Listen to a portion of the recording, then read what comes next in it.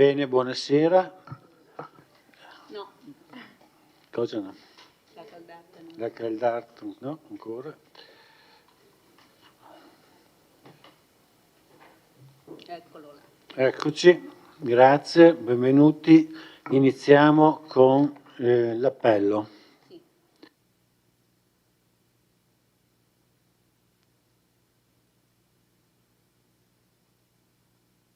Valiana Mirella, presente. Bassetto.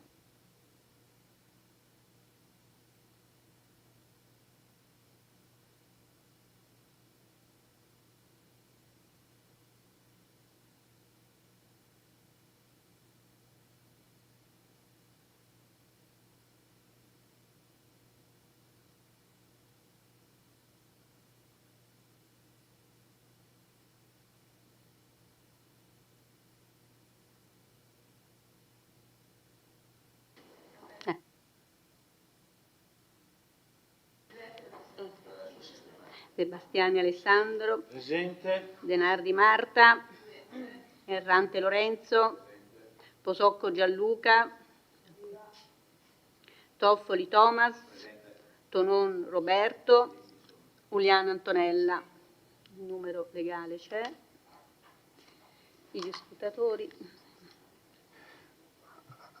Grazie, scrutatori. Toffoli. Carnelos. Errante. Bene? Ci siete?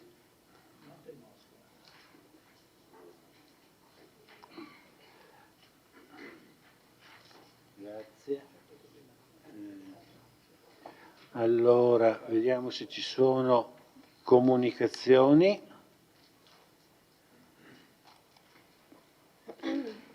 Sindaco? No. Allora iniziamo, abbiamo mettiamo sulle comunicazioni una domanda di attualità pervenuta questa mattina. Non l'avevo vista. Prego, Assessore. Buonasera. Sì, alcune comunicazioni relative ad appuntamenti culturali del mese di maggio che stanno per partire. Domani inizia il Festival Works, Festival del Lavoro, iniziativa culturale organizzata dall'amministrazione comunale di Vittorio Veneto. Domani appunto il festival si dipana dal 30 aprile al 10 maggio in diversi luoghi della città. Domani abbiamo il primo degli appuntamenti, l'inaugurazione alle ore 18, quindi 30 aprile ore 18, l'inaugurazione presso Galleria Civica Vittorio Emanuele II, Villa Croze, della mostra Comics, quando i fumetti conquistarono il mondo, dedicata appunto alla storia del fumetto, mostra a cura di Silvano Mezzavilla. Sarà presente anche il noto artista Altan, che poi inaugurerà il 1° maggio alle ore 11:30 presso Palazzo Todesco la mostra Animo Cipputi, dedicata appunto al noto operaio frutto della penna, anzi della matita di Altan. Ci saranno diversi appuntamenti, 3, 4, 6, 7 maggio di sera, tutti come dire, di cui si può trovare informazione sul sito worksfestival.it e sulle pagine social Facebook e Instagram del festival. L'8 maggio avremo una giornata curata dalla Fondazione Gian Giacomo Feltrinelli, con dei tavoli di lavoro per sviluppare insieme ad esperti e stakeholder locali il futuro della città, e poi la sera un evento pubblico alle ore 18:30 presso lo spazio di ABS in via Marinotti, insieme ai famosi scrittori Giovanni Montanaro e Fabio Deotto e l'arpista Katie Fusco. Il 9 maggio un ricco programma in area Fenderl con esposizione di artigianato indipendente, talk, laboratori per bambini, coinvolgimento delle scuole, possibilità di momenti conviviali durante tutta la giornata, e la sera il concerto di Pierpaolo Capovilla che appena appena stato nominato al David di Donatello per la sua interpretazione nelle città di pianura e appunto insieme alla sua band i Cattivi Maestri si esibiranno in concerto presso l'area Fender. Il 10 maggio è prevista la chiusura con la visita il mattino al Museo dell'Industria Bacologica appunto del dottor Marson, e il pomeriggio presso il Teatro Comunale Lorenzo da Ponte ci sarà un incontro dedicato ai morti sul lavoro con una presentazione di libri e con la proiezione di un docufilm a cura di Luca Bianchini. Poi avremo l'onore di ospitare il noto scienziato Federico Fazzin alle ore 17 e poi alle ore 21 la chiusura del festival insieme a Mirko Artuso che ci porta Il cane Tin, che è una rappresentazione teatrale dedicata alla figura di Vitaliano Trevisan, la cui opera dà il titolo al festival, quindi ovviamente la cittadinanza è invitata. E a tutte queste iniziative ricordo worsfestival.it.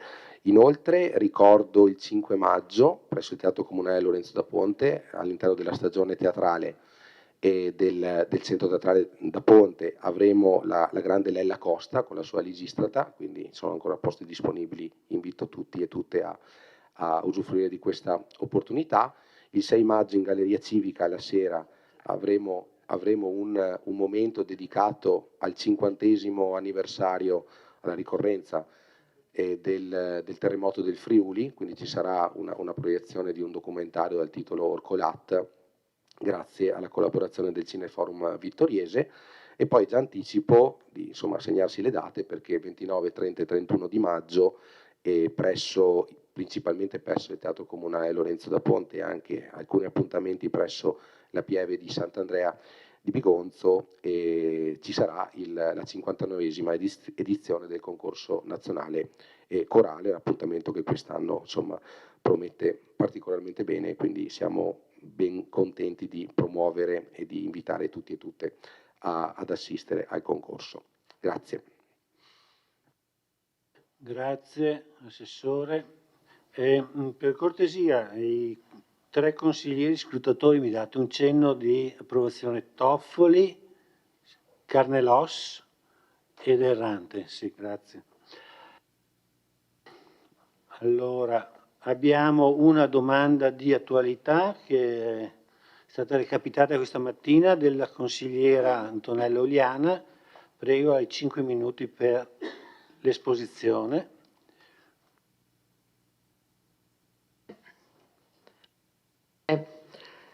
Il tema è la questione relativa al sentiero 1043 che tanto sta a cuore a molti cittadini vittoriesi.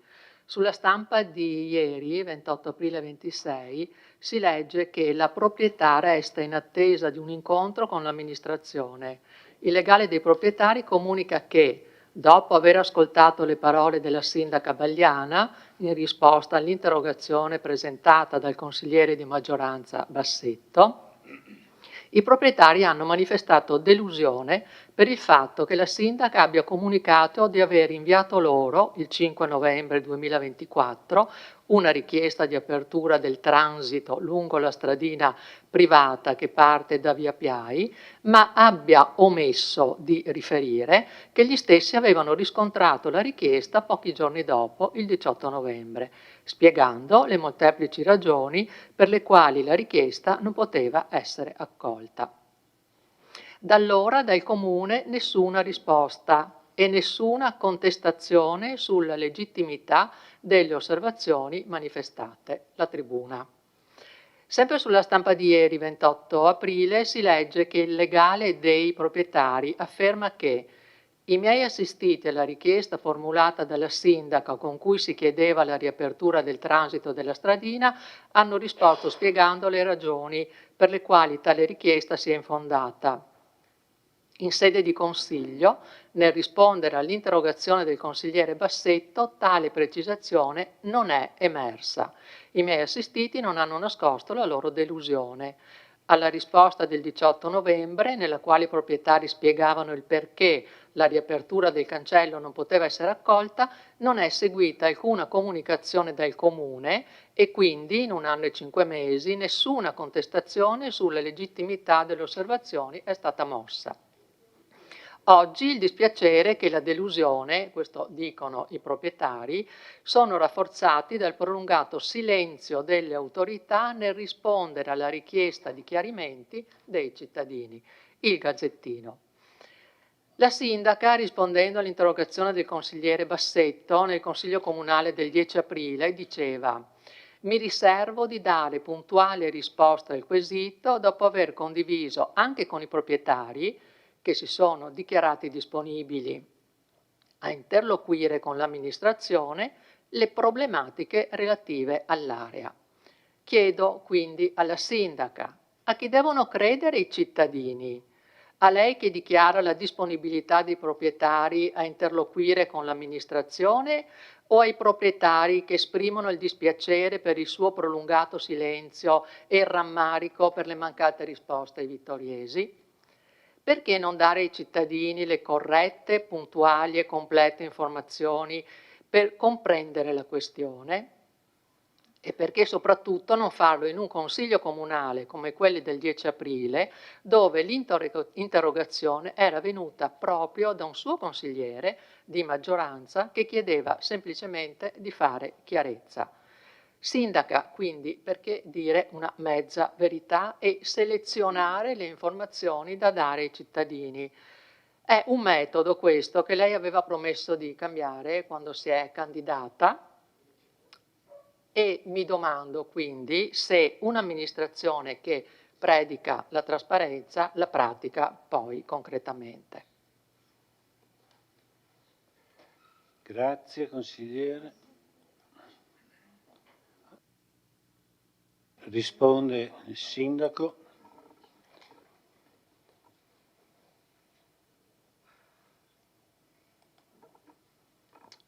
Grazie, buonasera a tutti. Allora, io intanto questa mattina quando ho ricevuto l'interrogazione da parte sua, consigliere Uliana, sono rimasta un po' sorpresa, devo dire la verità, perché ha tutta la legittimità per fare l'interrogazione, essendo lei consigliere comunale, però mi sorprende che la faccia lei che era esponente della giunta precedente, l'amministrazione precedente, cioè la giunta che in qualche modo ha creato e provocato quello che stiamo vivendo adesso, quindi la chiusura del sentiero 1043. Essendo lei stata in giunta per tutti i 5 anni precedenti e penso abbia seguito la vicenda da vicino con la sua amministrazione, quindi sa benissimo tutte le situazioni che si sono verificate e le cose che sono state dette. Detto questo, cerco di rispondere alla sua all'interrogazione, mi scusi, e dicendo che io non ho omesso niente dalla risposta che ho dato. Naturalmente le interrogazioni non sono accessi atti e quindi ho ritenuto di dare le informazioni corrette come sono state date nel rispondere all'interrogazione del consigliere Bassetto. Andando nel merito, se vuole proprio le posso anche dire la risposta insomma che era pervenuta da parte della proprietà: ritenevano di non riaprire il sentiero perché ritengono che quello non sia un sentiero pubblico, quindi non ci sia la possibilità di accedere pubblicamente, quindi loro sono ben fermi su questa tesi. E poi avevano aggiornato rispetto alla pericolosità che loro ritengono del sentiero, ma questo è un altro capitolo. Detto questo, io per quanto riguarda la disponibilità da parte loro, è stata dimostrata in modo informale e non con documentazione e non con lettere, quindi la propria disponibilità è arrivata in modo informale e noi ci siamo sempre dichiarati disponibili ad incontrare. Tanto che è vero che proprio in questi giorni è partita una richiesta di convocazione, di incontro per cercare di arrivare ad una soluzione in modo che quel sentiero 1043 venga riaperto. Tengo a precisare anche che tutta questa questione non ha alla base degli atti amministrativi, e questo lo ritengo ribadire in Consiglio Comunale, ha solo degli scambi epistolari tra la proprietà, l'avvocato e l'assessore e il sindaco precedente, e quindi dobbiamo cercare di ricostruire, di risanare la questione attraverso, voglio dire, una volontà che sia bonaria che risponda alle esigenze dei 1230 cittadini che hanno firmato la petizione, che chiedono la riapertura del sentiero. Naturalmente noi lavoreremo in tal senso. Ecco, questo è quello che mi sento di rispondere alla sua interrogazione. Grazie. Grazie.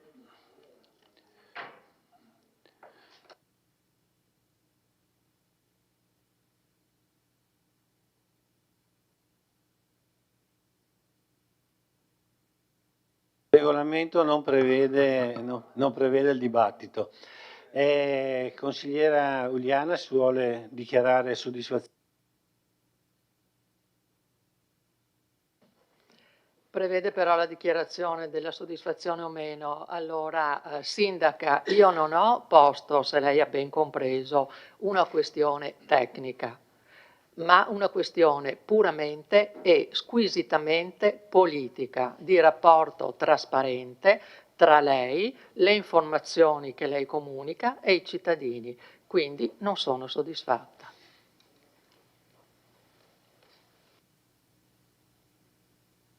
Grazie. Chiudiamo. Passiamo.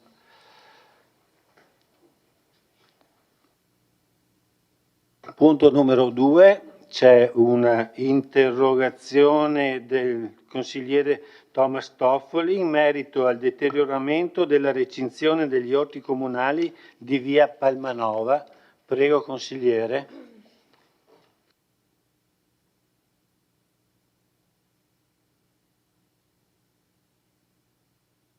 Non vedo la prenotazione, eccola.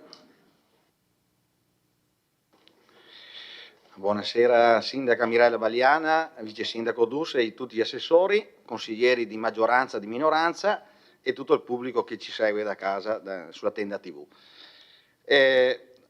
Premetto che gli orti comunali di Costa rientrano in una iniziativa delle politiche sociali del Comune. Visto che mi sono recato in quel luogo, risulta esserci una targa, penso dalla precedente amministrazione, che appunto questa area risulta di questa iniziativa. Ho portato questa interrogazione riguardo gli orti comunali perché sono stato contattato da alcuni ortolani pensionati che accudiscono gli orti e mi hanno riferito che le recinzioni stanno cedendo, i pali purtroppo in legno sono da sostituire ormai da anni e quindi hanno chiesto a me di fare da portavoce come Fratelli d'Italia, se mi sentivo in dovere, visto anche che ho apprezzato il senso civico di questi volontari che utilizzano gli orti e se lasciamo purtroppo questa recinzione, questi pali, rischiamo che gli animali possano entrare, cinghiali e quant'altro, a deteriorare e danneggiare il loro raccolto. E mi rivolgo in particolar modo all'assessore De Antoni ai lavori pubblici e spero che questa sera questa mia richiesta venga accolta, che se questa sera possa accendersi un semaforo verde per me, per lei e per tutti questi volontari che lavorano, che appunto gentilmente hanno chiesto questo e penso che questa sia una cosa positiva e si rendono anche disponibili volontariamente a posare loro direttamente questi pali in modo che vengano risistemate queste recinzioni. Quindi questo è l'appello mio e anche di questi pensionati e ringrazio. Grazie consigliere. L'assessore De Antoni, prego. Sì, buonasera, rispondo io anche a nome della collega dei servizi sociali che sarebbe competente sotto l'aspetto gestionale, più sulla parte delle autorizzazioni e sulla promozione di questa bella iniziativa che ha più di 10 anni, no? È partita alcuni 15 o 20 anni fa, adesso non so accreditarla a quale amministrazione, però almeno 10 o 15-20 anni fa. Sì, è stata un'opportunità quella che lei mi ha dato anche per approfondire un po' questo tema, perché correre dietro a tutte le cose è un po' problematico. Gli orti sono anche sparsi un po' di qua, un po' di là e quindi alcuni sono anche stati abbandonati. Comunque è un'iniziativa sociale che come amministrazione vogliamo continuare a portare avanti, e in particolare per quanto riguarda gli orti di via Palmanova, l'ufficio tecnico ha fatto un sopralluogo recentemente, anche mi ha documentato un sacco di foto che, dovendo rispondere oralmente, non potevo presentarle, ma gliele manderò perché è stato anche lei naturalmente, credo, sul posto. Loro segnalano che effettivamente, diciamo, ci sono alcuni pali deteriorati, nessuno presenta un grado di pericolosità, salvo uno che proprio è marcio, dicevano, e gli altri, diciamo, sono tutti in qualche modo in piedi e non presentano, insomma, una situazione di pericolo. Hanno segnalato questo aspetto che quelli gestori, insomma, quelli che hanno in uso questi appezzamenti di orto, in pratica appoggiano tutti i pali, le canne, tutte addosso alla rete metallica, e chiaramente si vede proprio anche dalle foto che le manderò che questo peso, diciamo, favorisce la mancata resistenza di questi pali. Allora adesso l'idea è che, diciamo, prima che lei ci segnalasse la cosa era già stata segnalata anche dall'assessore, ecco, questa cosa. Le cose sono tante da fare, non è che possiamo incaricare un'impresa di fare questo lavoro che è abbastanza semplice, volevamo farlo con i nostri operai, poi succede oggi una cosa, un'altra e quest'altra, quindi è stata data una seconda priorità, ecco, rispetto alle priorità di tutti gli altri problemi che ci sono. Quindi il sopralluogo è stato fatto, è stato valutato un grado di non pericolosità, l'ipotesi che lei faceva, che abbiamo avuto modo di parlarne anche fuori di questa sede, era proprio quella di fare in modo di, se i gestori sono d'accordo, di fornire il materiale, ma non sono tanti, ecco, i pali da sostituire, di fornire il materiale che serve, poi magari se loro sono disponibili a fare il lavoro direttamente, visto che, diciamo, anche nel regolamento, insomma, è prevista una sorta di manutenzione anche da parte dei concessionari, una sorta di manutenzione del belli appezzamenti, perché lasciano anche la casetta per il ricovero degli attrezzi, quindi è una bella iniziativa che merita essere salvaguardata. Adesso, se non l'abbiamo ancora fatto, lo faremo comunque a brevissimo. Se riusciamo ad avere la collaborazione da parte di questi gestori, sicuramente ancora meglio, e quindi riusciremo in qualche modo a rispondere a una cosa che giustamente lei ha sollevato. Grazie, Assessore.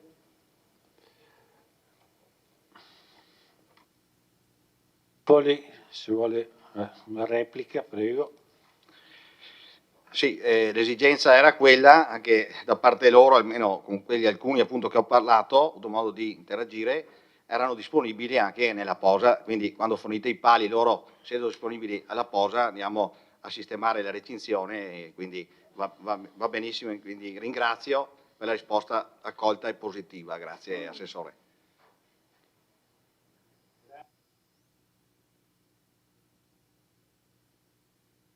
Al punto numero 3,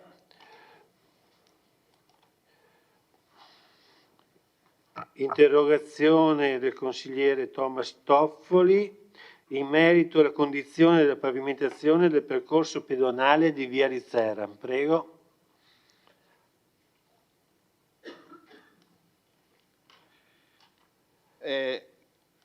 Passo ogni giorno in via Rizzera e ho notato che purtroppo da un po' si è rotta una lastra, si è rotta o probabilmente qualche mezzo è salito e si è formato un buco che il Comune ha messo in sicurezza appena appunto è accaduto questo fatto, e transennando questo marciapiede. Ecco, quindi nella mia interrogazione chiedevo venga riparata urgentemente questa lastra e valutare anche la sistemazione di altre lastre, perché c'è il rischio che, siccome sono disomogenee a causa probabilmente del terreno e delle radici che muovono un po', bisognerebbe un po' livellare con del cemento in modo che con la scarpa non si vada ad inciampare o rischi di cadere qualcuno.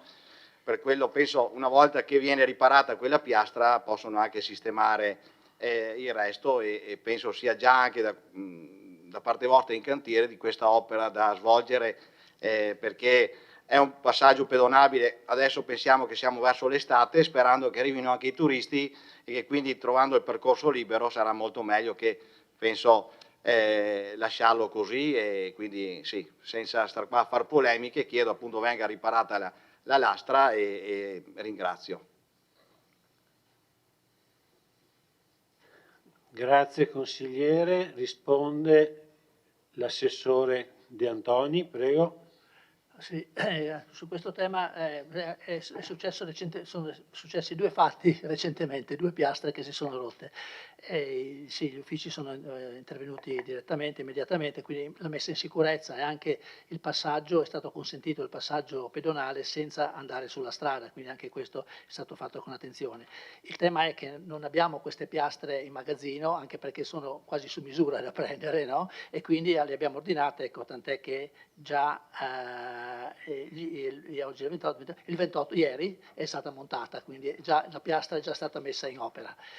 La cosa che mi segnala l'ufficio è che purtroppo sotto lì c'è un canale che corre, quindi diciamo quelle piastre sono portanti, finché ci camminano le persone tutto bene, se ci vanno sopra le macchine, abbiamo delle foto anche di questo, le piastre saltano. Quindi pensavo insomma, ecco, dopo averle risposto, di anche parlare con il gestore del ristorante, perché forse se avvertisse anche i suoi avventori che c'è questo pericolo, ma soprattutto che potrebbero anche ricevere una multa perché parcheggiare sui marciapiedi non è consentito dalla norma, nel codice della strada, quindi forse questo ci aiuterebbe ad evitare, perché effettivamente a parte, insomma, ci sono anche dei costi, ma soprattutto succede il problema, poi ci vuole un giorno per intervenire, può succedere anche qualche incidente, no? Qualche malandro che possa in qualche modo. Quindi il problema è risolto tempestivamente, era stato ordinato subito la piastra, ecco, è arrivata l'altro ieri e ieri l'hanno montata.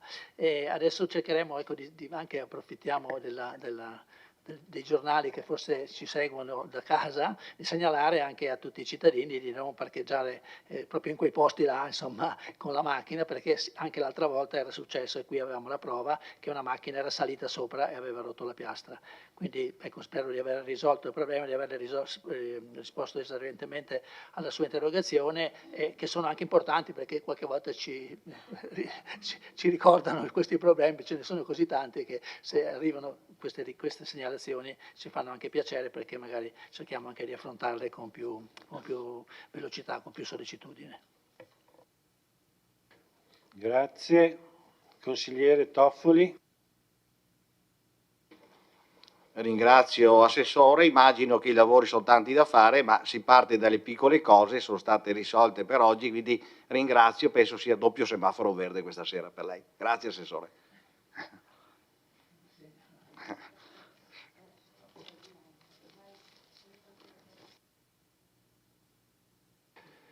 Grazie. Allora, siamo al punto quarto, approvazione del rendiconto della gestione anno 2025.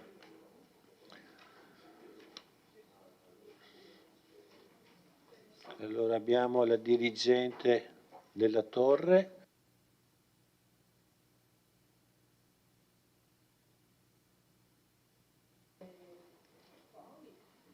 E la Presidente del Collegio dei Revisori dei Conti, dottoressa Bettiol, che ringraziamo per la loro partecipazione.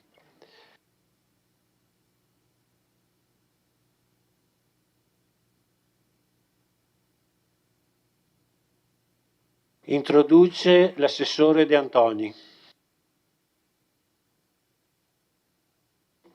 Brevissimamente, per dire insomma che il documento che presentiamo è un documento importante, cercherò poi nell'intervento di illustrare anche alcuni aspetti di tipo gestionale politico, e ringrazio la dottoressa Bettiol, che è qui con noi questa sera come Presidente del Collegio dei Revisori, la dottoressa Dalla Torre e la dottoressa Da Parè, che hanno risposto a questi documenti, che credo che tutti abbiate letto, visto che sono poche pagine, che quindi sicuramente siete riusciti a leggerli tutti.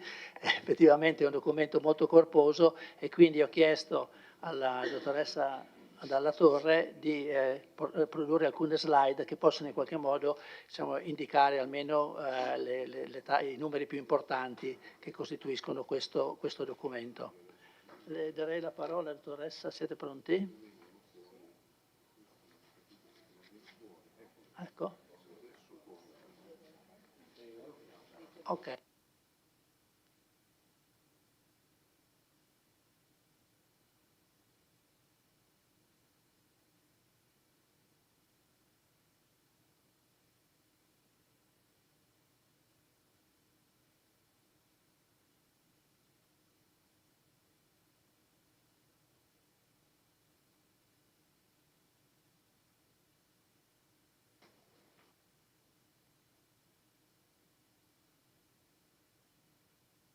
Deve prenotare di nuovo, dottoressa?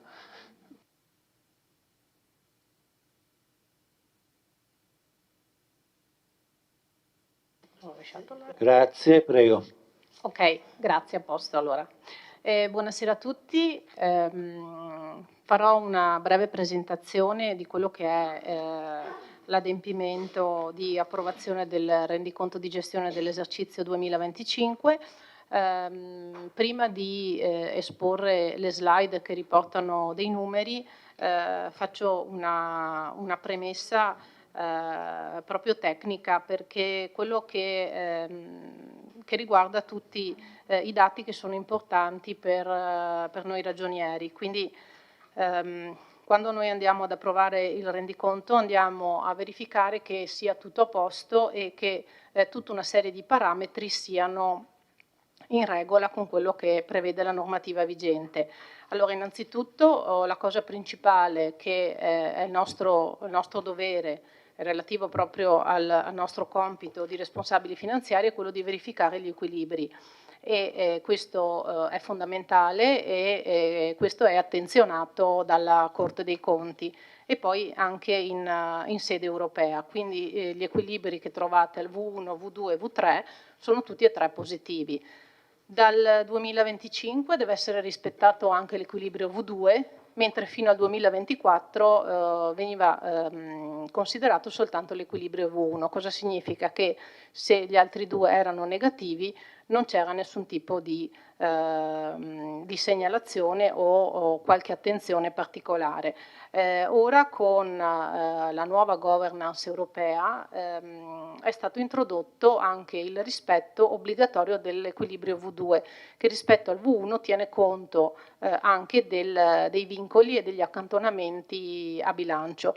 Il motivo di questo nuovo equilibrio è dovuto al fatto che gli enti devono essere in grado di sostenere la propria spesa e in particolare devono riuscire a sostenere il proprio indebitamento e quindi in particolare anche le spese in conto capitale. Infatti nel 2025 abbiamo avuto un altro obbligo, che è il rispetto dei vincoli di finanza pubblica che derivano sempre dalla governance europea, cioè che ogni ente deve effettuare un accantonamento di parte corrente per poi impiegare come spesa di investimento l'anno successivo.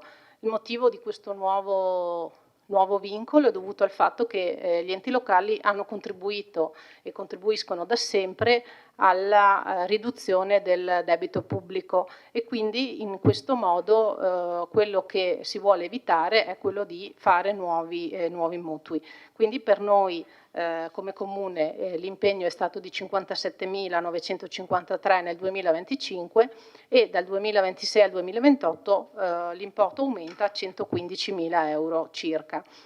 Un altro equilibrio è quello della cassa. Anche la cassa deve essere positiva, quindi il fondo di cassa finale deve essere non negativo. In particolare nel 2025 la cassa abbiamo visto che è in diminuzione perché sono stati fatti più pagamenti, quindi si procede man mano che le opere vengono completate al pagamento degli stati di avanzamento. Avere una cassa positiva permette di non andare in anticipazione, che potrebbe presagire degli squilibri, e il fatto di non andare in anticipazione solitamente è visto favorevolmente dal collegio dei revisori. Oltre a farci risparmiare ovviamente il costo delle anticipazioni di cassa.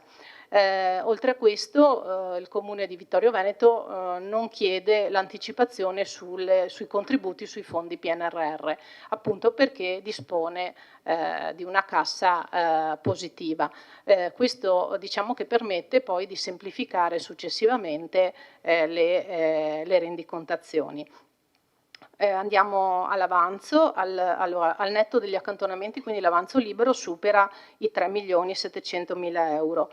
Quello che è importante nella determinazione dell'avanzo libero è che vengono effettuati correttamente tutti gli accantonamenti e i vincoli che la normativa ci impone. Quindi ad esempio il fondo crediti di dubbia esigibilità che sia calcolato correttamente, che siano vincolate correttamente le somme e che appunto i conteggi siano corretti. Non mi soffermo sul fatto che è inferiore al 2024 perché insomma nel 2024 erano stati liberati moltissimi fondi, quindi è chiaro che quest'anno l'importo sia in diminuzione.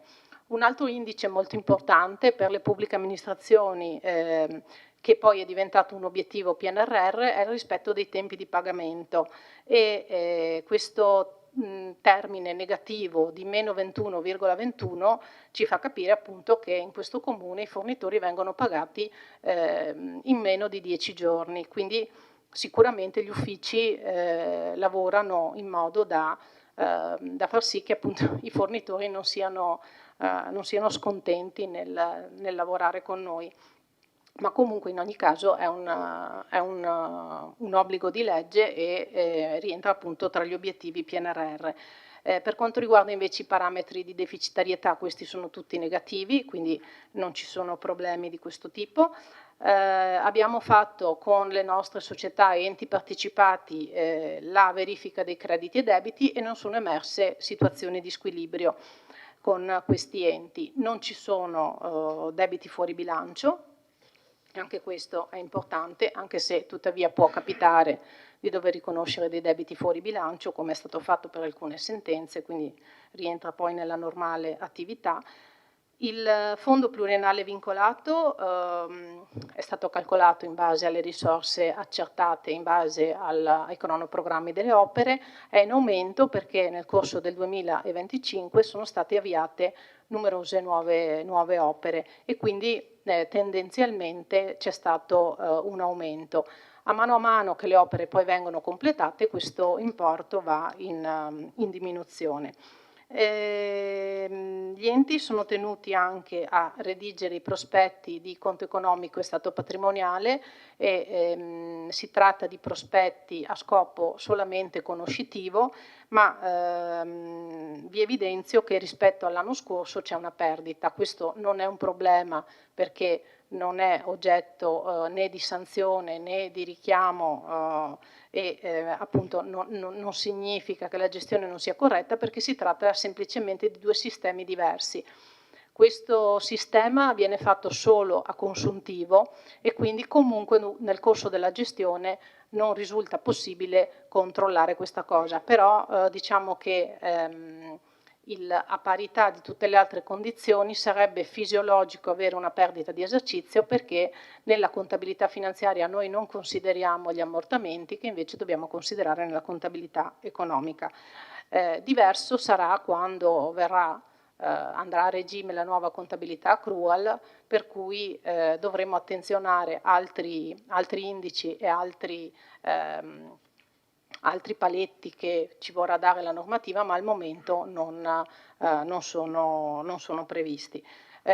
Ugualmente nel 2024 l'utile era stato determinato dalle sopravvenienze attive, cioè dalla liberazione dei fondi che erano accantonati in avanzo. Ok, io passerei ad illustrarvi i numeri. Allora, questi sono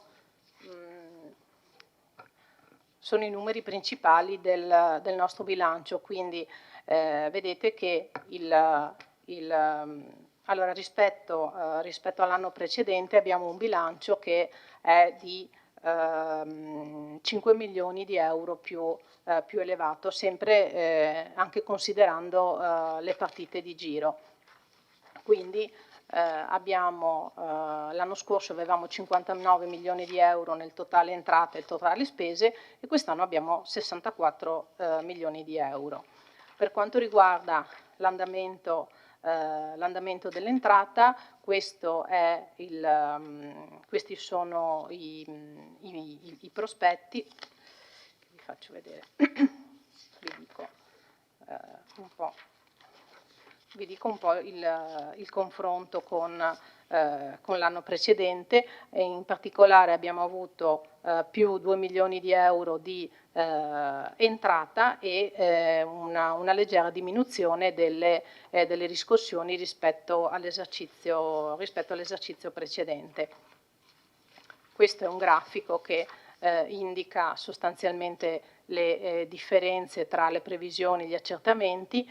Non è un problema che i titoli sesto, settimo e nono abbiano una differenza negativa, in quanto accensione di prestiti comunque non è rilevante il fatto che non vengano effettuati. Le anticipazioni, è buono che non ci sia la corrispondenza tra la previsione e poi il successivo utilizzo dell'anticipazione, come detto precedentemente, mentre le entrate conto terzi sono semplicemente delle partite di giro, quindi comunque sono sempre sovrastimate, perché abbiamo bisogno di avere grandi numeri per non dover fare delle variazioni di bilancio, ma comunque non rilevano assolutamente né nell'avanzo né negli equilibri, sono assolutamente indifferenti. Per quanto riguarda la spesa, anche la spesa come l'entrata è in aumento, in particolare gli impegni sono 5 milioni di euro in più, mentre i pagamenti, come detto prima, relativamente all'andamento della cassa sono in aumento, quindi abbiamo avuto rispetto all'anno precedente 3 milioni di euro in più di pagamenti. Le differenze che vedete alla fine, in questo caso, mentre nell'entrata possono dare un'indicazione, per quanto riguarda la spesa non sono indicativi, perché comprendono il fondo pluriennale vincolato, che quindi si vede che c'è una differenza tra la previsione e il definitivo, perché con il meccanismo del fondo pluriennale vincolato noi siamo andati a spostare nel 2026 oltre 10 milioni di euro, quindi in realtà lo scostamento non è così elevato. E questo rappresenta poi l'andamento, lo scostamento fra l'entrata, fra la previsione e poi gli impegni. Per quanto riguarda lo scostamento che troviamo tra le entrate e le spese in conto capitale, sapete che il funzionamento della spesa in conto capitale è diverso rispetto a quello della spesa corrente, mentre la spesa corrente può essere sostanzialmente impegnata nel quotidiano, la spesa in conto capitale può essere impegnata solo se si realizza la relativa entrata. Quindi l'importante per quanto riguarda la spesa, la parte capitale del bilancio, è quello di mantenere comunque l'equilibrio e di avere la copertura delle spese. Con questo vabbè, è andato, aspettate, scusate un attimo. Allora, qui, vabbè, sono sparite delle voci. Allora, la fetta più grande, questo grafico a torta, diciamo, ha più valore per quanto riguarda appunto la parte corrente, perché la spesa in conto capitale dipende poi dalle opere che l'amministrazione ha deciso di avviare, quindi in questo caso invece risulta più utile con questo tipo di grafico analizzare la spesa corrente. Allora, la fetta più grande, che non so come mai è sparita la descrizione, riguarda la missione 1, quindi servizi istituzionali generali e di gestione, e qui abbiamo avuto una leggera diminuzione. Qui si tratta di circa 6 milioni di euro di spesa. È bene avere diminuito leggermente la spesa, perché appunto si tratta dei servizi che diciamo delle spese fisse, quindi una leggera diminuzione è un buon indicatore. Per quanto riguarda poi la spesa relativa alla missione 3, ordine pubblico e sicurezza, è in aumento del 17% rispetto al 2024. L'istruzione e il diritto allo studio è sostanzialmente in linea, c'è una leggerissima diminuzione, un 3% rispetto all'anno precedente. Per quanto riguarda la missione relativa alla cultura, quindi valorizzazione beni e attività culturali, è in aumento del 19% rispetto al 2024. Le politiche giovanili ugualmente sono in aumento dell'11%. Anche il turismo, nonostante rappresenti una piccola percentuale, riporta un aumento del 5%. Per quanto riguarda invece assetto del territorio ed edilizia abitativa, qui abbiamo una diminuzione di circa il 20%, ma in realtà si tratta di una diminuzione che è dovuta al fatto che nel 2025 non c'è stato l'incarico di redazione della variante al PAT, quindi è una cosa che può capitare che non ci sia tutti gli anni. Sviluppo sostenibile e tutela del territorio, quindi ambiente, questo ha avuto un aumento del 33%. Poi non so se questo si vede bene perché è molto scuro, comunque trasporti e diritto alla mobilità, l'aumento della spesa corrente è stato dell'8%. Il soccorso civile è sostanzialmente invariato, mentre le politiche sociali, che è quello in verde, che forse non si vede benissimo, è in aumento dell'11%. Poi quella sopra in alto con nome, categoria, valore percentuale, la tutela della salute è invariata rispetto all'anno precedente. Per quanto riguarda invece la spesa in conto investimenti, questa sostanzialmente è la suddivisione. In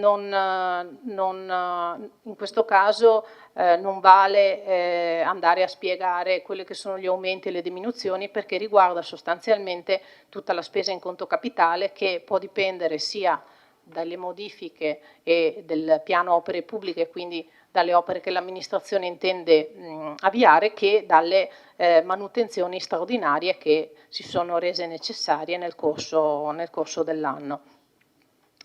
Allora, qui abbiamo un'analisi globale di quelle che sono le entrate e le spese correnti, quindi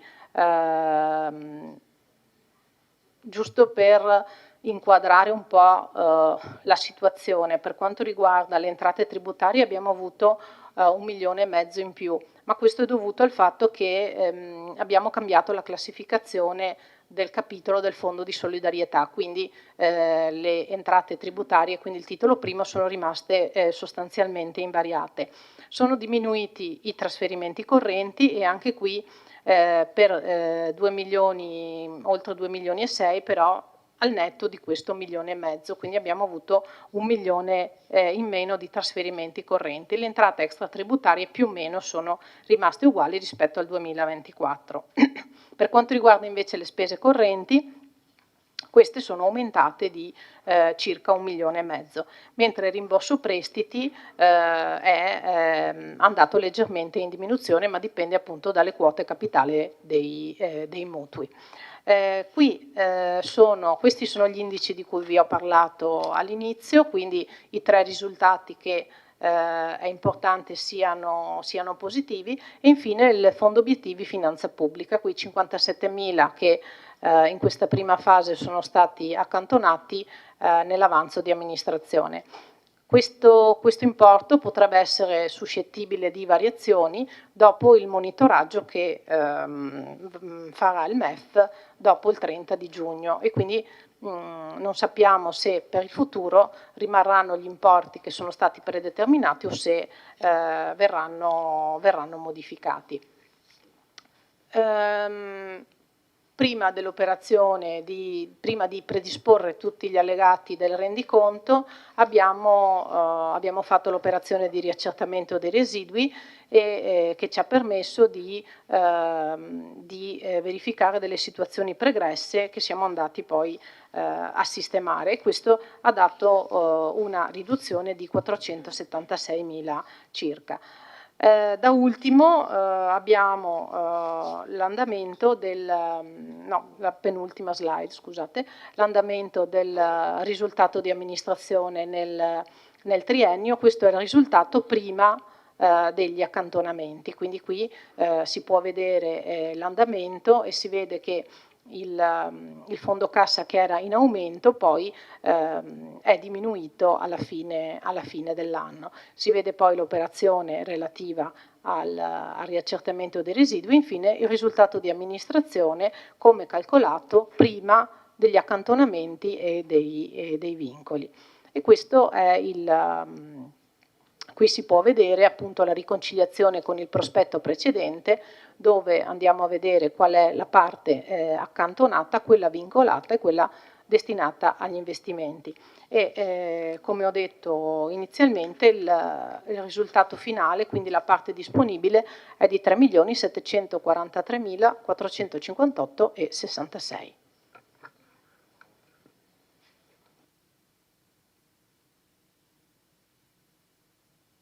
Sì, grazie dottoressa Dalla Torre. Adesso volevo passare la parola alla dottoressa Bettiol, che ringrazio nuovamente per essere qui con noi questa sera, che ci dà anche l'impressione, la valutazione da parte di quelli di cattivi dei revisori dei conti, che ci controllano le cose con molta attenzione, anche con molta, devo dire, anche con molta presenza negli uffici, che è una cosa positiva, no? Nel senso che parlare con gli uffici direttamente e chiarire le cose con le persone che lavorano, che penso che sia sicuramente un modo migliore per lavorare, e alla fine mi sembra che ci siamo sempre capiti, insomma.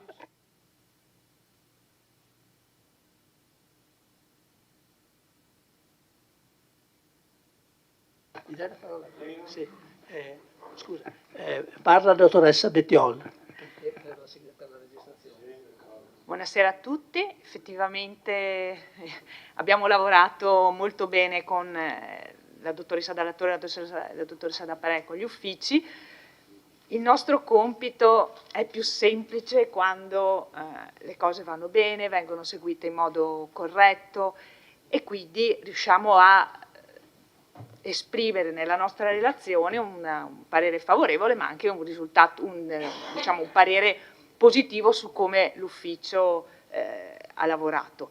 Detto questo, ribadisco quello che già ha detto la dottoressa Della Torre, cioè gli equilibri che ci sono, e quindi per noi è fondamentale la cassa, non ci sono anticipazioni, quindi è assolutamente importante, però è vero che non è una cosa banale, perché il fatto di avere la cassa ben gestita fa sì che i pagamenti vengano effettuati entro le scadenze, e questo è ribadito appunto nella tempistica di pagamento dei fornitori, che è indicata anche nella nostra relazione, e quindi questo fa sì che le cose funzionino nel modo più corretto.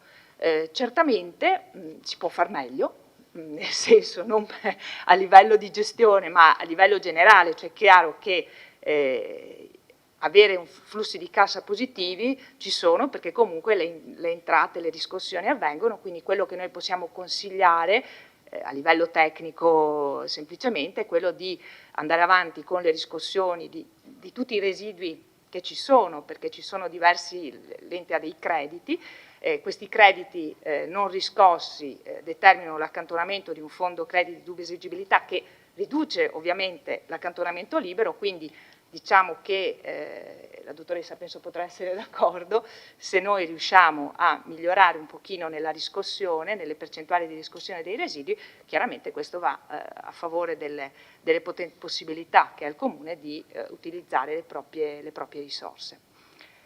Tenete conto che, anche un'altra cosa che voglio dire, la relazione che voi vedete risponde un po' a quelle che sono non solo i chiarimenti che vanno dati al Consiglio relativamente al bilancio, ma è esattamente quello che la Corte dei Conti poi chiede, perché dovremo rispondere a dei questionari, e sono esattamente le cose che vedete scritte lì. Quindi è un controllo, è importante la gestione fatta bene, perché è soggetta non solo al nostro controllo, ma anche quello poi della Corte dei Conti. Io altro non ho da dire, sono qui se avete dei quesiti, e comunque ringrazio ovviamente la dottoressa Dalla Torre e la dottoressa D'Apparet, con cui abbiamo veramente lavorato tutto l'anno in modo proficuo e con grande passione. Grazie. Grazie dottoressa.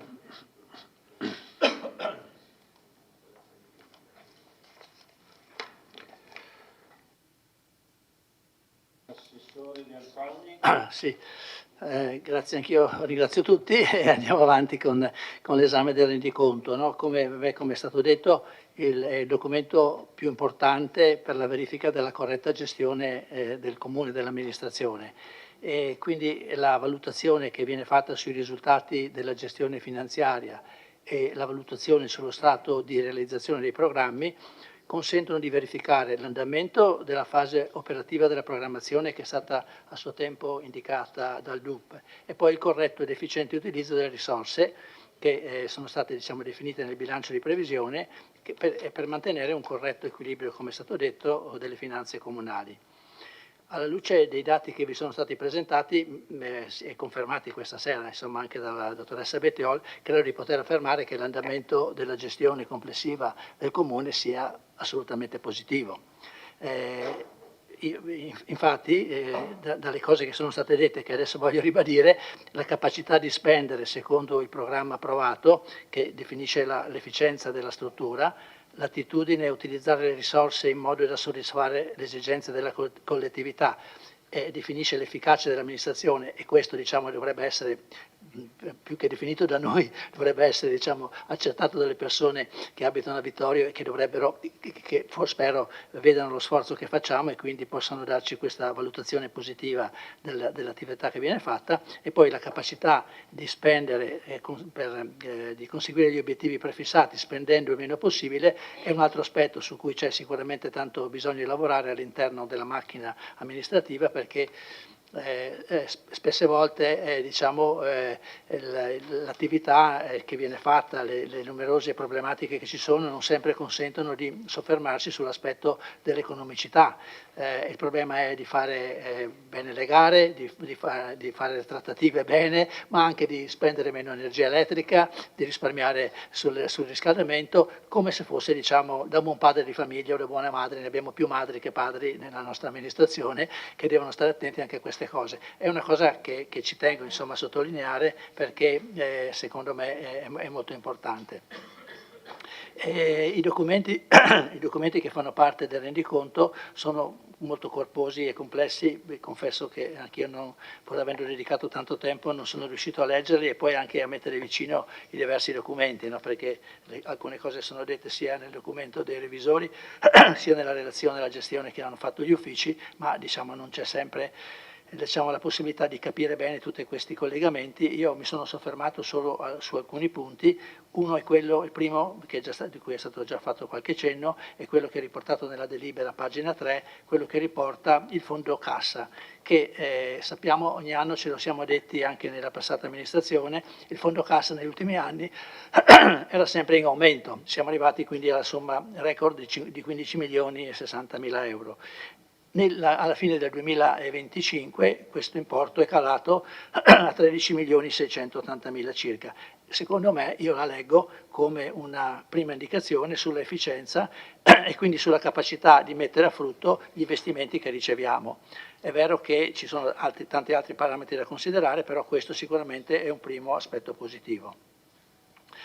Come è stato detto, le riscossioni, cioè gli incassi, sono leggermente diminuiti rispetto al 2025, ma sono aumentati i pagamenti. Quindi gli incassi dipendono dai contributi, dall'andamento dei contributi, per esempio il PNRR che erano 5 milioni di finanziamenti, la gestione del passaggio dei contributi dallo Stato al Comune determina dei grossi cambiamenti sugli importi, no, delle riscossioni.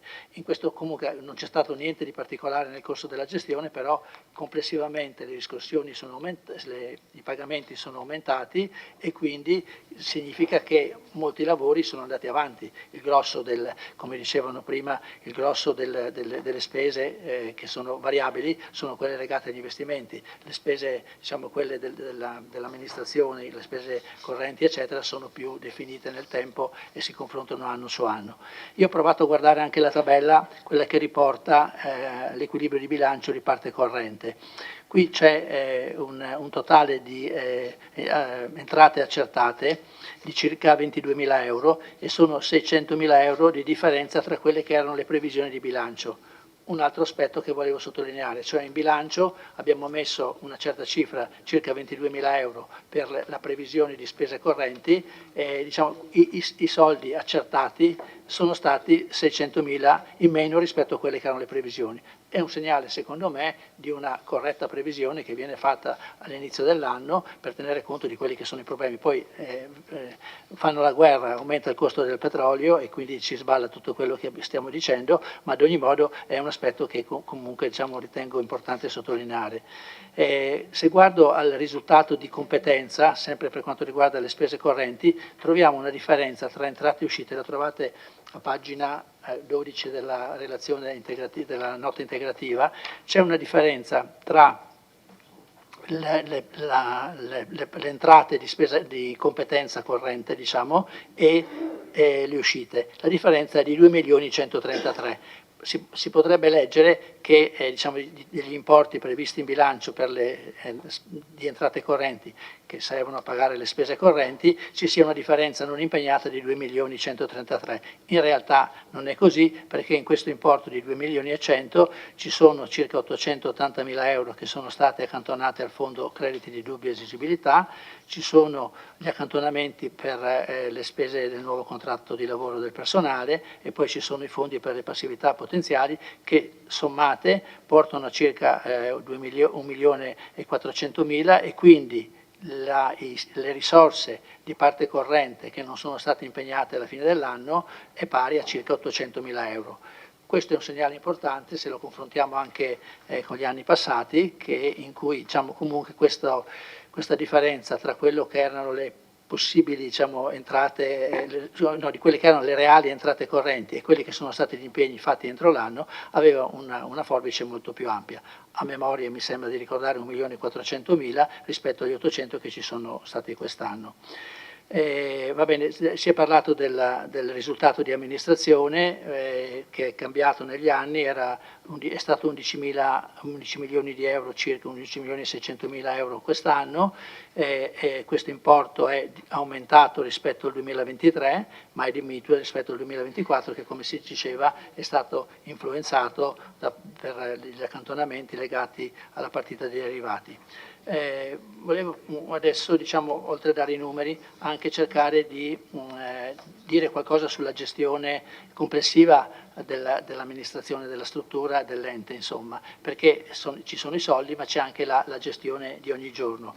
Ecco, per quanto riguarda uno degli aspetti che abbiamo cercato di affrontare per primi è stato quello della dotazione organica della struttura del Comune. Appunto faccio riferimenti all'anno precedente, ma non voglio fare non addebito nessuna causa per le differenze alla precedente amministrazione.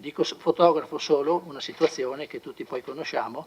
Comunque la parte della dotazione organica era diciamo, diminuita alla fine del 2024, anzi un po' prima, insomma, era stata reintegrata parzialmente nell'ultima parte del 2024, poi nel corso del 2025 abbiamo assunto ulteriori 9 unità, completando in particolare la dotazione organica della struttura tecnica che aveva subito nel tempo una grossa riduzione per pensionamenti e per diciamo, persone che avevano trovato lavoro da altre parti.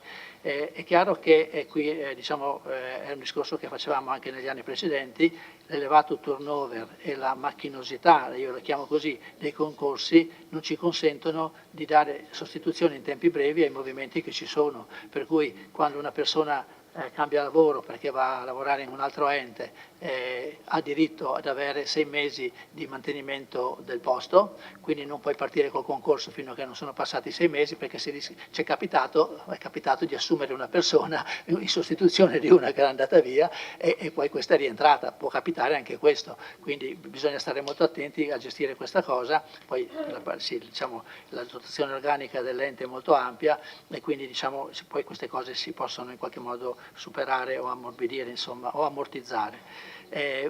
Una cosa diciamo, che ritengo importante è stata quella anche per quanto riguarda il personale, di aver dato avvio e completato all'inizio di quest'anno alla procedura selettiva per le progressioni verticali, questo con il chiaro obiettivo di valorizzare per quanto possibile le professionalità interne, garantendo lo sviluppo professionale dei nostri dipendenti. il tema del costo del personale è importante perché con i nuovi contratti di lavoro che fanno a Roma e che poi scaricano per quanto riguarda le spese al Comune, diciamo, il costo del 2025 del personale è stato di 6.278.000 con una incidenza del 34,74% sulle spese correnti. Era stato nel 2024 del 33,36%, quindi diciamo un 1% in più. Comunque diciamo, la spesa complessiva che abbiamo che viene calcolata in modi diversi per l'assessore, se il consigliere Caldart conosce meglio di me queste cose, vengono calcolate in modo diversi, però il calcolo preciso che a cui si fa riferimento per definire quella che può essere la spesa massima per il personale da parte dell'ente viene calcolata sulla base della media dei costi del personale negli anni 2011 e 2013, quindi noi abbiamo un limite massimo di 6.600.000 euro, la spesa del 2025 è stata di 6.278.000, quindi circa 300, abbiamo ancora un margine di 300.000 euro per poter fare nuove assunzioni, che però chiaramente sono in qualche modo limitate dalla scarsa disponibilità che abbiamo di risorse da entrate correnti. Ecco, poi un altro aspetto che appunto è legato anche alle cose che sono state dette prima è quello che riguarda gli investimenti. C'è stato in quest'anno un grande impegno da parte della struttura. Io ho il doppio di tempo.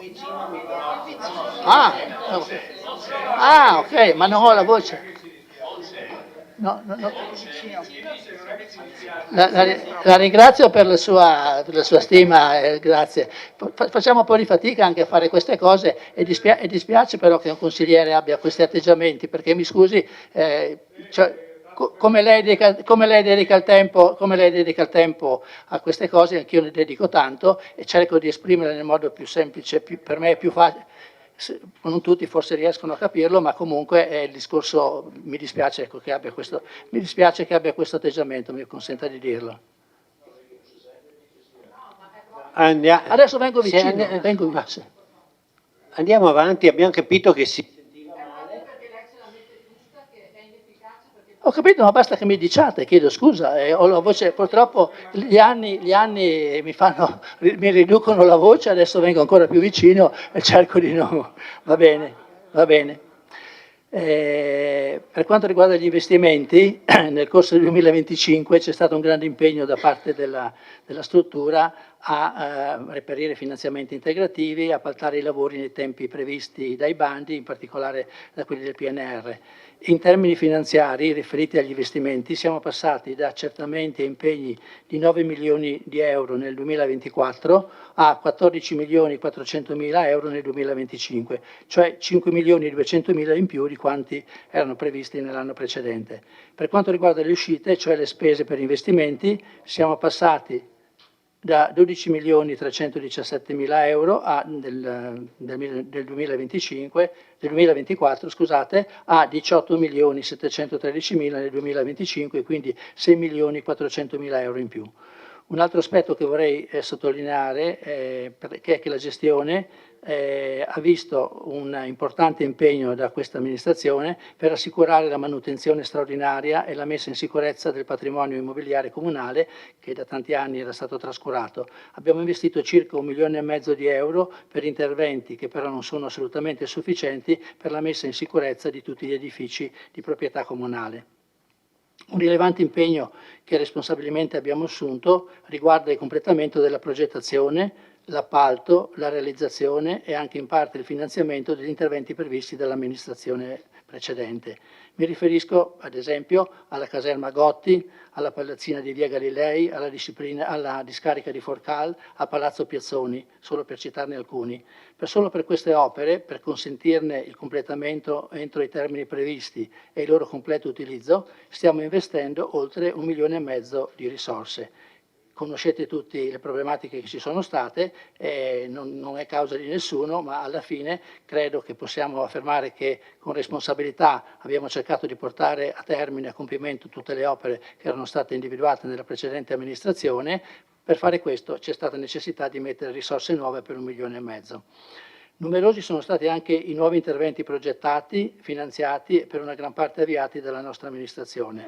Ci sono i 20 posti del nuovo asilo nido di San Giacomo, realizzato all'interno della scuola materna Lionni per un importo di 800.000 euro, il completamento delle cucine utilizzate dall'associazione Piazzoni, l'impianto di climatizzazione del Museo del Bacco da Seta, i 2 stralci della sistemazione del sentiero di Sant'Augusta. Qui per la verità il progetto c'era già e si è dovuto aggiornarlo e quindi sono stati poi fatti i 2 stralci che sono già stati appaltati e i cui lavori sono in corso. L'asfaltatura di varie strade comunali in città e sulle periferie per un importo complessivo di 1.700.000 euro, di cui già completati 700.000. È stata appaltata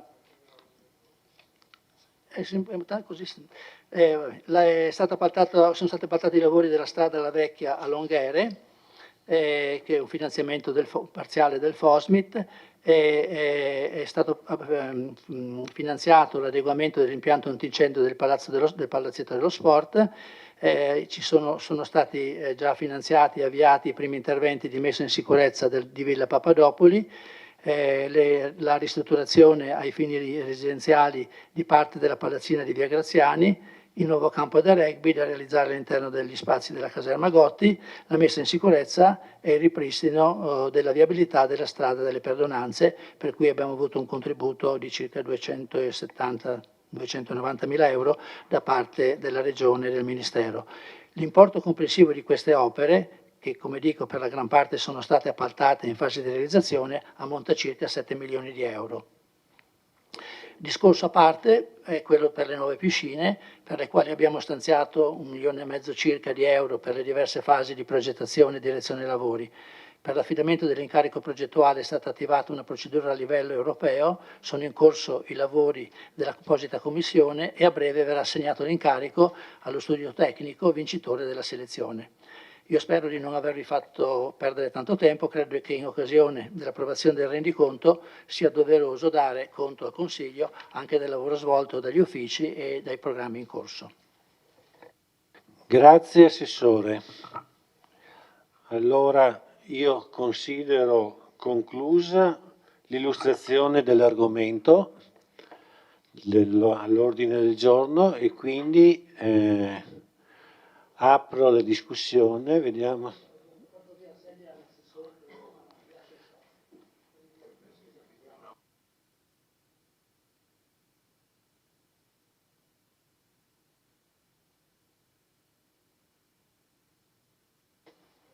Se posso inserirmi nella...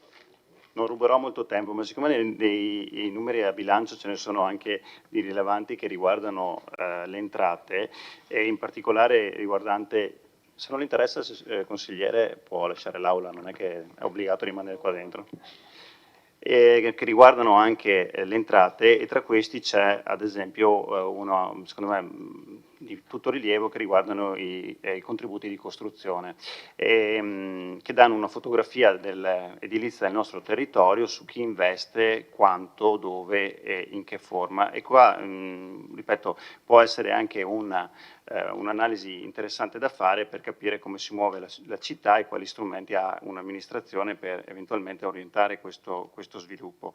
Allora, veramente molto velocemente, nel 2024 il gettito totale dei contributi di costruzione si è attestato a 576.456 euro.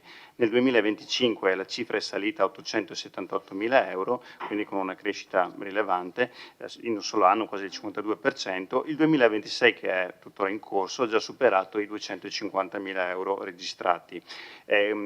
Ovviamente i contributi di costruzione non danno solo un'analisi di quanto è stato costruito, perché molte delle pratiche, soprattutto quelle minori, ad esempio la sistemazione di un tetto piuttosto che il rifacimento di un bagno, non generano contributi di costruzione, però danno una certa misura della vitalità che c'è in città. E credo, ripeto, che visto che stiamo insieme alla sindaca da mesi lavorando al piano degli interventi, Questo qui sono delle fasi prodromiche assolutamente rilevanti per poi capire dove porta dove arrivano gli investimenti in città. Quindi l'intervento edilizio urbanisticamente è edilizio urbanistico in grande ascesa e soprattutto c'è anche un tema legato al cambio di destinazione uso da commerciale a residenziale. Sono dei fenomeni che stanno, diciamo, scoppiando soprattutto nelle città di più grandi dimensioni, ma che avvengono anche nella nostra città. Cioè abbiamo edifici soprattutto legati al piano terra, dove un tempo erano adibiti a commerciale, che adesso vengono richiesti una trasformazione a residenziale. Quindi in città non abbiamo un boom di nuove costruzioni, quanto una combinazione di interventi di trasformazione e riqualificazione di operatori che scelgono questo territorio per investimenti produttivi e di un tessuto di piccoli privati che continuano a investire su un patrimonio esistente. C'è quindi una certa vitalità in un contesto però generale molto sfavorevole, come ha parlato prima l'assessore De Antoni, e questa vitalità non è automatica, non è scontata e soprattutto non sarà permanente. Un dato che vi do è quello legato alle sanzioni, anche questo è un dato da maneggiare con cura perché le entrate da contributi di costruzione si aggiungono appunto le sanzioni edilizie che sono di 109.000 euro nel 2024, 123.000 nel 2025. Anche qui è un dato che merita una lettura attenta per non essere frainteso. La gran parte di questi importi non deriva da abusi accertati in seguito a controlli ispettivi, ma si tratta prevalentemente di autodenunce, cioè irregolarità pregresse che i proprietari stessi portano all'attenzione del Comune, spesso in occasione di compravendita o di un accesso a finanziamenti, per regolarizzare situazioni di difformità che altrimenti impedirebbero di disporre liberamente dell'immobile. È un meccanismo fisiologico del sistema edilizio italiano che riflette decenni di piccole difformità accumulate e che oggi viene sanato attraverso un percorso legale previsto. Come ho detto, il piano degli interventi che stiamo faticosamente redigendo ha visto un grande interesse da parte di piccoli e grandi privati. La domanda di aggiornamento non è concentrata in un'unica fascia del nostro territorio, ma è diffusa trasversalmente e rispecchia anche la complessità del patrimonio edilizio stratificato su decenni e decenni di pianificazione. Queste richieste stanno anche a significare che c'è un certo vitalità di chi vuole investire, che ha idee precise su come trasformare i propri immobili e che chiede di poterlo fare in un quadro di regole assolutamente aggiornato. È una partecipazione significativa che ci dice che lo strumento era atteso, che la popolazione ha voglia di interagire con l'amministrazione su questi temi e che il processo di aggiornamento del piano è tutt'altro che un esercizio burocratico. Concludo, visto che abbiamo investito nel 2025 una ingente somma, cioè 132.250 euro su quello che è l'archivio edilizio e quindi volevo darvi un aggiornamento su questo intervento. Ad oggi sono stati digitalizzati 4.763 fascicoli, organizzati in 724 faldoni per un totale di 77.482 documenti. Il dramma è che è il 25% dell'intero archivio cartaceo. Per cui un quadro del patrimonio documentale dell'ufficio tecnico è ora consultabile in formato digitale, però il percorso, come avete capito, è ancora molto lungo e richiederà ancora ingenti investimenti per il futuro. Grazie. Grazie Assessore.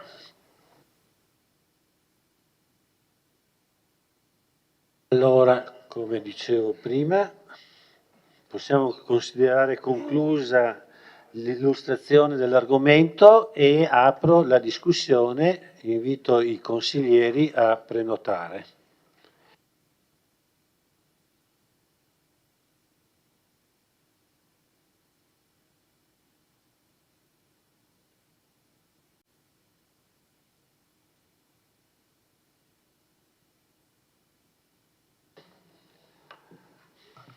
Allora, ho chiesto la parola alla consigliera Uliana, prego. Allora, nel rendiconto gestione 25 non si comprende perché ci siano due capitoli che dovrebbero essere inseriti nella missione numero 5 cioè tutela e valorizzazione dei beni e delle attività culturali, e invece sono spostati nella missione numero 7, turismo. Mi riferisco al capitolo 5476, concorso nazionale corale, e al 5496, spese e concorso di violino. Questo è incomprensibile perché nel DUP 25-27, ribadito anche nel DUP 26-28, si dichiara che l'obiettivo operativo, cioè consolidare il ruolo di Vittorio Veneto come città della musica, sia attraverso i tradizionali concorsi, sia sostenendo festival ed eventi a cura delle associazioni musicali e culturali presenti nel territorio, ricade sotto la responsabilità politica dell'assessore alle politiche della cultura Enrico Padoan. Allora, io mi sono informata presso gli uffici e ho appurato con loro che tale spostamento è frutto semplicemente di un mero errore di compilazione. Chiedo ovviamente, per andare poi ad approvare questo rendiconto, di correggere, a meno che non si tratti di una scelta politica di assegnare alla responsabilità di un altro assessore, cioè l'assessore al turismo, ciò che da sempre compete all'assessorato alla cultura, il che potrebbe anche non meravigliare, visto magari i risultati non pienamente brillanti di certe operazioni culturali. Grazie.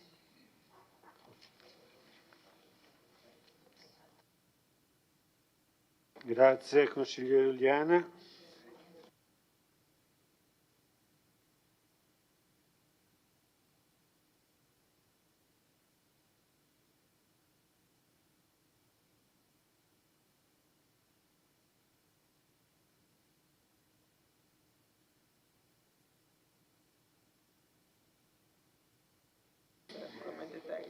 Sì. Consigliere Caldar, prego. Grazie. Allora, io vorrei fare una premessa, e cioè che così come voi avete fin dall'inizio previsto, questo documento, il DUP, e cioè dividendolo per tematiche anziché per competenze dei diversi assessori, fin dall'inizio ve l'ho detto, l'ho trovato una soluzione intelligente e anche una soluzione, anzi decisamente una soluzione positiva, perché avrebbe potuto dare, dovrebbe dare proprio una lettura del pensiero trasversale di un'amministrazione rispetto alle grandi tematiche che avete evidenziato. Chiaro che una scelta del genere, che ripeto condivido al 100%, comporta poi una rendicontazione più difficile. Perché? Perché bisogna poi dimostrare il pensiero che rimane e che sta dietro alla scelta di attivare politiche nei vari settori.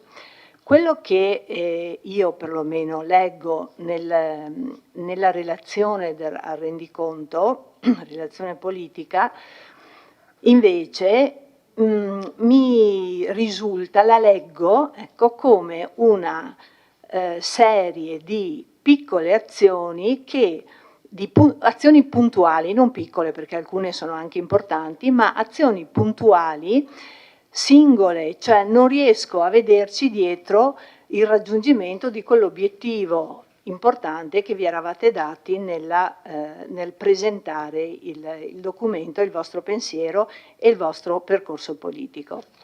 Per cui ci sono come risultati tutta una serie, un elenco abbiamo fatto, adesso io ovviamente in modo particolare ho guardato i settori che mi sono più vicini, cioè tutta la parte che riguarda le scuole, le politiche sociali, anche la parte culturale che per alcuni temi ovviamente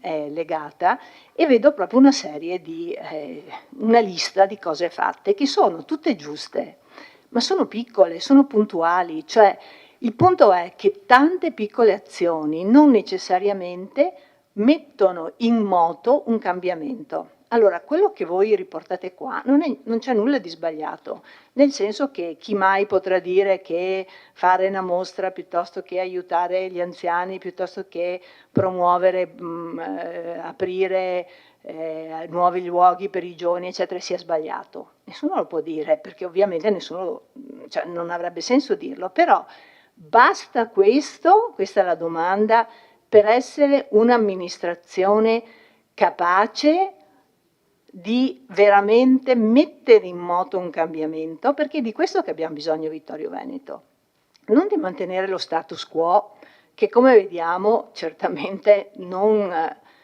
è solo di questa città, ma che purtroppo si sta sedimentando con risultati piuttosto negativi, no? Parlo soprattutto del contesto sociale. Dov'è la capacità, l'intelligenza, la visione di mettere in piedi un vero e proprio cambiamento? Ecco, questo è un po', secondo me, il vulnus del vostro operare. Parliamo per esempio del nido, ok? Siete riusciti, bravi, ve lo dico, a individuare, a intercettare questo finanziamento che permette di aumentare di 20 posti l'offerta formativa per i bambini nella fascia 0-3. Mi fa specie leggere nell'allegato 1, me lo sono fotocopiato se no mi perdevo, anzi non me lo sono fotocopiato, scusate, nell'allegato, nella relazione al bilancio, nella relazione, quello che si chiama relazione, quindi sono, per darvi un'idea, a pagina 5 di 5, nella relazione sociale, ecco, che è l'allegato I, mi pare, sì, esatto. Allora, alla fine, dove si parla del nido, si dice così, che sono stati fatti anche per raggiungere gli obiettivi di servizio. Allora, io mi ricordo, se non erro, l'assessore mi può correggere se sbaglio, che lo Stato dà degli obiettivi da raggiungere in termini di numeri di accoglienza di bambini, di bambini 0-3, per poi poter avere quei contributi che ti permettono di dare contributi, di riversare i contributi sulle famiglie. Tant'è che mi ricordo che da 60 avevamo dovuto arrivare a 63, adesso immagino che il numero sia aumentato. Comunque vedo che voi parlate ancora di 60. E probabilmente avete fatto, ma a dire il vero l'avevo già lanciata io, la convenzione con alcuni istituti qua dite privati, ma probabilmente sono paritari, per dare contributi a loro, così che il loro numero di i bambini dei loro assistiti da loro, a cui loro danno i servizi, contribuisca al raggiungimento degli obiettivi nazionali per avere i contributi. Ci sta, è una cosa che si fa tranquillamente, no? Però poi dice, permane, pur ci siano queste convenzioni, permane la difficoltà a garantire per il futuro il raggiungimento dei prossimi obiettivi di servizio, poiché la capacità ricettiva dell'asilo nido è stata esaurita, la lista d'attesa del nido, epurata dei minori inseriti in strutture convenzionate con riserva di poste, è corta, quindi vuol dire che ci sono meno richieste, i nuclei presenti in lista d'attesa, i genitori fanno domanda al nido, ma fanno domanda anche nelle strutture private e alla fine evidentemente preferiscono alle strutture private per motivi loro, e dice tale modalità di fatto fa sì che la richiesta di posti nido potrebbe non essere corrispondente all'effettivo bisogno. Questa riflessione nasce dall'osservazione e il confronto con la realtà educativa presente nel territorio comunale. Si rileva anche per la nostra cittadina il calo demografico che coincide sulla platea dei potenziali fruitori di servizi per la primissima infanzia. Quindi cosa stiamo dicendo?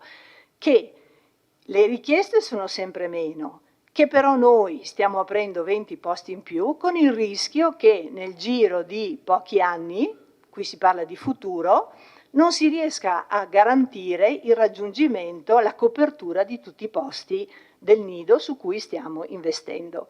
Questa non è una bella cosa, cioè, è chiaro che il calo demografico c'è, ma questa non è una bella cosa perché innanzitutto perché il povero assessore al personale dovrà da settembre di quest'anno, immagino se i 20 posti saranno fruibili, già pagare, non so, 20 posti, immagino almeno 4 maestre, ci vorranno 4 o 5 maestre in più.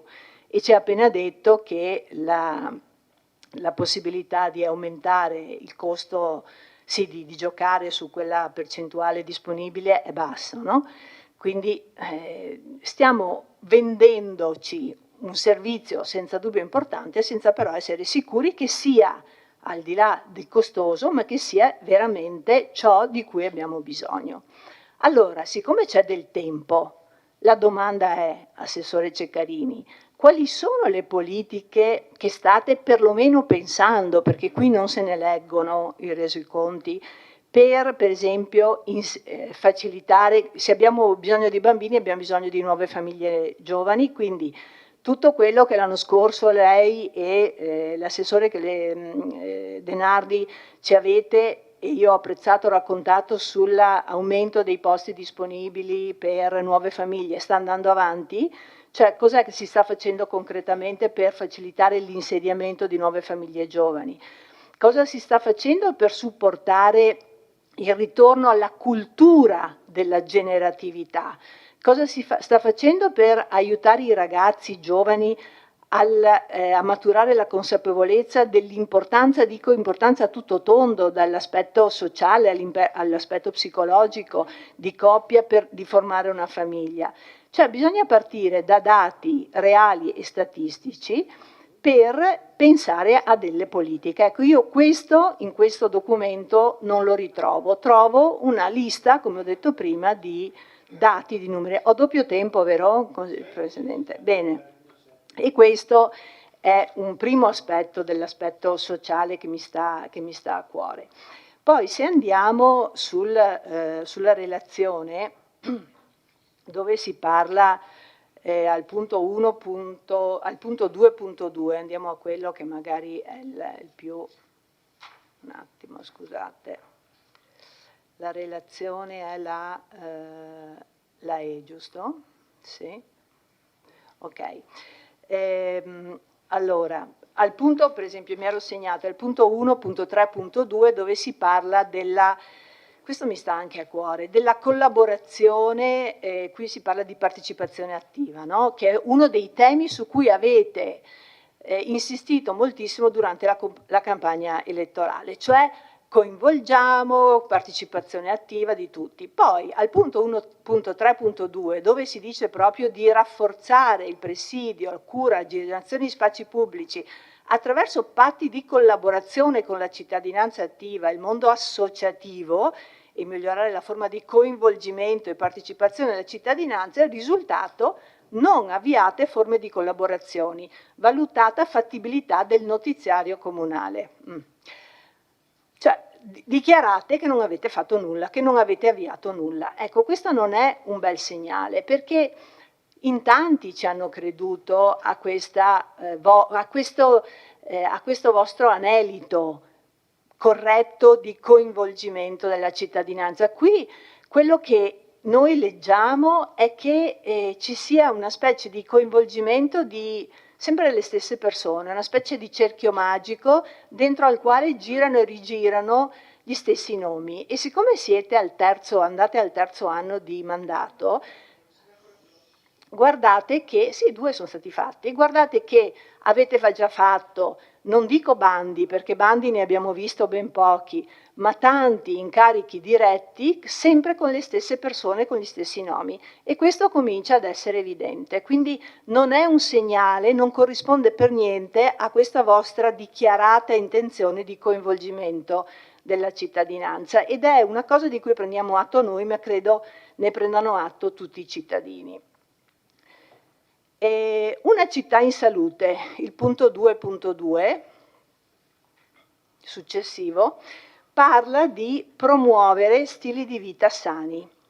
Allora, quando io penso a uno stile di vita sano, ovviamente tutti vogliamo avere uno stile di vita sano, immagino uno stile di vita non sano solo dal punto di vista fisico, ma sano dal punto di vista dell'approccio alla vita, quindi uno stile di vita che, e informazioni in questo caso, perché di questo dobbiamo parlare, di prevenzione che vadano ad interessare dalle famiglie dei bambini. Allora mi chiedo, in questi ultimi 2 anni, io non credo di aver visto, o se mi è sfuggito correggetemi, interventi a favore per esempio dei genitori, delle famiglie su, che ne so, i temi caldi di oggi, per esempio l'uso intelligente e consapevole dei cellulari da parte dei più piccoli, no?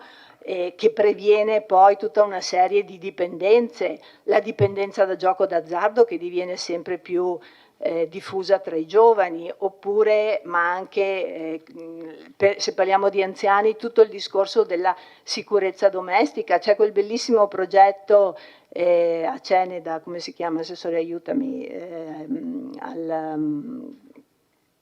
come si chiama, assessore Ceccarini, il progetto quello di Ceneda, degli anziani Share, grazie.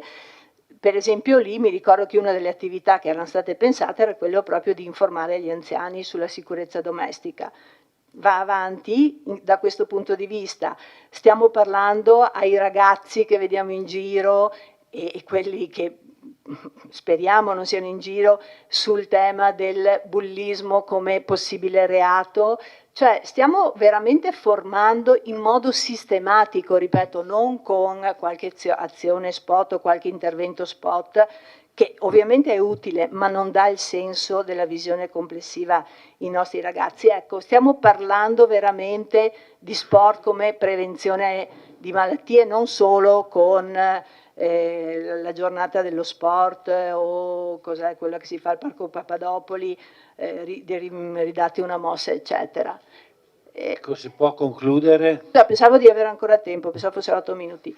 Ecco, quindi la mia domanda è questa, cioè quali sono le politiche, non le singole azioni, ma quali sono le politiche che possono mettere in moto un cambiamento di cui tutti abbiamo bisogno? Grazie. Grazie, consigliere Caldart.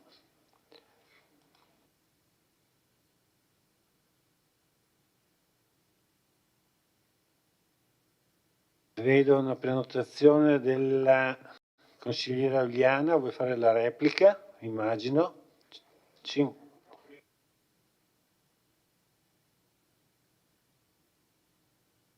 fatto un intervento.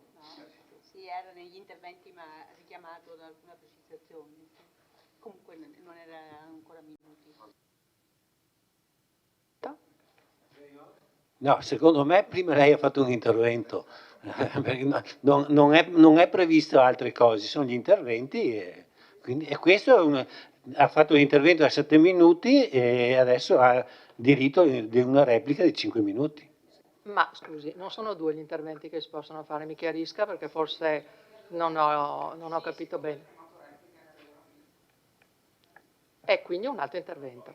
Allora, il regolamento prevede un intervento di 7 minuti e un'eventuale replica di 5 minuti. Per il bilancio è concesso il raddoppio del tempo, ma non è che uno possa fare 4 interventi da 3 minuti. Fa un primo intervento e ha 14 minuti a disposizione e una replica e ha 10 minuti a disposizione. Lei adesso ha 10 minuti a disposizione. Molto bene, grazie. Quindi mi ricollego a quanto dicevo prima, perché prima che mi venga data la risposta, prima dicevo dei risultati non perfettamente brillanti nell'ambito di alcuni eventi culturali.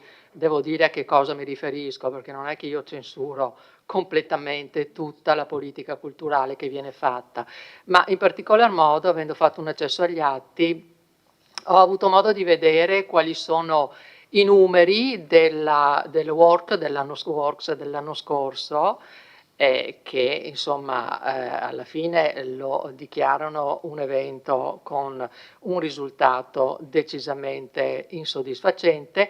I miei migliori auguri perché quest'anno le cose possono andare meglio e magari parleremo poi dell'edizione di quest'anno, perché ci sono ovviamente alcune cose all'interno della spesa prevista che è raddoppiata che convincono poco. Per esempio viene data alla Feltrinelli un giorno all'interno del festival, sono 35.000 euro, poi per carità è vero che questo lavoro ha una ricaduta per altri mesi per l'elaborazione del materiale, però non comprendo come mai nella prima versione presentata si proponevano 7 mesi per 35.000 euro, nella seconda 5 mesi per la stessa cifra, ma di questo magari avremo modo di parlarne. Quindi benissimo Assessore De Antoni quando mi va a sottolineare che l'aumento dell'impegno della spesa per la cultura rispetto al 24 è del 19%. Ottimo, ma vediamo come viene speso, in quale direzione è speso, quali risultati poi questa spesa ha ottenuto. Se io devo vedere anche la rassegna Sport e Cultura, insomma possiamo dire che sia per quanto riguarda gli incontri culturali che per la frequentazione della mostra e anche i biglietti semplicemente staccati, anche qui insomma siamo di fronte ad un fallimento. Ma la cosa sulla quale ritorno, e Sindaca si rassegni perché ci ritorno per la 4ª volta sperando di avere questa volta una risposta. Mi riferisco al famoso fondo che è stato acquistato dal privato sul materiale relativo da ponte, 120.000 euro per l'acquisto del fondo più 8.540 per la perizia per verificare la congruità del prezzo d'acquisto. Allora, un anno fa, cioè il 24 aprile, in Consiglio Comunale ci venne chiesto di dare mandato all'amministrazione comunale di intraprendere il percorso di trattativa con il proprietario. Voto a maggioranza. In quel contesto chiesi qual era il luogo da voi individuato per collocare il patrimonio letterario iconografico e come pensavate di renderlo fruibile al pubblico. Nessuna risposta. Anzi, a dire la verità, una risposta ci fu dopo il 28 ottobre da parte dell'assessore D'Antoni, il quale disse: noi intanto ci abbiamo messo i soldi. L'assessore Padoan aggiunse: per il momento non ci sono decisioni da ufficializzare per la sua collocazione. Quindi nessuna risposta. Il 22 del 12, con una domanda d'attualità, chiedo la stessa cosa: dove sarà collocato il materiale? La risposta dell'assessore Padoan è: parte del materiale è ora in mostra in Galleria Civica e per ora è sicuro lì. Quindi nessuna risposta. Allora, ora la mostra è disallestita e quel materiale dov'è? È ritornato nell'abitazione di chi ce lo ha venduto? Avete trovato una degna collocazione per un patrimonio che appartiene alla città e che tutti i cittadini hanno quindi il diritto di vedere e consultare? E qui mi rivolgo anche ai consiglieri, al consigliere Bassetto, che so essere sensibile al tema, al consigliere Carnelos, che so essere sensibile al tema. Secondo voi questa è una procedura corretta? E io credo che in un anno avete avuto tempo per pensarci e in un anno avreste dovuto trovare una soluzione degna per collocare il materiale. Credo che non l'abbiate fatto ancora, altrimenti l'avremo appreso dai comunicati stampa. Immagino che ci sia un contratto con l'ex proprietario per la custodia del fondo, ma so anche molto bene che questi tipi di contratti hanno un tempo limitato. Quindi la domanda è: da quando sarà consultabile questo fondo nostro? Dove? Con quale modalità? e spero, visto che è la quarta volta che chiedo la stessa cosa, di avere almeno questa sera una risposta chiara e soddisfacente. Grazie, consigliere.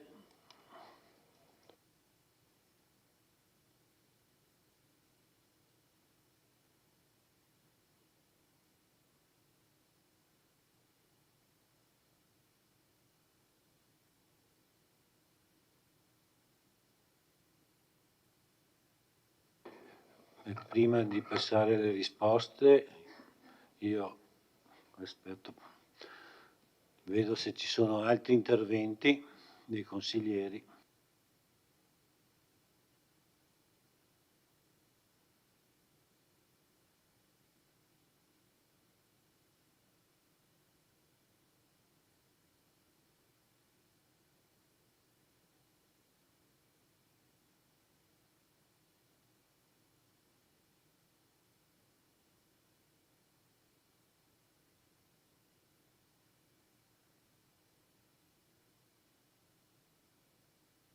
Non vedo prenotazioni, non so se ci sono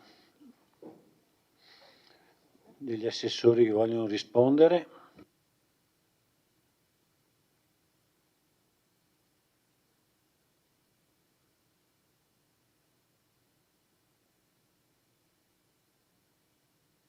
Una precisazione, Presidente, cioè noi vogliamo rispondere alle osservazioni che sono state fatte, però se abbiamo diritto a un solo intervento attendiamo che vengano fatte altre, se ci sono, altre richieste, altrimenti siamo poi in difficoltà e poi lei mi richiama perché devo 3-4 volte. Il silenzio è dovuto al fatto che... No, comprendo benissimo, sì, comprendo benissimo. Altrimenti siamo in difficoltà. Comprendo benissimo, vediamo se ci sono altri interventi, se non ci fossero altri interventi passiamo a... Il consigliere Posocco, prego.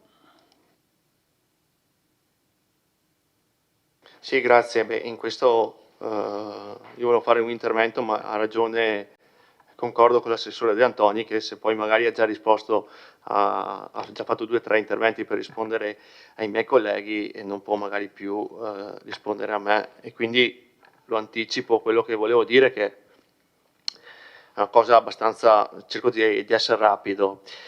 Beh, intanto un avanzo importante, 3,7 milioni. Il mio collega Tonò mi diceva sempre, quando c'era l'avanzo alto, che era sintomo di non buona amministrazione.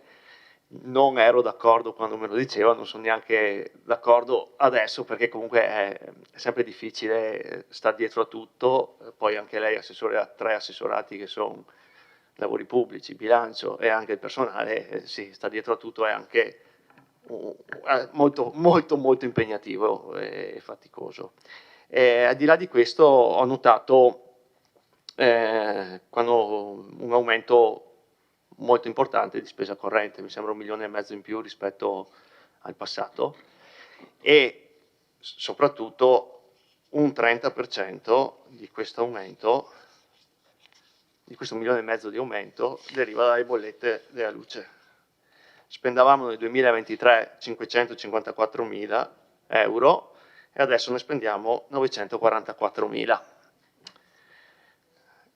Allora è vero che in tempi di vacche magre si fa di tutto per risparmiare, e quella volta avevamo spento le luci, mi ricordo da Pubblica, una luce sì, una luce no, però di Pubblica spendavamo 290.000 euro anno e adesso siamo quasi a 600.000 euro. Quindi io dico, vabbè, perché abbiamo soldi, abbiamo il 1,7 milioni in più di IMU che serviva a pagare i derivati, adesso non serve più, però è anche vero che 400.000 euro vanno di là. L'attenzione poi, e l'avevo detto l'anno scorso in questa sede, ho detto stiamo attenti anche a come spendiamo il riscaldamento. Ci sono le sere comunali in cui spendiamo 20.000 euro, che è uno spogliatoio, e quest'anno mi ritrovo 16.500 euro di riscaldamento per uno spogliatoio. E qua dico l'attenzione che ma non lo dico da parte all'assessore, perché l'assessore magari non può stare dietro a tutto, ma va bene che abbiamo risorse adesso, però dico, buttare via i soldi così, anche no. Mi parla l'assessore di investimenti in manutenzione immobile comunale, lo sforzo che è stato fatto. Allora, ok. Alcuni anni fa avevamo un problema su una parte che tutte le determine di spesa venivano fatte intorno a metà di dicembre. E me l'ha fatto anche notare lei molte volte. E continuiamo. Ma soprattutto adesso saltano fuori i determini anche del patrimonio, dopo metà di dicembre, che una volta non avveniva. Quindi di quello che abbiamo speso per la manutenzione del patrimonio, una grossa cifra l'abbiamo impegnata dopo il 15 dicembre. Quindi voglio dire, un anno non abbiamo lavorato se abbiamo impegnato i soldi al 15 dicembre. Iniziamo a lavorare adesso. È così? Quindi io ho trovato tantissimi impegni sul patrimonio, sulla manutenzione del patrimonio, tutte dopo il 15 di dicembre. Ma questa cosa di vedere tante determine fatte a fine anno comporta che magari per la fretta di impegnare dei soldi e le risorse che abbiamo possiamo, potrei dire, fare degli errori o magari non stare attenti alle cifre che impegniamo.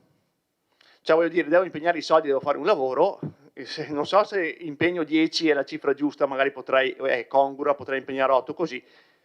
Li devo impegnare, altrimenti vado in avanzo, quindi altro che 3 milioni e 7. E allora mi riferisco ad alcune cose che mi sono saltate all'occhio, tipo... aspettate che la trovo perché ah sì, sfalcio del verde pubblico, ok, affidamento in convenzione, integrazione e impegno di spesa. L'11 di dicembre ci accorgiamo che dobbiamo integrare di 50.000 euro l'impegno di spesa 2025 perché la stagione ha piovuto di più, eccetera, eccetera. Benissimo, niente da dire sul lavoro che viene svolto, però impegno 50.000 euro. L'appalto di 147 più IVA, quindi 180.000 euro. Nella convenzione, ma anche da norma, non posso impegnare più di un quinto se faccio delle integrazioni. 50.000 è molto più di un quinto. 50.000 i vati sono 42.000, che è senz'altro più di un quinto. Quindi io, come ente che ho messo le mani avanti, io più di quello non posso spendere per lo sfalcio, perché posso impegnare, e c'è scritto in convenzione, ma c'è anche normato da un punto di vista, penso al segretario che sia così, io vado a impegnare molto più di un quinto per le integrazioni e lo faccio a dicembre. Quindi una domanda che faccio, magari, intanto se bisognava fare la segnalazione ad ANAC di questo, da un punto di vista normativo. L'abbiamo fatto anche nel 2024, quindi non possiamo dire che è imprevedibile, imprevista questa integrazione. E l'abbiamo fatta in anticipo anche per il 2026. Quindi la domanda che io faccio è, questo modus operandi, alla fine, e mi spiace dirlo, doveva essere anche segnalato, bisognava anche segnalarlo ad ANAC, così, all'11 dicembre. Il 22 dicembre mi è balzato all'occhio un'altra determina. In occasione delle manifestazioni cittadine previste per il periodo natalizio, bla bla bla bla, abbiamo bisogno di qualcuno che porti fuori le transenne. Bene. 22 dicembre. Cosa faccio?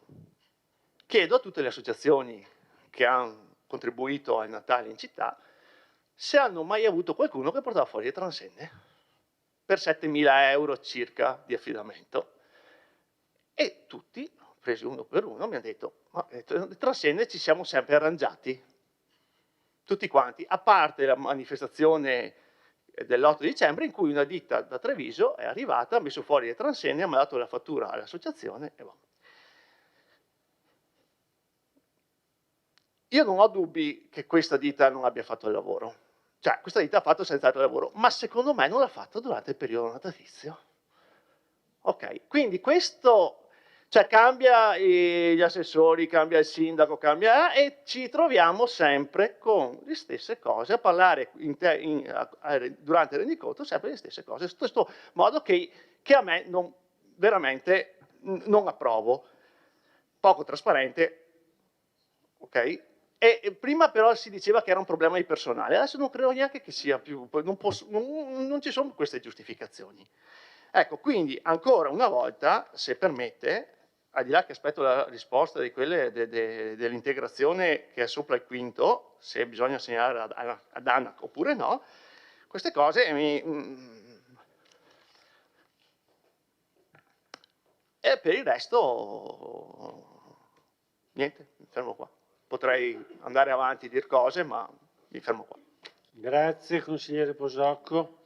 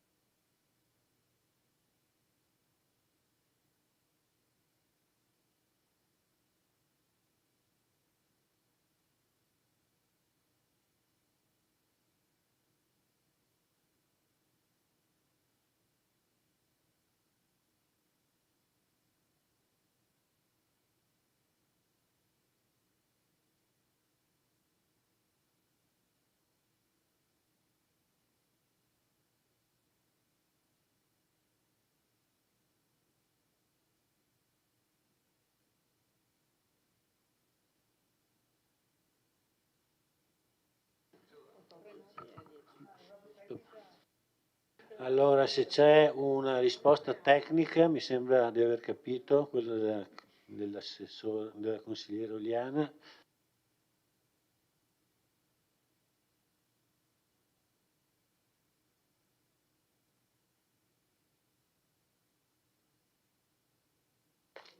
Grazie. Una precisazione, perché magari, sì, magari è una cosa che non si riesce bene a spiegare. Allora, quando noi classifichiamo i capitoli utilizziamo il glossario delle missioni e alcune cose non è univoco il modo con cui si possono classificare e le missioni e i programmi a cui attribuirle. Quindi ci sono alcune cose, e cultura e turismo sono un esempio, ma anche il sociale, per cui alle volte non si riesce bene a ricondurre in un'unica missione certi tipi di attività. Quindi mi permetto di dire che non è un errore di classificazione, perché un errore di classificazione potrebbero essere gli altri codici del capitolo, usare un capitolo destinato ai contributi per prestazioni di servizio, allora quello sono d'accordo che sia un errore, ma l'attribuzione di una missione talvolta è opinabile, quindi si può decidere di assegnarla ad una missione piuttosto che a un'altra. E posso dire che anche se non mi sono occupata io personalmente di questa cosa, ma io e i colleghi comunque alle volte non sappiamo bene come classificare i capitoli, quindi indipendentemente poi dall'assessorato che se ne occupa. Ecco, dopo naturalmente deve essere coerente con quello che si va a scrivere nel DUP, però a volte una missione può essere attribuita apparentemente all'assessorato sbagliato perché non c'è chiarezza. Comunque nel programma turismo sono previste anche nella missione turismo, scusi, sono previste anche le manifestazioni culturali, quindi sì, alle volte le cose possono essere, diciamo in questo caso, interpretate in maniera diversa. Non discuto poi assolutamente l'assegnazione agli assessori, perché quella è chiaramente di carattere politico.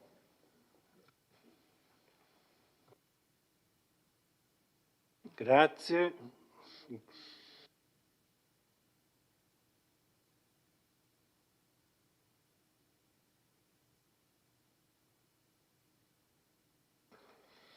Prego. Risponde il sindaco. Sì, grazie.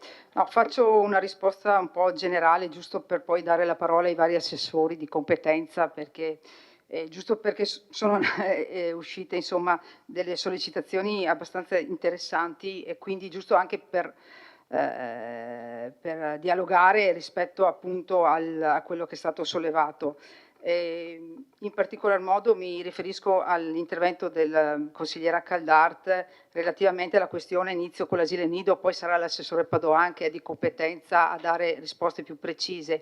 Allora, io vorrei sottolineare il fatto che come amministrazione, almeno quello ce lo devo riconoscere, siamo riusciti a intercettare l'ultima finestra utile del PNRR, del quale anche voi avevate avuto l'occasione e non l'avete intercettato. Noi ci è arrivata questa ultima possibilità, questa ultima call, abbiamo deciso con tanto coraggio, a dire la verità, e qua ne devo dar merito all'assessore De Antonio e all'assessore Padoan rispetto a questa scelta, questa volontà di volere assolutamente implementare il numero di posti di asilo nido e quindi arrivare a più 20 rispetto ai 60 attualmente in essere. Questa base di partenza mi viene da dire che non possiamo dire che non abbiamo una visione sulla città. Quando un'amministrazione decide di investire sulla questione della natalità e quindi di dare delle risposte a dei bisogni, e ce ne sono, la richiesta c'è, non è vero che non ci sono i numeri, sì, vabbè, quello non so, vabbè, adesso vedrò cosa... Sì, leggo, vabbè, le dico invece che effettivamente io incontro persone per strada al supermercato che con i bambini piccoli da 0-3 mesi appena nati che mi dicono: sindaco, non abbiamo il posto asilo nido, cioè, quindi c'è necessità assolutamente di posti di asilo nido e la nostra amministrazione, ripeto, con tanto coraggio e tanta determinazione e anche superandosi sui tempi, perché la finestra era molto stretta, la rendicontazione è fra quest'anno e quindi grazie anche agli uffici, agli sforzi degli uffici, siamo riusciti a mettere a terra questi 20 posti di asilo nido. Quindi qui io penso che ci sia veramente una visione per la città.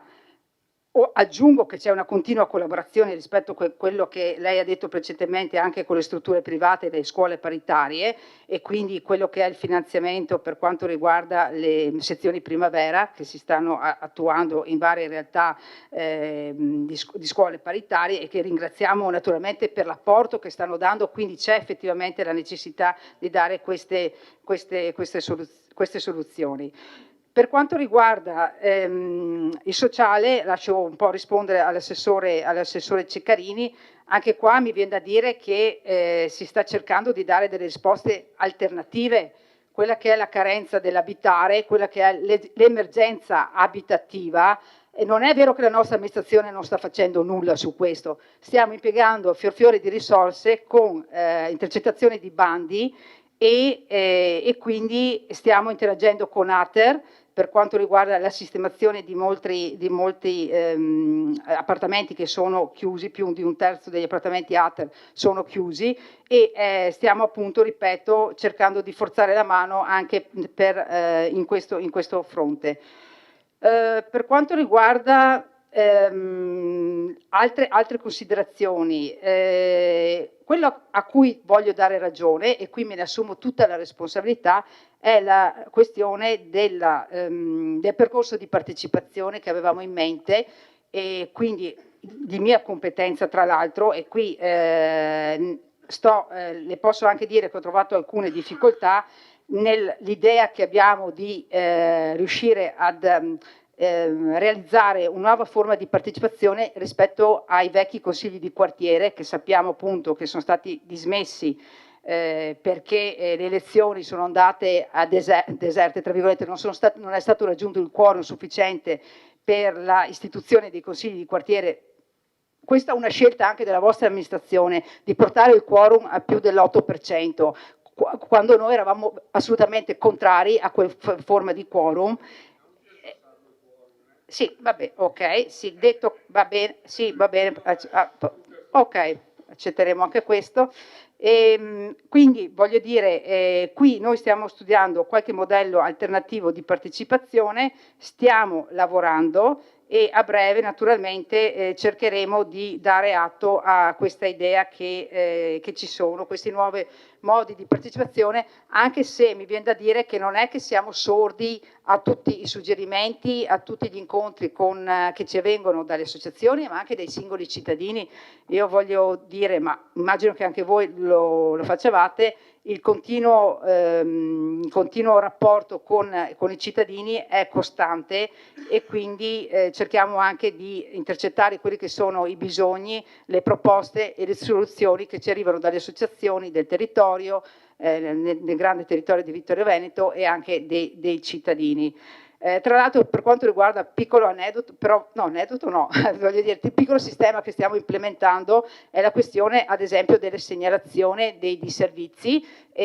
Abbiamo deciso che invece di avere 7 canali di entrata per quanto riguarda la segnalazione dei disservizi, quindi telefonate, PEC, email, messaggi e quant'altro, stiamo mettendo a terra, anzi è già partito, un sistema di segnalazione che è accessibile dal sito, lo stiamo un attimo sperimentando, in cui e cercando di incanalare e di avere un unico canale rispetto alle segnalazioni che i cittadini fanno, ripeto, rispetto ai disservizi, rispetto alla manutenzione e quant'altro. Quindi stiamo cercando anche di implementare quelli che possono essere dei sistemi di innovazione per quanto riguarda la comunicazione tra cittadinanza e amministrazione e uffici. Per quanto riguarda la questione del fondo Zagonel, allora io mi permetto di dire, di rappresentare che effettivamente c'era un'idea e siamo ancora convinti di questa idea e ci stiamo lavorando su quello, di collocare il fondo Zagonel presso Villa Crozze perché pensiamo che questa sede sia quella più corretta per sistemare il fondo. E quindi questo, ripeto, gli uffici stanno lavorando a questo. Ultima considerazione che faccio così un po' generale è rispetto alla questione del futuro della città e da dove sta andando la città. Allora, con la premessa che Vittorio Veneto è una dei 5 insomma, maggiori città della provincia e come le altre città ha diciamo, alcune difficoltà. Ecco, la nostra città eccelle per quanto riguarda la questione ambientale e di vivibilità e questa è una questione che non ci viene negata da nessuna parte, quindi dobbiamo farci forza di questo. Noi stiamo cercando di potenziare questi aspetti positivi della città e quello che è l'ambiente, il verde e quello che è il vivere e quello di offrire i servizi, tant'è che stiamo implementando tutto quello che è anche la sistemazione dell'impiantistica sportiva e qui voglio dire, stiamo veramente facendo uno sforzo tremendo per sistemare gli immobili che effettivamente alle volte alcuni immobili come la Palestra Bortoluzzi non rispondevano ai nuovi criteri normativi, no? Quindi voglio dire, perché magari tralasciati per il passato. Ci sono insomma strutture che hanno bisogno di interventi dove vengono spesi tantissimi soldi e però ce la stiamo mettendo tutta per fare e questi sono servizi che vengono offerti alle città, quindi le palestre e anche altre questioni. L'impegno sulla piscina, voglio dire, non è indifferente, quello che è il discorso delle cucine del Piazzoni quando non erano state definite e tante altre questioni. Quindi io per il momento, ecco, quello che voglio dire è anche l'aspetto degli investimenti, l'ha detto prima l'assessore Dus, c'è un interesse per quanto riguarda, un aumento di interesse per quanto riguarda gli investimenti in città. Ricordiamo la riapertura dell'Hotel Flora e l'acquisto dell'Hotel Terme, ci siamo la sistemazione No, ho detto che ci sono degli interessi per la città, verso la città, quindi non è una città... Ma no, sto facendo... Consigliere, prenoti che può intervenire. No, sì, il regolamento Il regolamento vale anche per lei, consigliere. Il regolamento vale anche per lei. Prenoti e faccia l'intervento. Allora, concludo dicendo che ci sono degli interessi anche di aziende private e di privati imprenditori che stanno investendo in città. Quindi voglio dire, l'interesse per una città è molto attivo, non è una città che, voglio dire, come è stato detto, che ha delle difficoltà. Quindi questo è positivo.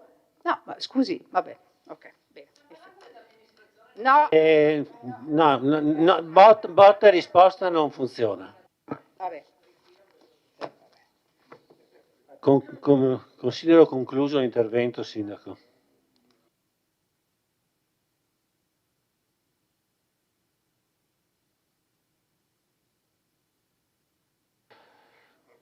Darò la parola all'assessore Joan.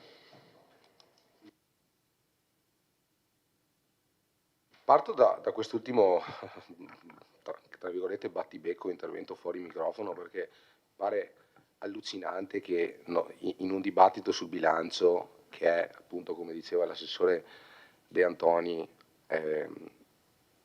il documento più importante, non si possa portare i ragionamenti di tipo politico e non si possa, tanto più dalle parole della sindaca, voglio dire, spendere anche due parole per rimarcare la centralità che Vittorio Veneto ha e deve avere anche in futuro e l'attrattività.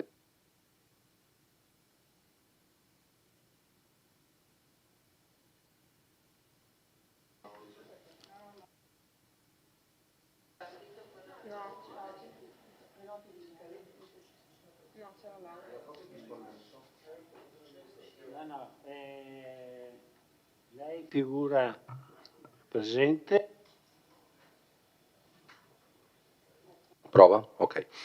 Sì, dicevo, trovo abbastanza, ho usato il termine allucinante, ma limitiamoci al curioso. Tra l'altro voglio dire, da una compagine politica che in campagna elettorale, ricordo benissimo 2 anni fa, 10 giorni prima delle elezioni, portò il tema di una rigenerazione, di una ripartenza di una fabbrica, come se questo fosse merito di qualcuno, dal punto di vista politico chiaramente, e ora si porta, voglio dire, delle critiche o delle alzate di voce di questo tipo in Consiglio Comunale.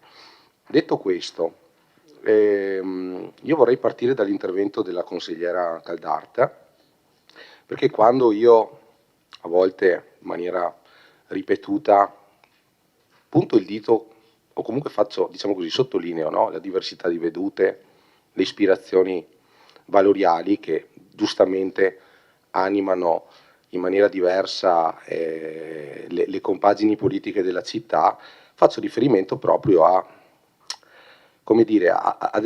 delle diverse attitudini politiche che si possono avere nei confronti dei problemi della città. Perché è vero quello che riporta la consigliera relativamente a quanto scritto a chiare lettere nel documento, cioè si legge appunto una lista d'attesa per i posti nido relativamente ridotta, si legge di una tendenza demografica, ai noi, no? Sicuramente negativa. Allora, cosa deve fare la politica in questi casi, no? E qui si vede la differenza, passatemi il termine però abbastanza netta, tra conservatori e progressisti. Perché i conservatori reagiscono, è la domanda che crea l'offerta, se non c'è domanda si può abbattere l'offerta. Chi ha invece una visione un attimino prospettica dice no, magari a volte è l'offerta che crea la domanda. Esempio banale, internet. Se ci sono pochi siti internet, hai tempo 20 anni fa, 30 anni fa, la gente non si connette, l'offerta è poca. Poi cominciano a migliorare le tecnologie,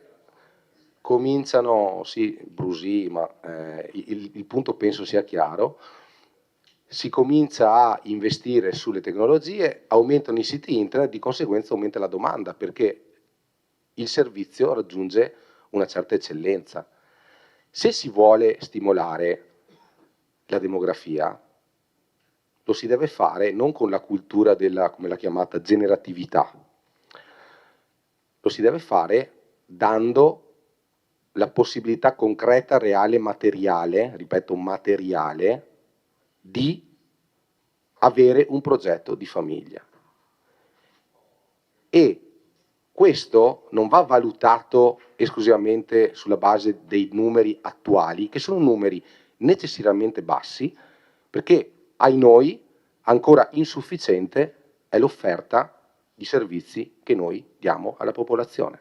Nel momento in cui ci sono degli strumenti, allora ecco che si spera vi sia un ritorno, senza considerare minimamente poi un tema più ampio che riguarda, mi vengono in mente due possibili problematiche. La prima, o meglio, questione da affrontare, la prima è banalmente la possibilità di servire un territorio che vada anche oltre Vittorio Veneto, perché la posizione di San Giacomo di Veglia è sicuramente strategica in tal senso. Ricordiamo i famosi 6.000 lavoratori della zona industriale. Poi è anche importante prevenire voglio dire, oscillazioni nell'offerta di posti nido privata, e questa è sempre una cosa da tenere conto, perché noi oggi siamo veramente in una situazione pressoché emergenziale, e quindi va benissimo secondo noi, poi parlo a nome personale, secondo me, insistere su questo tipo di scelte. Quindi credo che sia importante ragionare in termini prospettici. Questo ragionamento, secondo il mio modesto punto di vista, vale anche per l'ambito culturale.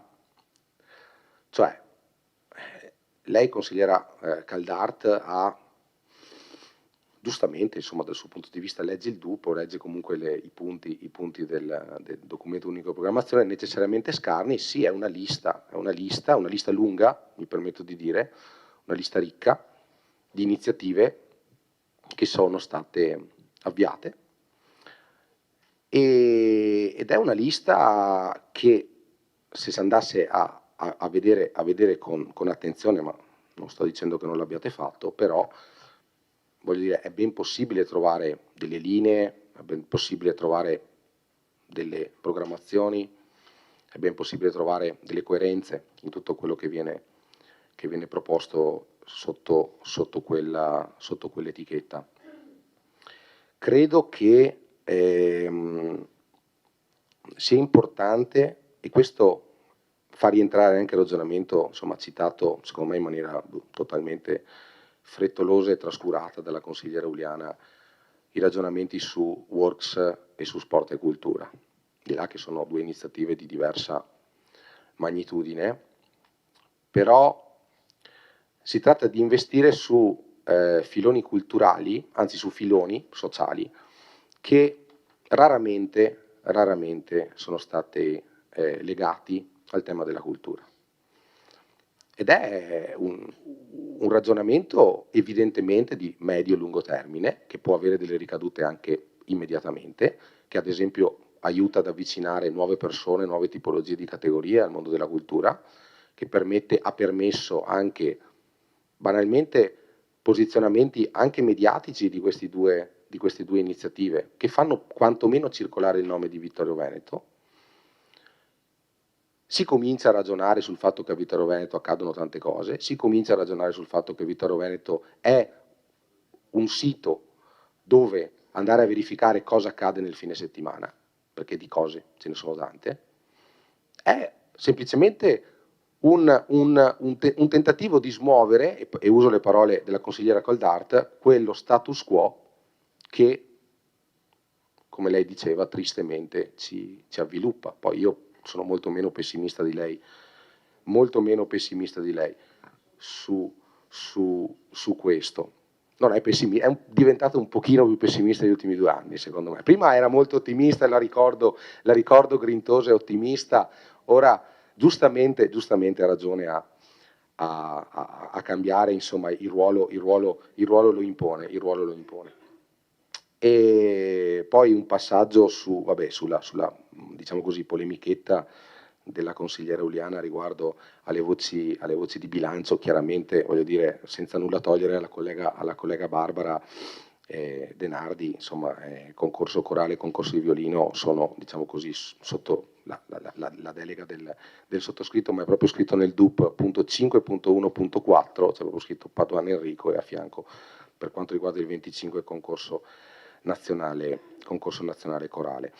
E nulla, io credo che ci si deve anche un po' credere, ecco, in quello che si fa. Io personalmente in questo anno e mezzo ci ho creduto, ci credo tanto, penso che siano mosse importanti per generare un clima di curiosità, un clima di attrattività nei confronti della città, a cui insomma tutti teniamo.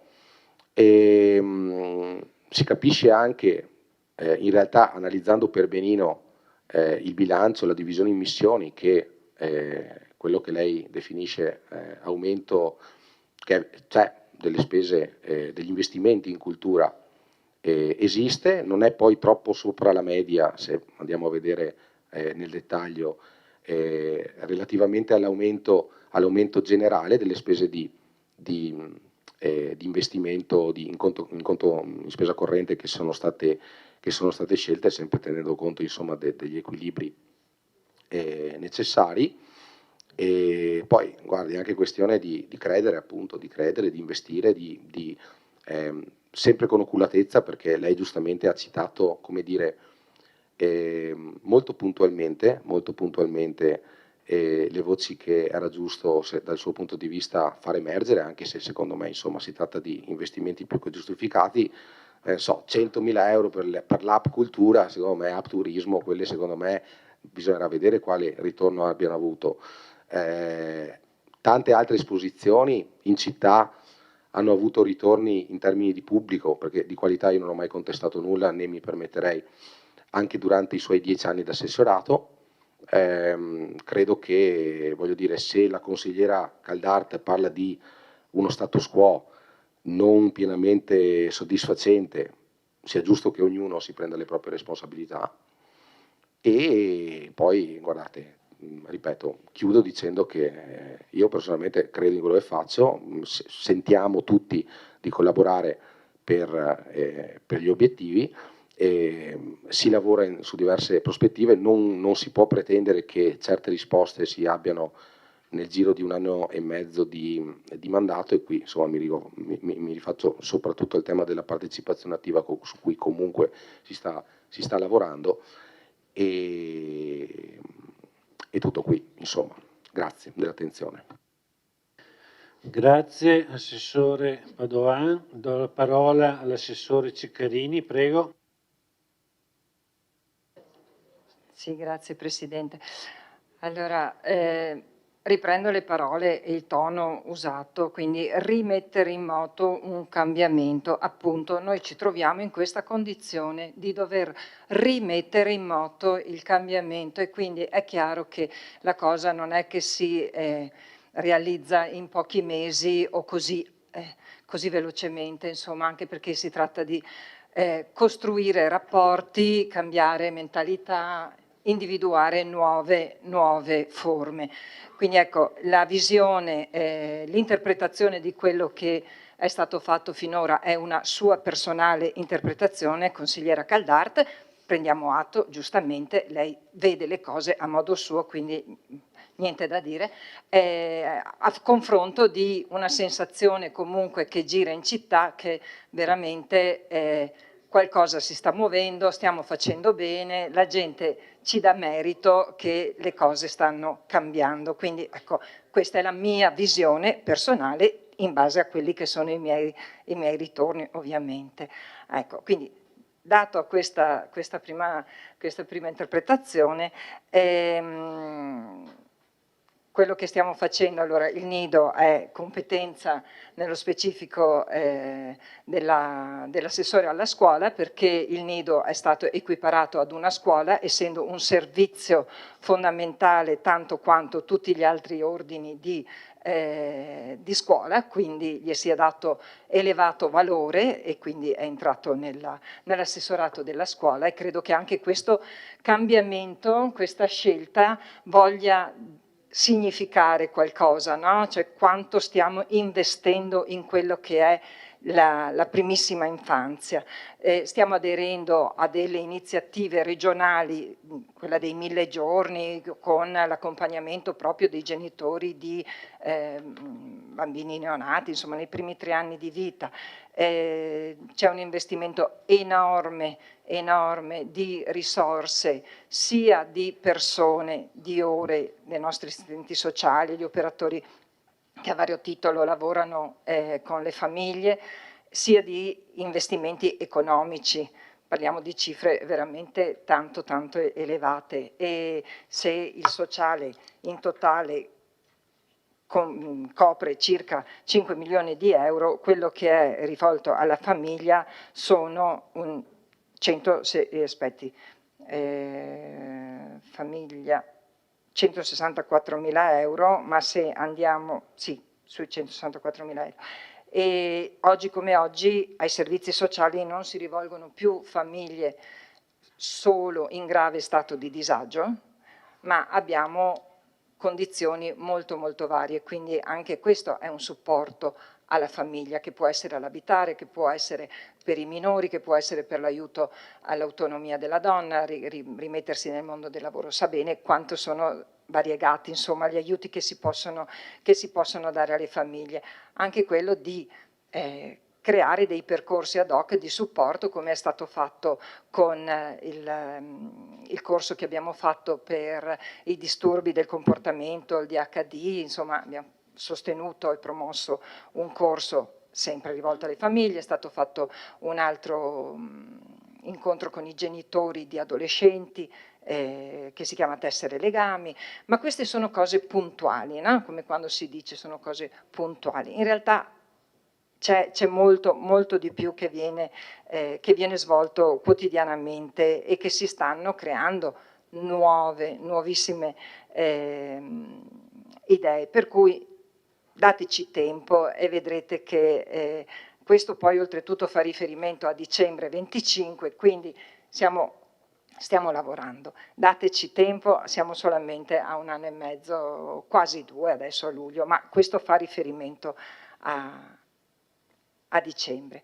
Per quanto riguarda le politiche giovanili, se facciamo qualcosa riguardo gli interventi sui pericoli dei social, ecco, allora le do numeri. Come politiche giovanili proprio si stanno facendo interventi nelle scuole in maniera sistematica, non puntuale, non a caso, così. Sono stati coinvolti 13 istituti scolastici per 1270 studenti, sia della scuola secondaria di primo e di secondo grado, che sono stati formati proprio sulla promozione delle differenze, all'educazione dell'uso dei social e sul tema del bullismo, quindi proprio temi che ha citato e che stanno a cuore a lei e che stanno a cuore, penso, a tutti noi, con la modalità del peer-to-peer, cioè pari a pari, quindi moltiplicando i benefici, perché vengono formati dei ragazzi che poi vanno a loro volta ad essere formatori, testimoni, portatori di un messaggio verso i loro coetanei o un po' più giovani. In realtà questa è la modalità, no? Quindi ecco, questo sicuramente.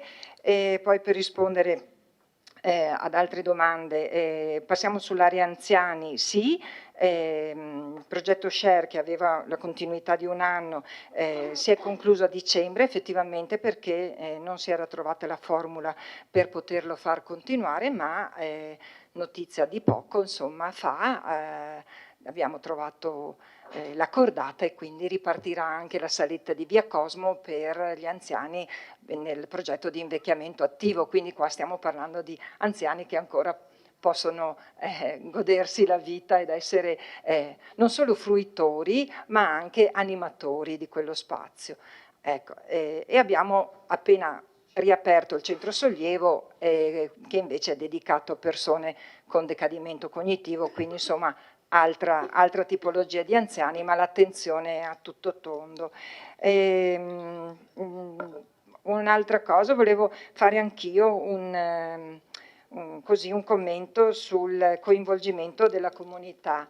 A parte che anche questo è un processo a cui va educata la comunità, per cui non è facilissimo e immediato, ma secondo me mai come in questi mesi, in questo nostro mandato, abbiamo coinvolto le comunità sulle scelte che l'amministrazione stava portando avanti, a partire dai lavori pubblici, a partire da scelte che coinvolgevano appunto la comunità stessa. Sono state fatte assemblee, sono stati fatti questionari, abbiamo cercato veramente di dare ascolto, di coinvolgere, di far rendere partecipe proprio chi poi avrebbe utilizzato o le opere pubbliche o i beni o i servizi che stavamo mettendo in piedi. Quindi credo che anche questa sia una partecipazione non da poco. Mai come prima ci si è esposti, perché diciamolo, non è che si va a fare la presentazione e basta, si va ad ascoltare, pronti anche a ricevere critiche, suggerimenti, che non sempre poi si riesce a dar seguito, perché le richieste sono tante, poi il buon senso dell'amministrazione traduce in quello che veramente è il bene della collettività e non la richiesta del singolo, e quindi questa è una responsabilità che abbiamo noi.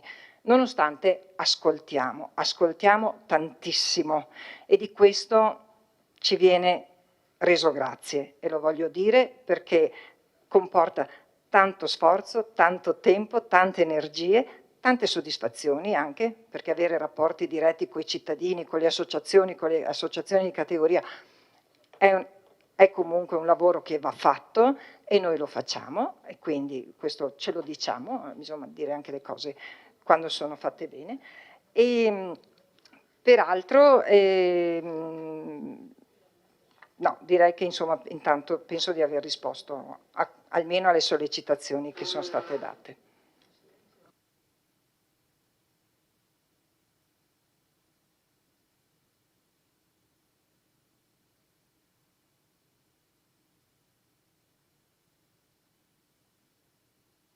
Allora, chiediamo se ci sono... lo chiedo ai consiglieri se ritengono di avere delle domande tecniche, di carattere tecnico, da sottoporre al Presidente, altrimenti sì, possiamo congedarla. Prego.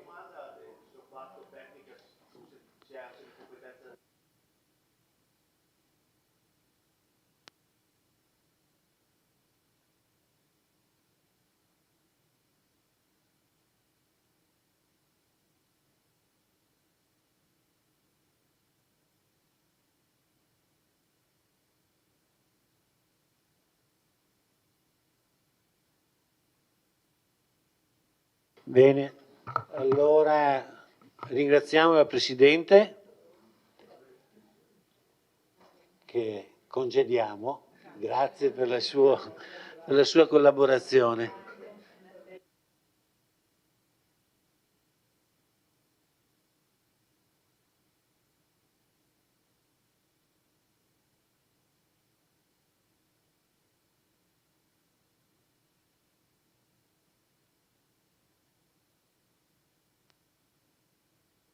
Io ho una prenotazione dell'assessore De Nardi.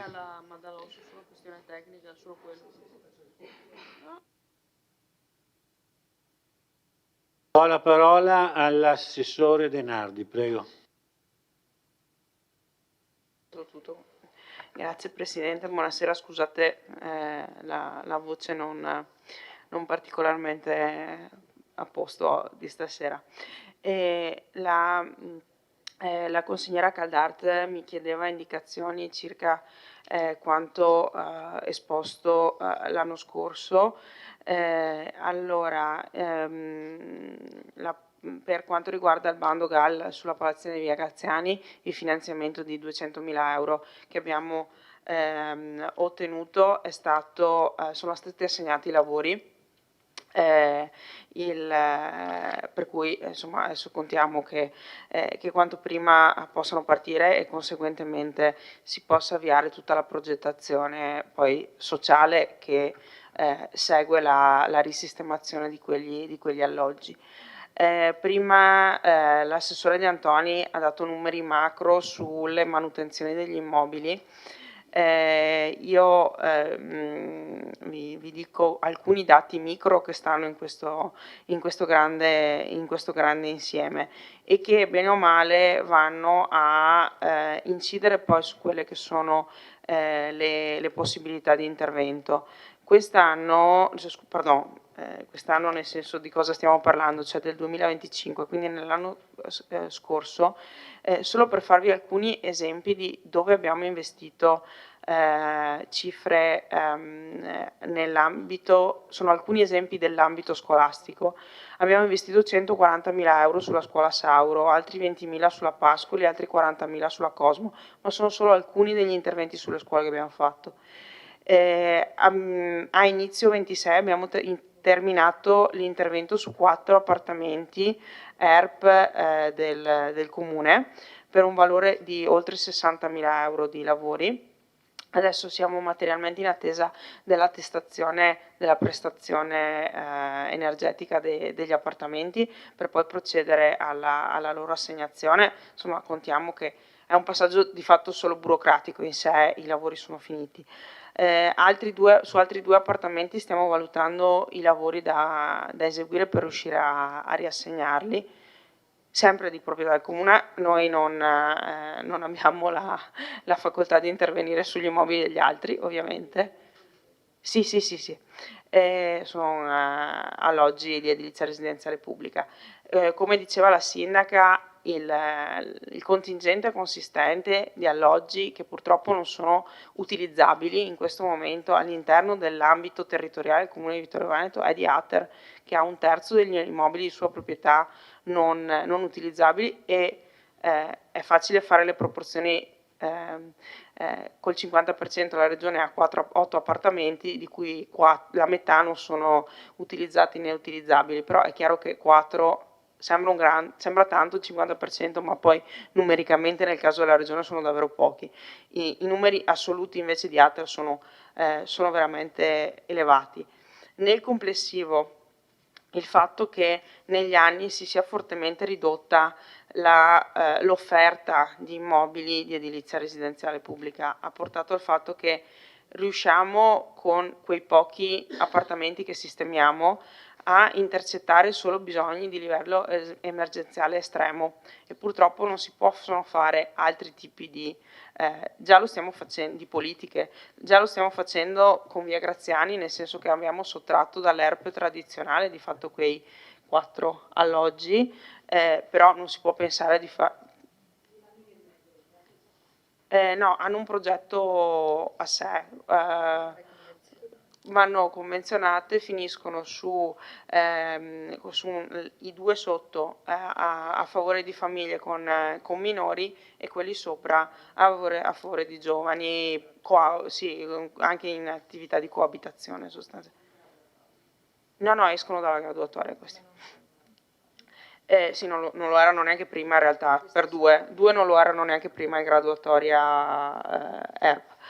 Nel frattempo, fortunatamente direi, io riconosco al Presidente Stefani e all'assessore Roma questa scelta.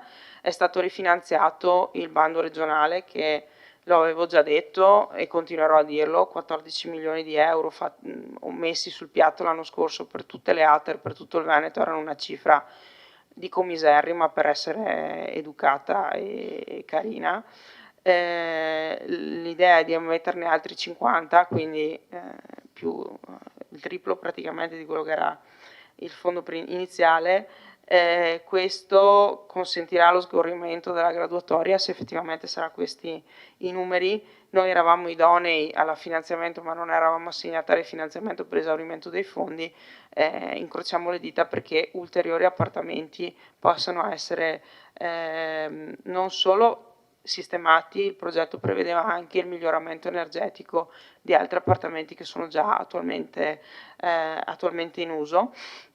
Per cui sicuramente sarei molto più felice se riuscissimo a fare ancora di più di così, però già credo che un primo segnale nella direzione di cercare di mettere a disposizione della popolazione tutto quello che abbiamo dal punto di vista dell'edilizia residenziale pubblica, inteso in senso generale, non in senso tecnico, ma dell'edilizia residenziale che è di proprietà del comune. La casetta del cimitero, stiamo affrontando delle questioni burocratiche legate a chi doveva fare materialmente gli interventi, che aveva in testa determinate cose che però non corrispondono esattamente a quello che poi bisognava, come le modalità con le quali bisognava procedere. Se riusciremo a sciogliere questa asimmetria, diciamo, tra le modalità di intervento, possiamo procedere diversamente. Dovremmo intervenire noi direttamente come comune facendo i lavori e non approfittando della buona volontà del soggetto terzo, diciamo, ecco. I militari, l'ho già detto, allora la norma che ci consentirebbe, anzi ci consentiva, di avere gratuitamente gli immobili della difesa è una norma che prevede che gli enti locali, gli enti territoriali possano chiedere al Ministero della Difesa la cessione gratuita di immobili, ma il vincolo è che vi siano determinati tipi di progettualità sugli immobili che vengono chiesti che non rientrano tra le progettualità che noi potevamo utilizzare. In particolare la norma prevedeva la progettualità del PNRR, che non essendoci più progetti del PNR realizzabili, cioè nuovamente avviabili, proprio perché il PNRR sono tutti in fase di ormai rendicontazione di fine, non si può intervenire, non è possibile farsi cedere gratuitamente quegli immobili. Gli uffici avevano anche valutato, per quanto riguarda via Duca d'Aosta, l'ipotetico ordine di grandezza degli interventi da fare su quegli immobili, e stiamo parlando di milioni di euro. Il Ministero della Difesa è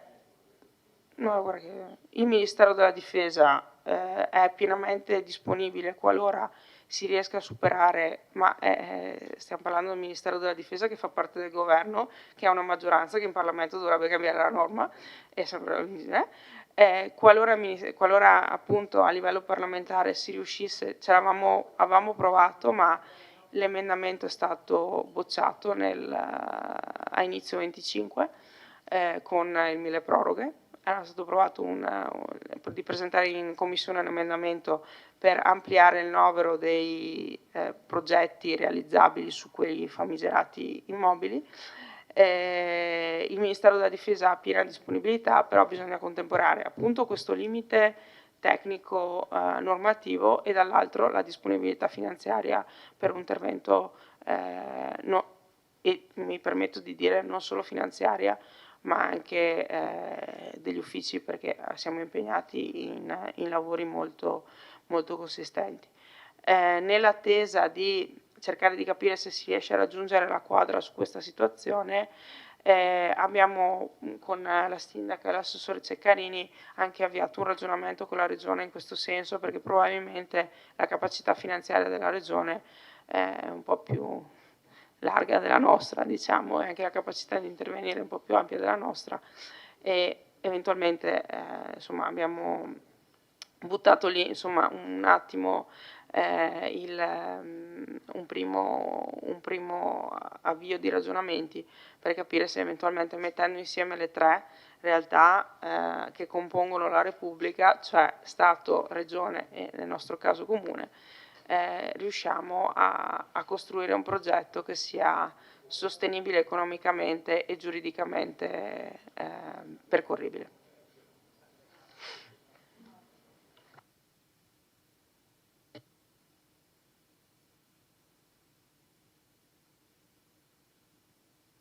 Assessore De Antoni.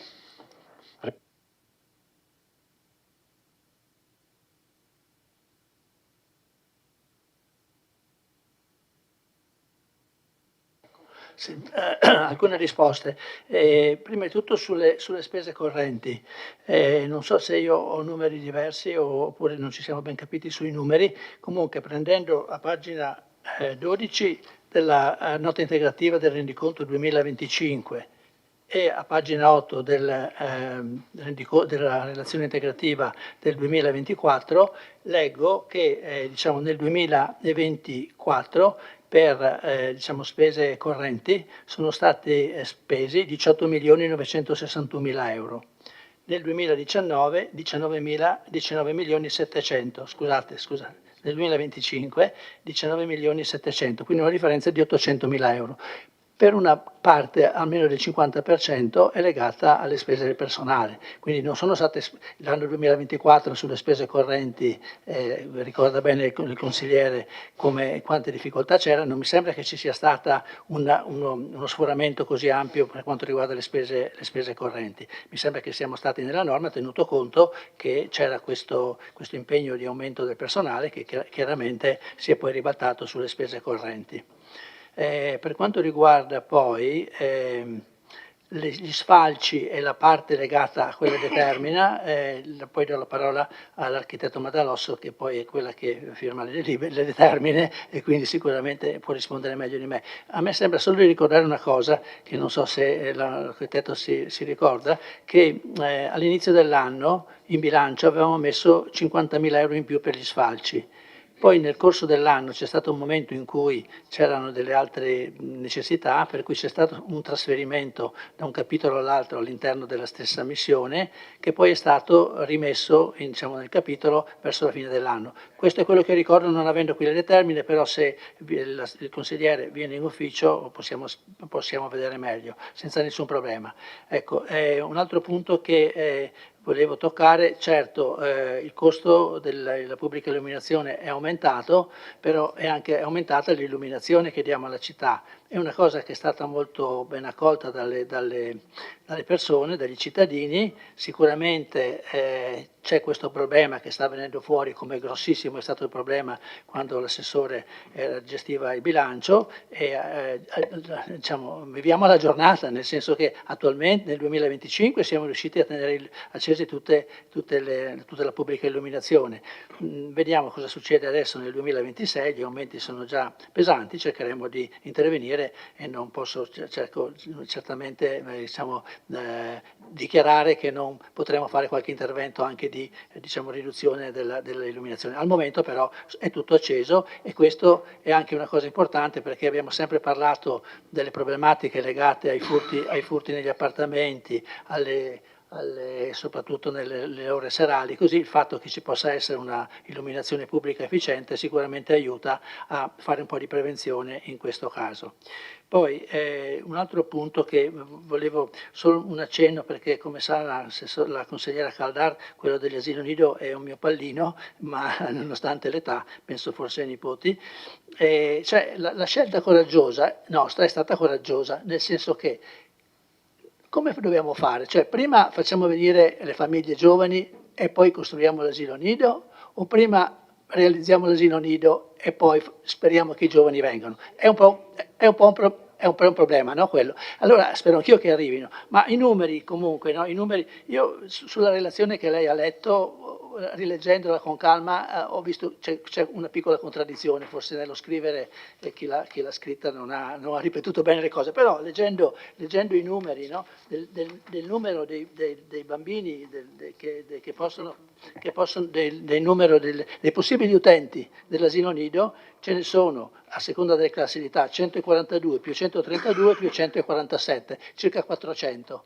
Attualmente i posti pubblici sono circa 60, più la sezione primavera, che mi sembra sia rimasta una sola, di circa 10 più ci sono i nidi privati che assolutamente non coprono tutto questo bisogno. Nel telefonino mi sono arrivate per caso, ecco perché c'è qualcuno che ascolta, che vede, mi sono arrivate, io devo portare il bimbo a Fregona, ha scritto una, io devo portarlo a, non mi ricordo più, praticamente c'è questo bisogno, non è che si misuri dai messaggi WhatsApp, però l'idea, diciamo, di fare questo investimento è stata proprio quella di cercare di dare dei servizi, come poi ha detto anche l'assessore Denardi. Stiamo realizzando anche diciamo, nuovi appartamenti, quelli di Via Graziani sono un esempio per le coppie giovani, quindi stiamo cercando di fare anche qualcosa diciamo, di prospettico, in prospettiva, per favorire, diciamo, l'insediamento di coppie giovani a Vittorio Veneto. Un altro punto che volevo toccare era questo qua, sì, forse nel parlare ci siamo dimenticati, per quanto riguarda le politiche giovanili, di ricordare l'apertura di questo struttura, di questo centro a servizio degli studenti delle scuole superiori, credo principalmente qui sopra le poste. Mi sembra che sia un'iniziativa che è condivisibile, che naturalmente ne costa, ma che può sicuramente avere anche un'ulteriore funzione per aiutare, diciamo, i ragazzi, soprattutto delle scuole superiori, che vediamo tutti in giro quando negli intervalli delle ore scolastiche. A me piacerebbe anche riuscire a realizzare anche una mensa per i ragazzi, e questa sarebbe un'altra cosa da poter fare, e vedremo se ci sarà l'occasione di farlo. Un'ultima cosa sugli stili di vita sani, no? È vero che non abbiamo fatto convegni, conferenze, eccetera, però insomma i gruppi di cammino, ci sono più di 150 persone che partecipano, c'erano, ci sono, continuiamo a sviluppare quelli. Ridati una mossa, ok, i sentieri che cerchiamo di mettere a posto per favorire questi movimenti, ci sono tutta una serie di iniziative, alcuni convegni che sono stati fatti, non sono tanti, ma comunque un'attenzione c'è. È un problema complicato in cui, diciamo, dovrebbe esserci forse anche una maggiore presenza dell'azienda sanitaria, che non ha solo il compito di diciamo, dare servizi alle persone ammalate, ma avrebbe un compito prioritario, quello di fare prevenzione. Ci mettiamo assieme tutti, forse anche cercheremo di parlare anche con il nuovo direttore generale dell'azienda sanitaria, proprio perché anche loro possono investire soprattutto con le loro professionalità per favorire un uso dei farmaci più corretto, per favorire il movimento, per favorire un'alimentazione sana, che poi sono le cose più importanti per poter realizzare degli stili di vita sani. Per quanto riguarda le due cose che mi ha chiesto l'assessore, il consigliere Posocco, sia per la questione dello sfalcio delle transenne, ho chiesto all'architetto Madalosso di darmi una mano, perché le termine non le faccio io e le leggo, però diciamo non mi ricordo bene esattamente che cosa riportavano. L'architetto dovrebbe fare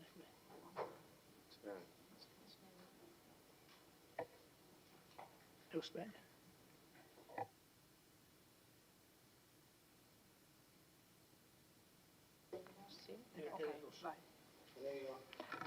Pronto? Sì, buonasera. Allora, purtroppo non ho con me gli atti, quindi non sarò precisa. Comunque parliamo della prima questione degli sfalci.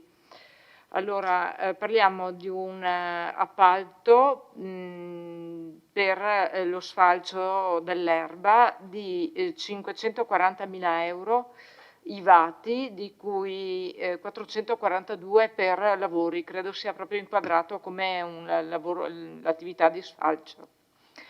E l'estensione dell'appalto è di 70.000 euro lordi corrispondenti a 57 netti. Allora, l'articolo...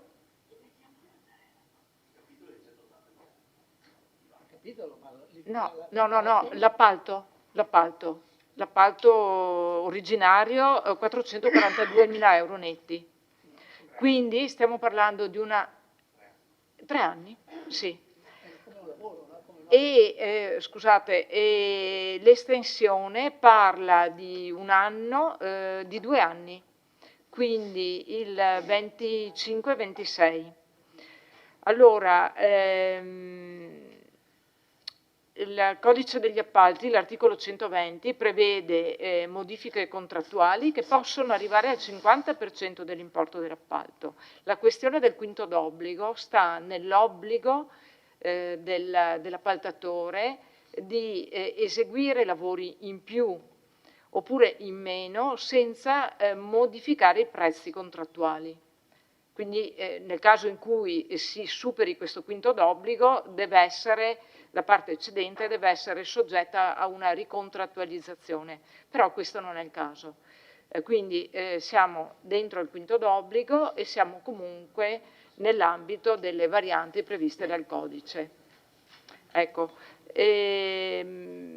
basta, non avrei altro da dire, dopodiché magari possiamo puntualizzare nel dettaglio con gli atti alla mano, insomma non ho nella scrittura privata che ha contrattualizzato l'appalto triennale dei 442 e dopo non ho neanche l'estensione. Cioè? Dice? Che non possiamo, in caso di altri lavori, dare fino a un quinto in più.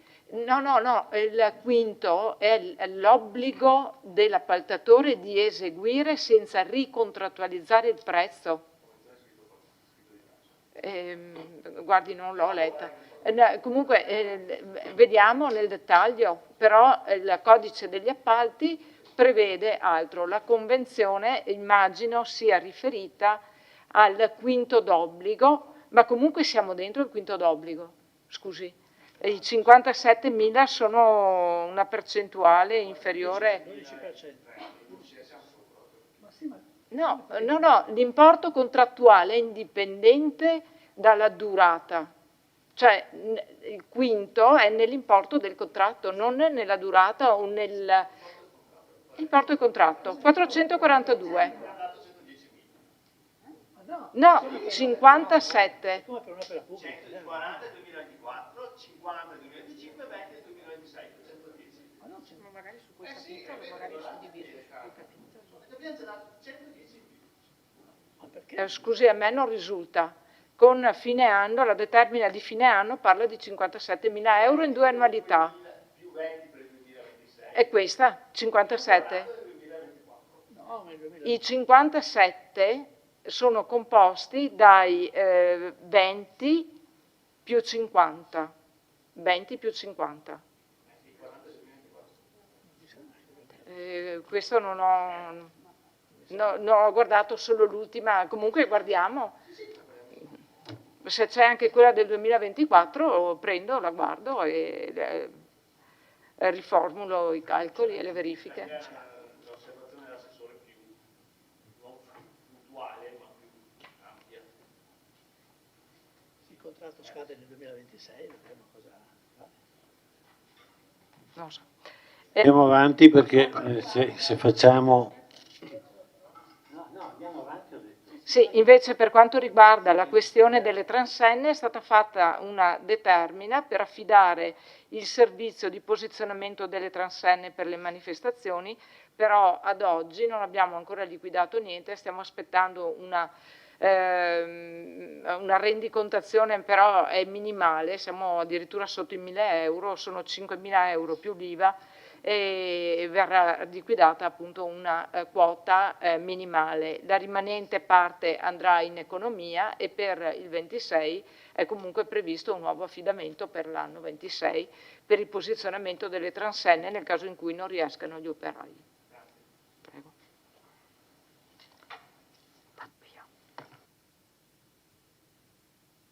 Architetto, adesso do la parola al consigliere Carnelos, prego. Sì, dunque, volevo intervenire sotto il profilo ragionieristico e finanziario, se non che l'intervento della collega Caldar mi ha stuzzicato notevolmente e quindi cambio registro di quello che volevo dire, anche perché la collega ha come si può dire, nel suo intervento parlato di cose che riguardano e giudizi di carattere politico. Dice la collega, vi è un elenco, mi pare non vi sia una visione. In realtà io dico che proprio da quell'elenco si vede una visione sicuramente nuova. Probabilmente la collega non si è accorta o si è accorta che è un intendimento completamente diverso rispetto all'amministrazione di cui lei faceva parte. E le cose essenziali, la visione, si vedono proprio esaminando una per una quelle opere, quelle cose che aridamente sono elencate in un documento contabile. Abbiamo visto, c'è un puntino, l'elenco, l'asilo, qui indica una grande visione, certo, ha ragione il collega Caldarte, diversa da quella che c'era prima. C'è il punto recupero degli appartamenti di Via Graziani, qui c'è una visione diversa rispetto a quella di prima. C'è la volontà, in questo caso appunto per la residenzialità, c'è il punto dell'utilizzo delle stanze, delle poste per i giovani. Qui c'è una visione, ed è una visione nuova. Le dico sotto questo profilo che il cambiamento è nell'aria, già per quel poco che è stato fatto. Avremmo voluto fare molto di più, anche sull'aspetto partecipativo, ma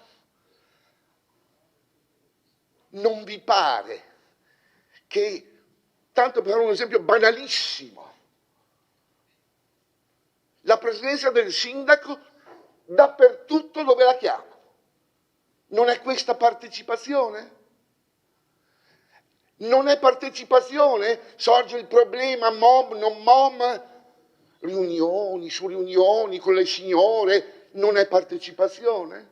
È partecipazione diretta, peraltro, la migliore partecipazione che c'è. Non so, c'è il problema di Via Martiri, riunioni con i residenti, riunioni, e nessuna delle scelte che l'amministrazione ha fatto sono state fatte di nascosto alla gente. Questa è la partecipazione di cui la gente di Vittorio Veneto aveva bisogno. E su questo sicuramente ha trovato l'amministrazione attenta. È vero anche una cosa, volendo, è chiaro che questo sforzo partecipativo, questa volontà di, come si può dire, coinvolgere i soggetti, talvolta rallenta. Su questo posso darvi ragione.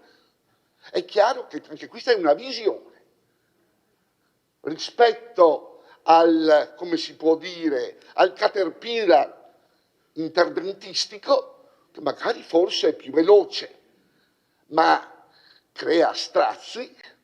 Probabilmente ecco una visione diversa, è quella messa in campo dell'amministrazione. Edilizia la collega Caldarte solleva quello che è un problema che non è di Vittorio Veneto, penso appunto all'inverno demografico, oppure penso al problema che sarà sempre peggio della carenza abitativa. Certo, non ci vuole la bacchetta magica. Ricordo che in uno dei miei interventi dissi che in realtà o a livello nazionale e regionale si ha il coraggio di un nuovo piano Fanfani, di case popolari, quella volta avevo detto, a dir la verità, da quei banchi ho visto un po' di rizzare il naso. Le case popolari a Vittorio, sembra quasi un tono dispregiativo. No, magari ci fossero tante ulteriore ai case popolari per far venire gente. La gente viene se trova a casa, la gente viene se trova gli asili nido, la gente viene se trova servizi efficienti.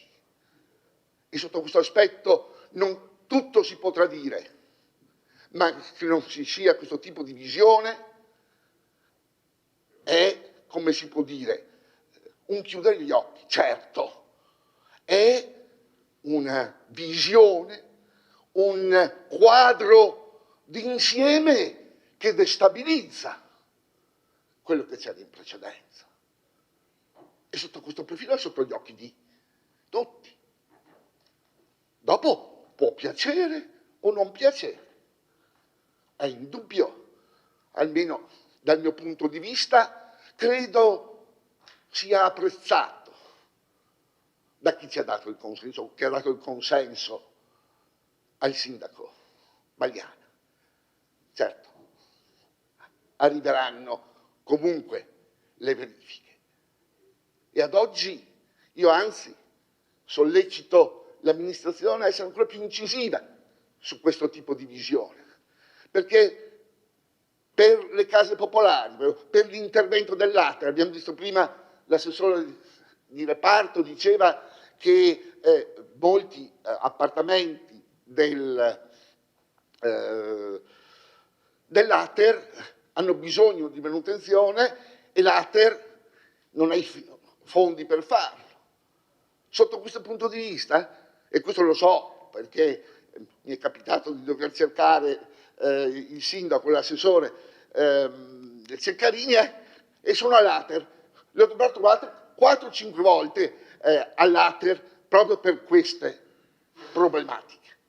E credo davvero che questo tipo di partecipazione, io sono convinto anche che forse qualcosa potremmo portare a casa. È tutto bello quello che è stato fatto? Evidentemente saremmo, come si può dire, superbi se dicessimo che qualcosa si può migliorare. Saremmo altezzosi se dicessimo che tutte le iniziative sono state meravigliose e giustamente passeremo per fredelloni.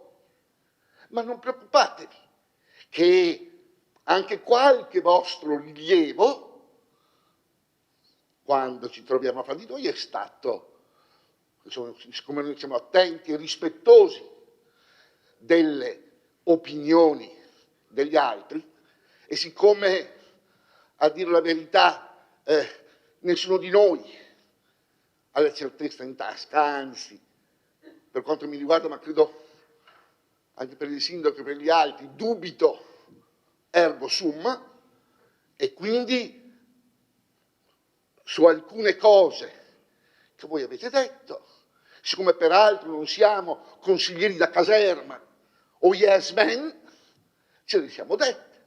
Questo si potrebbe far meglio. La consigliera Caldata aveva ragione, mi raccomando, la prossima volta.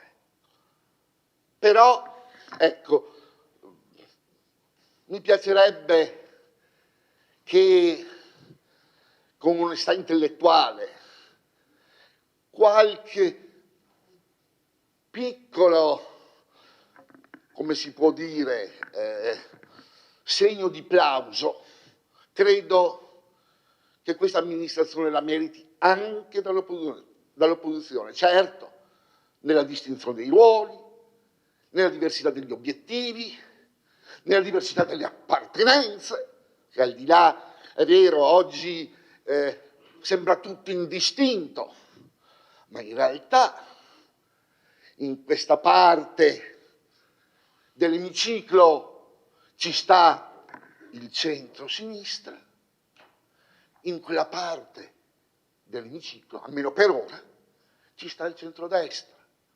Poi è vero, nei giornali, nelle cose, si cerca di mimetizzare tutto, la civica questa, la civica quell'altra. No, di qua c'è il centro-sinistra, di là c'è il centrodestra.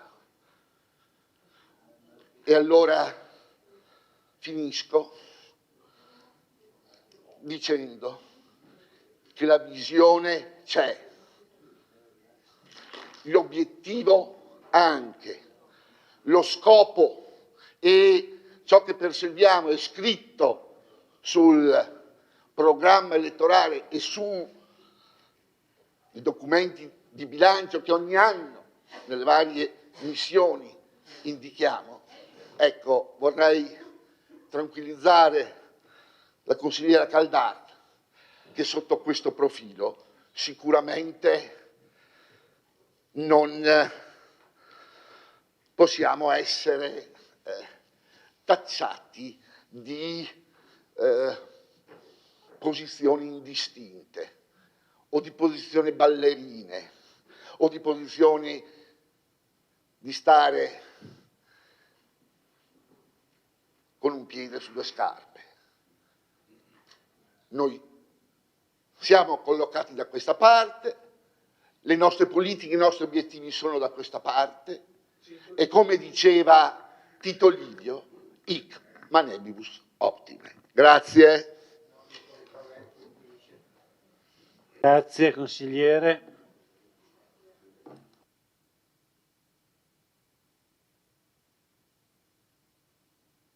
Consigliere Posocco, prego. Sì, ringrazio l'architetto Madarosso per le risposte, poi vedremo di approfondire il discorso del quinto là, che mi interessa.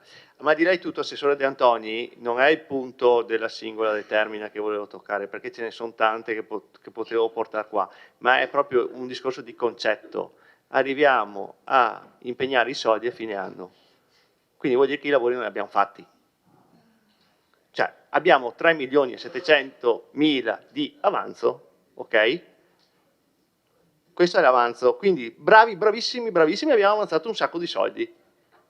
Questa è la lettura di questa sera. Abbiamo avanzato un sacco di soldi, pur sentendo voi abbiamo fatto tantissimi lavori, ok? Allora dico, se facciamo tanti lavori e avanziamo così tanti soldi, ripensiamo alla politica tributaria in città, allora, perché è inutile che noi versiamo tanti soldi per dire dell'IMU, se comunque alla fine abbiamo sempre un avanzo importante, nonostante facciamo i lavori. Perché se siamo bravi e facciamo tutto e avanziamo così tanti soldi, vuol dire che possiamo rivedere la politica tributaria. Sull'illuminazione, ok, il suggerimento che posso fare è che abbiamo impianti vetusti, quindi si può risparmiare tenendo tutto aperto. Andiamo a intervenire sugli impianti che abbiamo in città. Noi avevamo lanciato il discorso del project, a voi non piace, però facciamo qualcosa perché abbiamo le lampadine al sodio che consumano tantissimo e lì dobbiamo intervenire perché la spesa energetica è stata alta nel 2025, nel 2026 sta volando. Ecco, quindi ecco, riferito ha ragione l'assessore Dus quando dice che effettivamente sono più oneri, l'edilizia, c'è vitalità in città. Io sono nella zona sud-ovest, diciamo la zona cosiddetta che è diventata patrimonio dell'umanità col discorso dell'UNESCO. Da quando è diventata patrimonio dell'umanità tutti sono messi a ristrutturare, a creare camere, a ristrutturare i casali e quindi là proprio se venite in zona vedete proprio la vitalità di una città grazie al richiamo della zona UNESCO, come poi sono i comuni confinanti, San Pietro di Feletto, andando verso Refrontolo, Pieve di Soligo, Farra, Valdobbiadene, qui Miane, Vallata, quindi quello è stato proprio un volano, è un volano turistico e proprio in zona si è visto proprio come questo ha fatto cambiare veramente in meglio, decisamente in meglio, una zona molto più curata, molto più viva, e quello che è la visione della città, che poi è uguale se andiamo su Ogliano, Conegliano, le colline, eccetera, eccetera. Al di là poi non entro nei temi, i lavori fatti, non fatti, ognuno cerca sempre di fare il meglio che può, no? L'assessore alla cultura mi ha un po' destabilizzato, ho cercato di capire quello che intendeva dire, mi è rimasta in mente una cosa. Io non voglio diciamo, in 2 parole cerco di riassumerla. A me non interessa fare eventi per il pubblico, ma eventi che portano un tipo di pubblico che piace a me. E questo legittimo per il suo modo di operare a me non piace e spaventa, perché la cultura è di tutti e gli eventi dovrebbero essere accessibili a tutti. Tra l'altro poi gli eventi tipo Educhiamoci era un evento che funzionava, si spendevano 30.000 euro, adesso per Educhiamoci non credo funzioni così bene, secondo il mio punto di vista, ma so che di sicuro si spendono 53.000 euro. Ecco, grazie. Grazie, consigliere.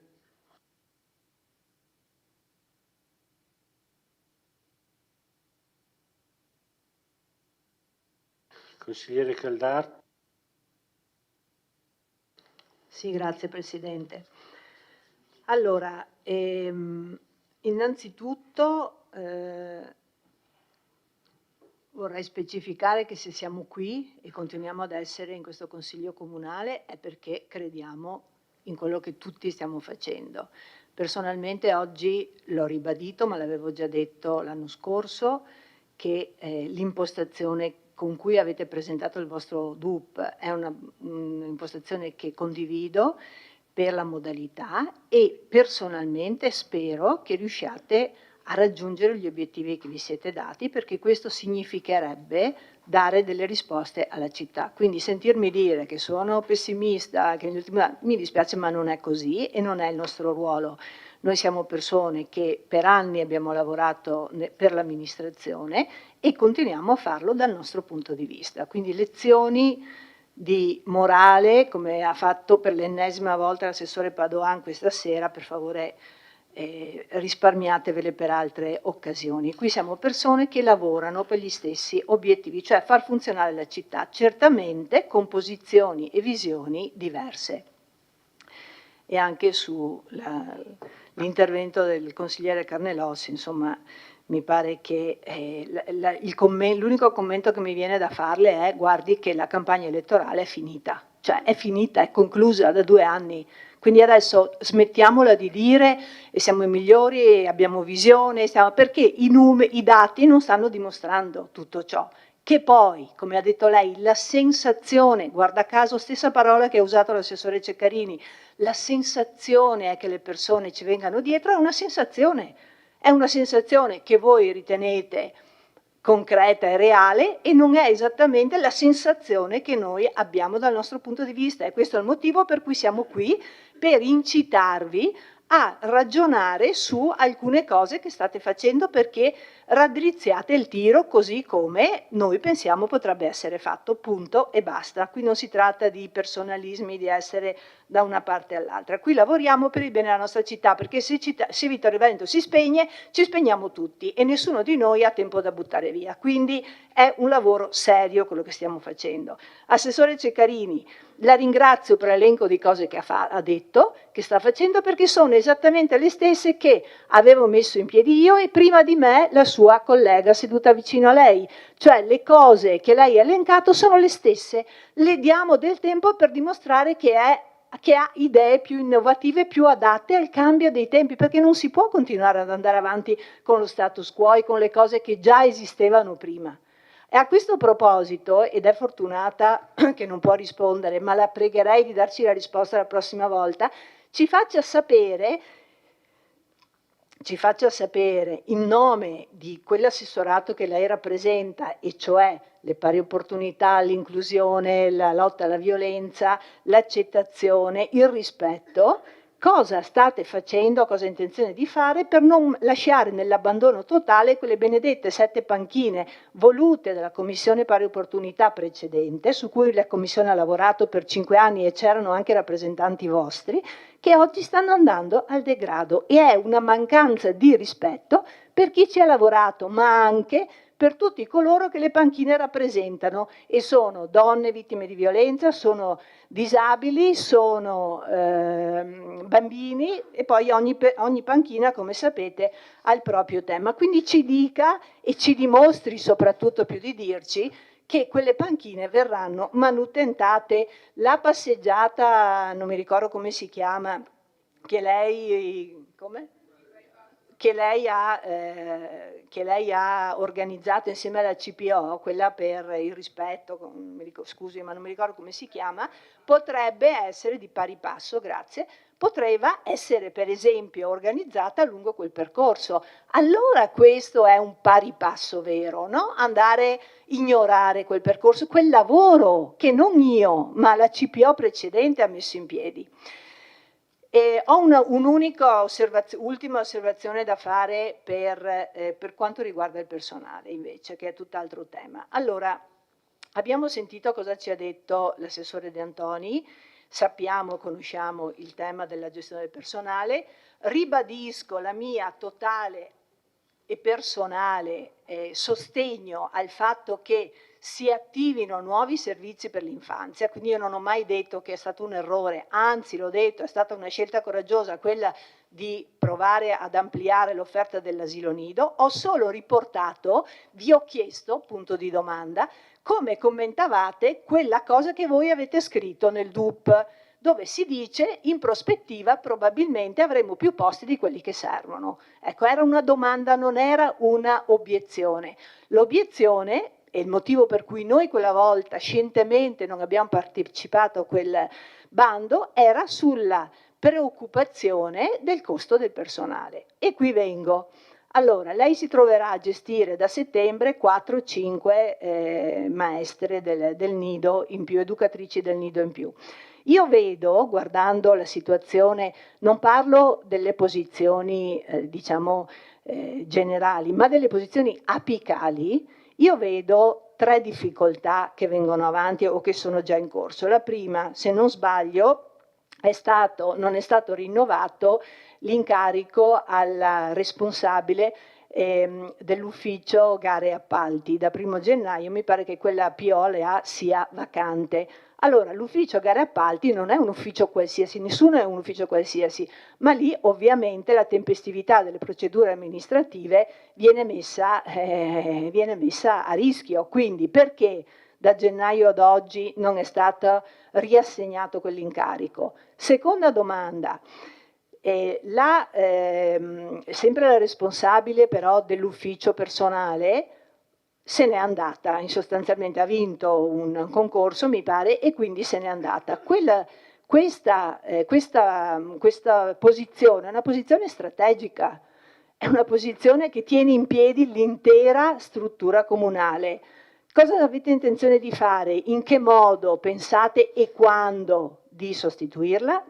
Terzo punto, che non è di oggi, avete tempo per pensarci, ma neanche tanto, quando la dottoressa Costalonga se ne andrà in pensione, finalmente per lei, beata lei, qual è l'operazione che pensate di mettere in piedi? Perché la dirigente Costalonga oggi ha una serie di responsabilità molto ampie, giusto? E quindi, insomma, com'è la vostra politica? Perché non si può rimanere senza uno dei 3 dirigenti, abbiamo già visto cosa è successo quando mancava la dirigente della sezione bilancio, eccetera, e anche lavori pubblici prima, però certamente bisogna pensare a una riorganizzazione anche perché effettivamente, insomma, per 1000 motivi, sappiamo, la dottoressa Costalunga aveva e ha tante competenze. Allora, il dubbio che ti viene è, ti vengono a mancare 3 figure apicali, che significa alla fine una grossa diminuzione della spesa. Ecco, non voglio pensarlo, Però, come si suol dire, a pensar male qualche volta lo si indovina, che questa minor spesa di 3 posizioni apicali così importanti in questo momento trovi compensazione con le maestre, con 4 o 5 che saranno educatrici del nido, e poi si vedrà. Ecco, non si può vivere del poi si vedrà. Ho ancora 2 minuti? Bene. Concludo quindi. Concludo in questo modo. Sindaca, è vero, anch'io vado al supermercato e vado in giro e la gente ti dice, e me l'ha sempre detto, Assessore Ceccarini, lei nell'ascoltare le persone fa solo una cosa, il suo dovere, perché quindi non può dire io ascolto le persone. Tutti abbiamo ascoltato le persone e continuiamo ad ascoltarle, è il suo dovere farlo, quindi non si vanti di una cosa che è semplicemente il suo dovere. Il punto è che la sensazione, ecco, riprendo questa parola che avete usato voi, al supermercato, al messaggio WhatsApp, anche a me ne sono arrivati 50 questa sera, è una sensazione. Quando si fa una programmazione seria, come quella del nido, ma come di qualsiasi altro settore, bisogna basarsi freddamente sull'analisi della situazione attuale, su dati statistici, su degli studi. Non si può agire di pancia, perché la gente ti dice giustamente cavolo, non so dove portare mio figlio al nido, mi tocca andare a Fregone. Ha ragione quella signora, e probabilmente, e anzi è giustissimo darle risposta, però non può essere quello che fa decidere un amministratore serio. Ecco, questa è la cosa. Quindi, sapete, continuare a dire voi avete sbagliato, voi non avete fatto, diciamocelo ad alta voce. 2 anni fa, noi, seduti qua, abbiamo perso le elezioni, le avete vinte voi, sono passati 2 anni. Smettetela di dirci che è tutta colpa nostra, perché adesso la responsabilità è vostra e di chi si è preso in mano questa amministrazione. Quindi mettiamoci un punto. Sarebbe facile per me continuare a criticare le cose. Non è questo il punto è che da qui dobbiamo costruire tutti insieme per la nostra città. Quindi per favore non basta dire sì ma voi, la sindaca stasera si è addirittura inalberata rispetto alla domanda di attualità della mia collega, dicendo ma lei era in amministrazione, ma che discorso è? Ci sei tu adesso e sei tu che devi, hai vinto, hai detto che ti prendi la responsabilità, fallo, punto e basta. Cioè è inutile dire in passato inalberarsi perché ti fanno una domanda di attualità, sindaca. Bisogna giocare il proprio ruolo con piena responsabilità. Per favore fatelo, altrimenti continuerò a dire che è una rincorsa all'emergenza e non c'è una visione, al di là di tutti i proclami che ha fatto Carnellos questa sera, da campagna elettorale, ripeto, una vera visione della città. E io pregherei e prego perché ci sia, perché è in interesse di tutti che questa città cresca. Grazie. Grazie, consigliere Caldardo. Interviene il consigliere Tonon. Grazie, buonasera. Concordo quasi totalmente con quello che ha detto la collega Caldart, salvo una cosa. Un conto è recriminare su quello che qualcun altro prima ha fatto o non ha fatto, un conto è ricordarlo. È un po' diverso. No, non basta invece. Non basta, sì, non basta, perché se si spende 1,5 milioni per fare manutenzioni in immobili che non erano quasi mai stati manutentati, significa utilizzare risorse dei cittadini e quindi della città per fare quello che prima non è stato fatto, e quindi ricordarlo non è farsi vanto di o accusare, è semplicemente dire stiamo facendo questo, siamo in ritardo, lo diciamo tranquillamente, con quelli che erano i nostri programmi, perché? Perché ci siamo trovati tante cose lasciate lì che non erano state fatte. 2 anni, via Galilei, visto che qua dentro sono state fatte 2 anni fa erotti accuse ad alzo zero nei confronti di chi c'era, via Galilei non c'era nulla di quello che voi avevate promesso, non c'era nulla, non c'era neanche il progetto, non era neanche il progetto approvato. Il finanziamento, come no? No, il progetto non c'era. Il progetto non c'era. A fronte del progetto non ci sono neanche i soldi se non c'è il progetto. C'è solo una parte del finanziamento che non era neanche fra l'altro completo, totale, tant'è vero che sono stati aggiunti soldi e soldi e soldi. Quindi inutile continuare a dire no, è tutta colpa vostra, adesso avete voi la patata, arrangiatevi. Sì, è vero. Da parte mia, se lei non avesse fatto quell'intervento, non avrei sottolineato questo, tant'è vero che io in altri ambiti che lei conosce molto bene non ho mai detto noi abbiamo fatto questo, noi abbiamo fatto.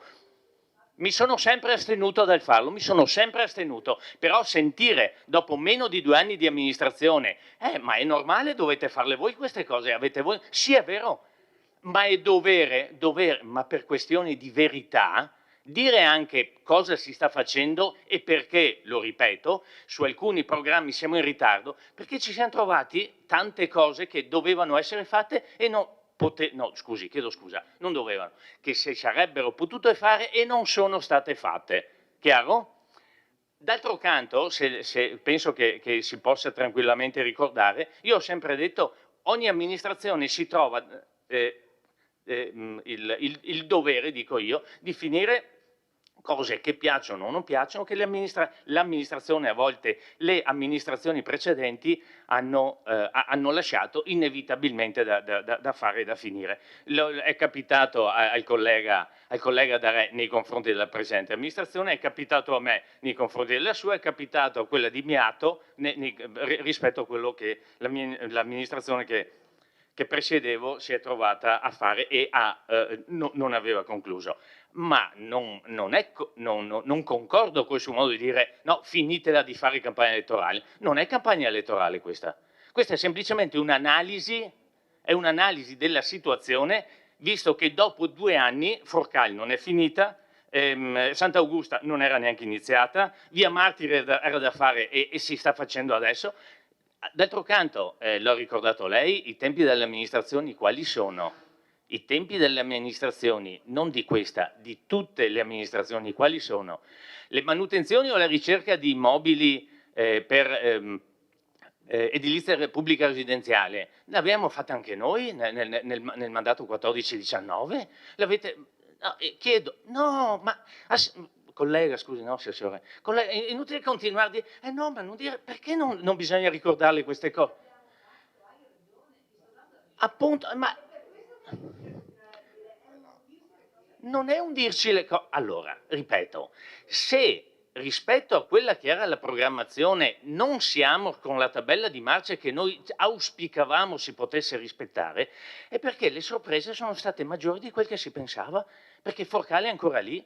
Perché quando abbiamo fatto quella variante urbanistica, e fra l'altro anche in quella sera mi ricordo l'allora capogruppo di Forza Italia, penso ne abbia dette di cotte e di crude nei confronti della modifica urbanistica a proposito dell'ex Carnielli, ex Fassina, ex Carnielli, di tutto. Era robe da denuncia, ovviamente non è successo niente. Era auspicato che anche quella situazione urbanistico-ambientale che era compromessa da decenni non era stata risolta fino allora, ma non per colpa dell'amministrazione, perché quella era la situazione. Abbiamo deciso su sollecitazione, l'ho sempre detto, dell'allora liquidatore, il dottor Dall'Agata, di cambiare le carte in tavola, dire se resta così no, non va via, perché ho fatto 7 tentativi e non è mai andato. 7 tentativi d'asta, mai se nessuno si è presentato. Abbiamo avuto il coraggio di cambiare, effettivamente, dunque l'amministrazione abbiamo finito a maggio 19, a luglio 19 è stato venduto. Dopo le cose sono andate molto più lentamente di quel che pensassi, tant'è vero che a parte una prima parte con l'amianto è ancora tutto lì. Io spero che sono passati 7 anni, 7 anni. Allora è colpa di chi? È colpa di quell'amministrazione che c'era prima? È colpa di questa? Non è che stiamo a dare colpe, diciamo questa è la situazione, punto. Questa è la situazione, ne prendiamo atto senza colpevolizzare qualcuno, però anche senza avere, come dire, non dico la supponenza, ma l'ardire di controbattere dicendo che noi continuiamo a fare campagna elettorale. No, questo no. Questo si fa, abbiamo sempre solo fatto un'analisi della situazione. Mi piace fra l'altro ricordare, a proposito di quel che diceva prima meglio, la battuta che ha fatto il collega Darè, alla sindaca non c'entra niente perché è roba privata. Allora, io ricordo un volumetto di fine legislatura in cui c'era scritto che l'amministrazione stava partendo con il comparto 3A, è privato. Un'amministrazione si è fatta bella perché aveva detto abbiamo sistemato anche l'ex ospedale di Serravalle, ma non è del comune. Ma cosa significa questo? Se l'amministrazione, l'amministrazione deve non favorire il privato, fare in modo che il privato possa, perché il comune da solo fa poco o nulla,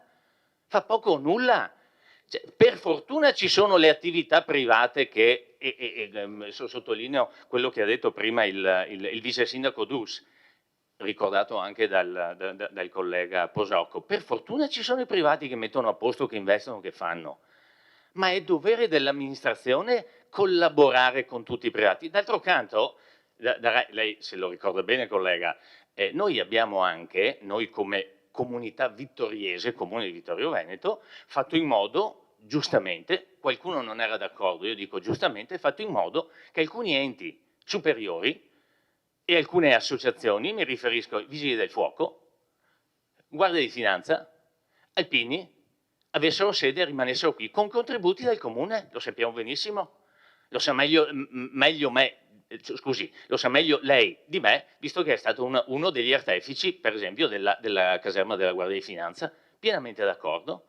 Il terreno e l'immobile era del comune, è stato donato alla Guardia di Finanza perché restasse qui. E anzi, ha fatto bene perché è diventata una tenenza, cosa che prima non c'era.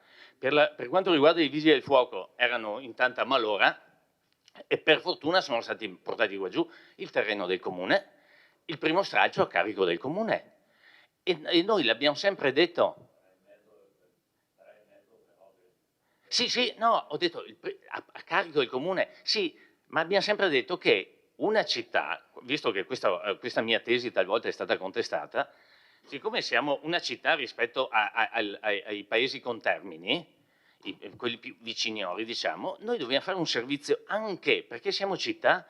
Cioè, non è che, con tutto rispetto, che Fregona possa farsi una piscina, la facciamo noi, chiaro che la utilizzeranno anche gli altri, la paghiamo noi. La finanza è qui, non è a Cappella Maggiore. I Vigili del Fuoco sono qui, non sono a Sarmede. Non so se mi spiego. È un dovere della città di comportarsi da città, anche in queste cose. Oneri e onori. Grazie consigliere Tonon. Interviene il consigliere Darè, prego. Grazie Presidente. Intervengo dopo, diciamo, tutti questi dibattiti, anche questi scontri, dove naturalmente ci si mette l'animo, ci si mette la passione, ci si mette la volontà, la capacità, la visione. D'altra parte siamo tutti amministratori, siamo stati di qua e di là su vari. Le problematiche sono sempre quelle e nei bilanci ci si confronta e ci si scontra. Ma perché? Per il senso migliorativo?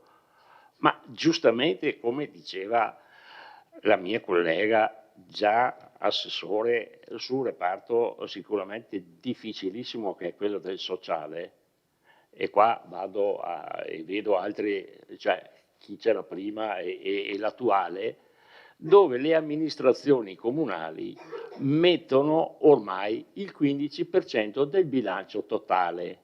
Allora, se ci sono delle critiche o ci sono delle osservazioni, sono le osservazioni che vengono fatte giustamente,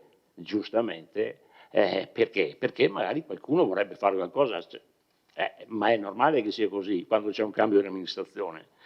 Però quando parliamo di problematiche della città, allora io vado, quando ero di là e c'era anche il collega Braido, e abbiamo iniziato a portare avanti certi problemi, tipo il traforo di Sant'Augusta, che adesso vedo che va benissimo per il lavoro che state facendo in via Martiri, sì o no? Va bene adesso il traforo, sì o no? Perché cioè, rimuginare e tornare indietro bisogna ogni tanto farlo, però il sottoscritto si è portato a casa un po' di denunce su quel traforo. La bretella infame va bene, sì o no? Certo che sì, la viabilità è una delle cose di sviluppo della città. Lo sviluppo della città lo si fa certamente con il bilancio e con la programmazione che si eredita e che si fa. Però dopo le accuse che vengono fatte, allora, Sant'Augusta, che stiamo parlando diciamo, di quel santuario in cui tutti, la nostra comunità e non solo le nostre comunità sono affezionati, è un lavoro che è partito dall'allora presidente della comunità montana, Silvia Salezza, consigliera comunale. Lo state portando avanti bene? Certo che sì, anzi bisognerà metterci soldi ancora e dovremo farlo, ma li condividiamo certe cose, le certe strategie che vengono fatte devono essere fatte. Quando parliamo di sviluppo, qualcuno dice Prosecco sì, Prosecco no. Sì, però sulle nostre comunità quell'attività ha portato un turismo che non avevamo, ha portato delle economie che non avevamo, 7 strategiche condivise e combattute, ma è questa l'amministrazione. Certo che è chiaro che poi se andiamo a vedere tante altre cose, cioè le problematiche della città, vedi il Carnielli. Ragazzi, c'è la parte privata di cui non abbiamo potere, abbiamo solo il dovere di creare le condizioni perché questo possa avvenire. Ma l'inquinamento che c'è stato in quell'area è un inquinamento che è reale, è totale, è dovuto, è ereditato da prima, dopo e anche chi arriverà dopo, perché non è facile, lo vediamo, no? L'inquinamento del cromo anche nella provincia di Padova, irrisolvibile. Allora questi sono dei progetti, dei programmi che le amministrazioni si trovano a progetti e ripeto, servizi che si devono fare e problemi da risolvere. Purtroppo chi fa maggioranza comanda, chi fa opposizione si oppone, fa opposizione, però dire tu hai fatto così, tu hai fatto colà, vogliamo parlare del sentiero dell'UNESCO, che sono state raccolte 1 migliaio di firme, ho firmato anch'io. Perché? Perché è un progetto regionale, tra l'altro. Adesso come si risolve quel problema? Bisogna parlare con la proprietà. E qua è un compito dell'amministrazione, del sindaco.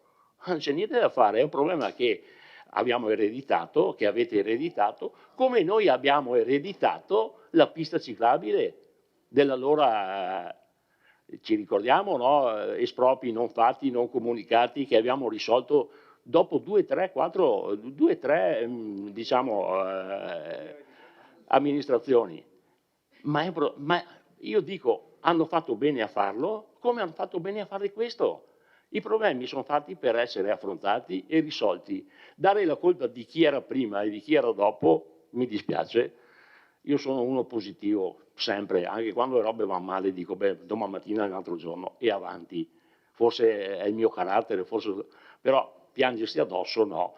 Per cortesia, adesso tutti quanti sono in campagna elettorale, perché siamo sempre in campagna elettorale dal primo giorno all'ultimo, però dare colpe, cerchiamo di essere un po' più ragionevoli, perché effettivamente, ripeto, confrontarsi sì, però come ripeto, io ho fatto il sindaco e 19 esposti alla procura mi sono pesati molto, troppo, e questo non vorrei che avvenisse, punto.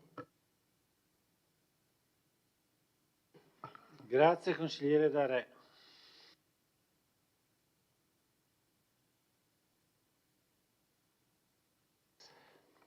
Consigliere Bassetto, prego. Grazie. Il consigliere Darè diceva adesso basta dare colpe e io sono d'accordo con lui sul basta dare colpe. È una cosa che ho detto fin dai primissimi consigli comunali. Ovviamente l'esperienza che il mio gruppo ha in questo consiglio è probabilmente l'esperienza più recente rispetto a tutte le altre forze che qui sono presenti. Ma abbiamo notato molto questo aspetto del guardare molto al passato e al dover sempre sottolineare chi ha fatto che cosa. Io penso che a prescindere da chi ha fatto che cosa, ciò che è fatto per questa città. A prescindere che sia la maggioranza di turno, le maggioranze cambiano, quello che viene fatto rimane. Quello che volevo dire e che un po' mi dispiace, non ho mai fatto il ruolo della minoranza, ma io credo che nel sottolineare ciò che manca ci possa essere la possibilità ogni tanto anche di sottolineare ciò che viene fatto, perché se noi ascoltiamo il dibattito questa sera sembra che sia un disastro, sembra che sia tutto ciò, sembra che la maggior parte delle cose non siano state realizzate. Non è vero. Nel documento che abbiamo questa sera e che andremo ad approvare, la relazione allegata alla delibera, la relazione sulla gestione, è un lunghissimo elenco dove troviamo molte cose, magari anche non evidenti. Ho avuto piacere che il vice sindaco Dus prima abbia preso la parola per dirci, introducendo il discorso sul contributo di urbanizzazione, facendo poi riferimento però alla digitalizzazione dell'archivio, perché questa è una cosa che non si vede dall'esterno, è una cosa particolarmente costosa, ma credo sia una cosa particolarmente utile per l'amministrazione comunale. Penso a quante centinaia di migliaia di euro abbiamo stanziato con le variazioni di bilancio del 2025 sulla manutenzione degli edifici pubblici di questo comune. Centinaia e centinaia di migliaia di euro.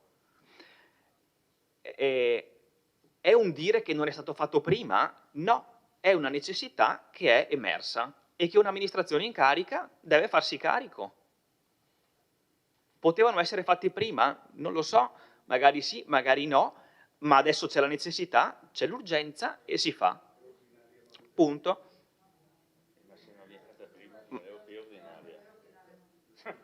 Ecco. Quando una nuova amministrazione si insedia, lo fa sulla base di un programma che ha presentato agli elettori, che cerca di realizzare nell'arco di un mandato amministrativo, auspicabilmente di 5 anni. Non si può pretendere che a distanza di un anno e mezzo,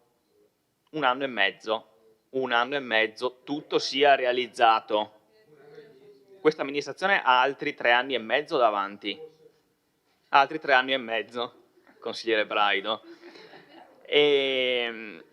Naturalmente, quando sopravvengono queste, chiamiamole nuove necessità, come le centinaia di migliaia di euro per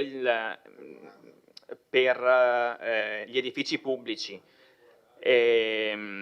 o anche semplicemente gli adeguamenti normativi di cui parlava la sindaca prima, sono necessità che sopraggiungono, alle quali bisogna far fronte, e queste portano anche a dover rivedere magari delle priorità che l'amministrazione si è data.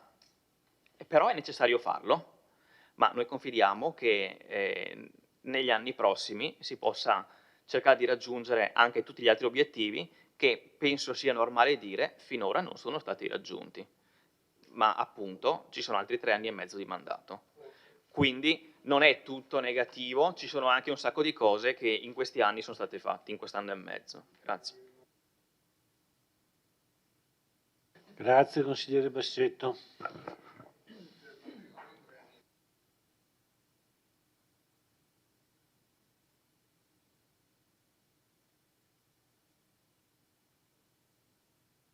Assessore Ceccarini, prego. Sì, volevo solo rispondere. Allora, il progetto delle panchine parte ancora nel 19, quindi insomma è un progetto che poi è stato sposato dall'amministrazione. Sì, la prima... Sì, ho detto.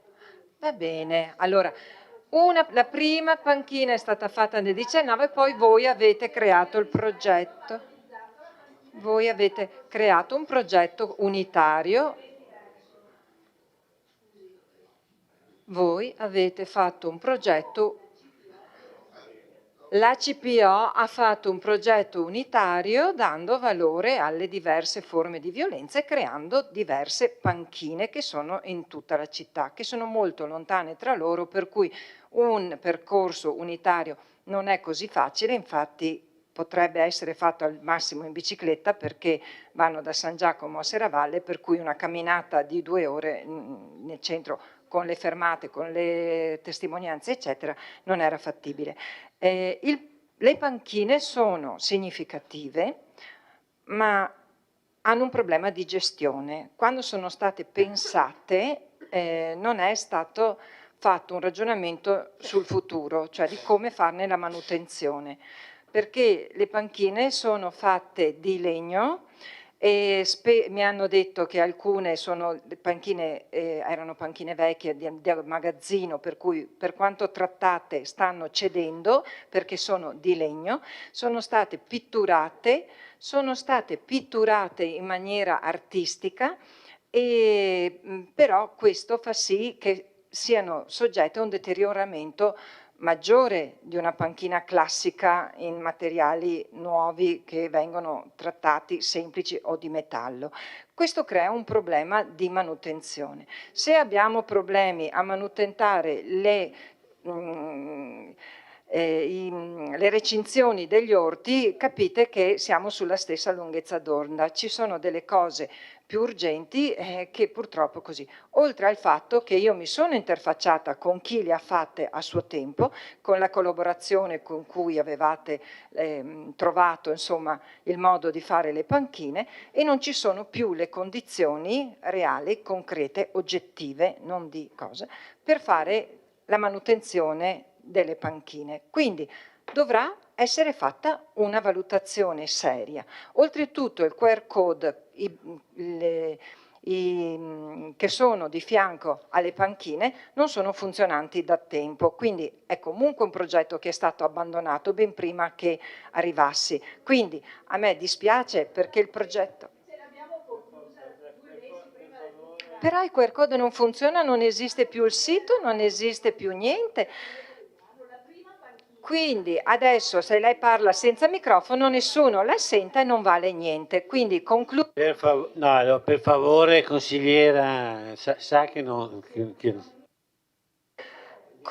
Concludo dicendo che le panchine hanno un valore, sono state fatte, sono un simbolo all'interno della nostra città, andrà fatta una valutazione seria e oggettiva, perché ripeto, non è stato preventivato una manutenzione, i 1.000 euro che ha la CPO non è tenuta ad utilizzarlo per un progetto precedente, quindi bisogna attingere ad altri fondi che hanno altre priorità in questo momento. Grazie, consigliere assessore, grazie. Allora, vediamo se ci sono altre prenotazioni.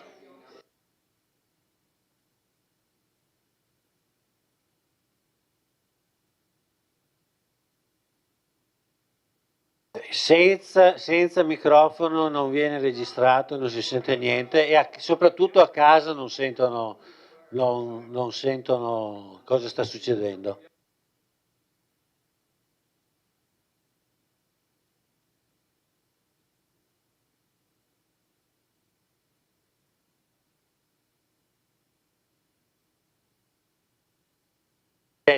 Penso che insomma sono intervenuti tutti, adesso vediamo se ci sono altre prenotazioni.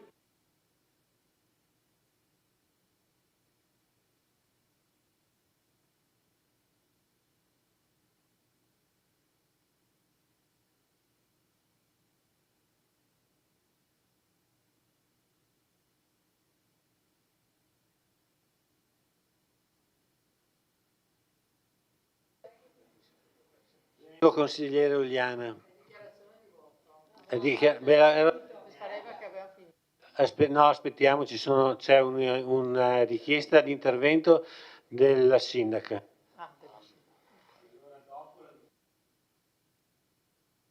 No, intervengo anche perché sono stata chiamata in causa, so che l'assessore non vorrebbe che intervenissi, ma assessore De Antoni, posso intervenire? Sì. Allora, grazie. Allora, no, giusto per prendere la palla al balzo rispetto alla responsabilità. Allora, su questa parola così importante, ecco, noi pensiamo di essere molto responsabili, cioè nel senso che stiamo affrontando l'amministrazione, stiamo affrontando l'attività amministrativa con un sacco di responsabilità proprio per quello che è stato detto finora, per le cose che stiamo portando avanti. Quando facciamo un elenco delle cose che sono state tralasciate, lo facciamo appunto per dire che adesso le stiamo facendo. A me delle volte vengono i brividi perché se penso a delle situazioni che erano rimaste pregresse e che stiamo prendendo in mano, sinceramente voglio dire, dovevano essere fatte prima, va bene, le stiamo facendo adesso, non possiamo non farle. E come è stato detto, io ripeto soprattutto la questione dell'impiantistica sportiva. La città di Vittorio Veneto ha un immenso patrimonio di immobili di tutti i tipi, ma soprattutto impianti sportivi, che nel tempo non sono stati manutentati a dovere, anche rispettando le norme, quindi adesso siamo fortemente impegnati su questo. Permettetemi di ricordare la palestra Bortoluzzi, il palazzetto dello sport, i campi di calcio, quindi... Ma guardi, si è dimenticato di fare una cosa, in privato gliela dirò, ecco, facciamo così, dai, se no, sì. Adesso dobbiamo intervenire con altri 80.000 euro, più l'illuminazione e quindi, cioè voglio dire, ecco, sì, sto dicendo che stiamo agendo, portando avanti un'amministrazione con tanta responsabilità. Non sono manutenzioni normali e ordinarie, sono manutenzioni straordinarie che andavano fatte prima, io lo ribadisco. Dopodiché, sulla questione del sentiero 1043, come è stato più volte ricordato, vorrei, certo che lo dobbiamo sistemare noi, certo che lo dobbiamo affrontare. Se l'amministrazione precedente avesse avuto un attimo, un po' più di accortezza, sì, va bene, lo porto, sì. Se avesse avuto l'amministrazione precedente l'accortezza di non svilupparlo in determinata maniera, aprendo un percorso che è anche pericoloso. Lasciate concludere l'intervento al sindaco per cortesia, grazie. Io concludo appunto dicendo che la responsabilità per amministrare ce la stiamo assumendo, lo stiamo facendo con le nostre forze, come siamo capaci, e io penso che in città qualcosa si veda. Poi, ripeto, saranno i cittadini a giudicare, non ultimo il decoro della città, che ha avuto, dal mio punto di vista, un forte miglioramento grazie agli operai, grazie alle strutture che stanno lavorando, e quindi ecco, quello che voglio ribadire è che ce la stiamo mettendo tutta, come avete fatto anche voi, naturalmente, questo è fuori di dubbio, però, ripeto, c'erano situazioni che andavano prese per mano prima. Grazie.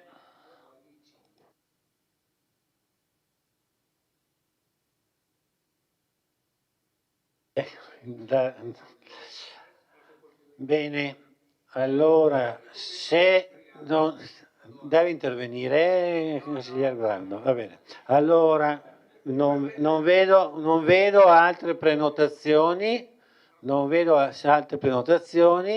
possiamo passare alle dichiarazioni di voto.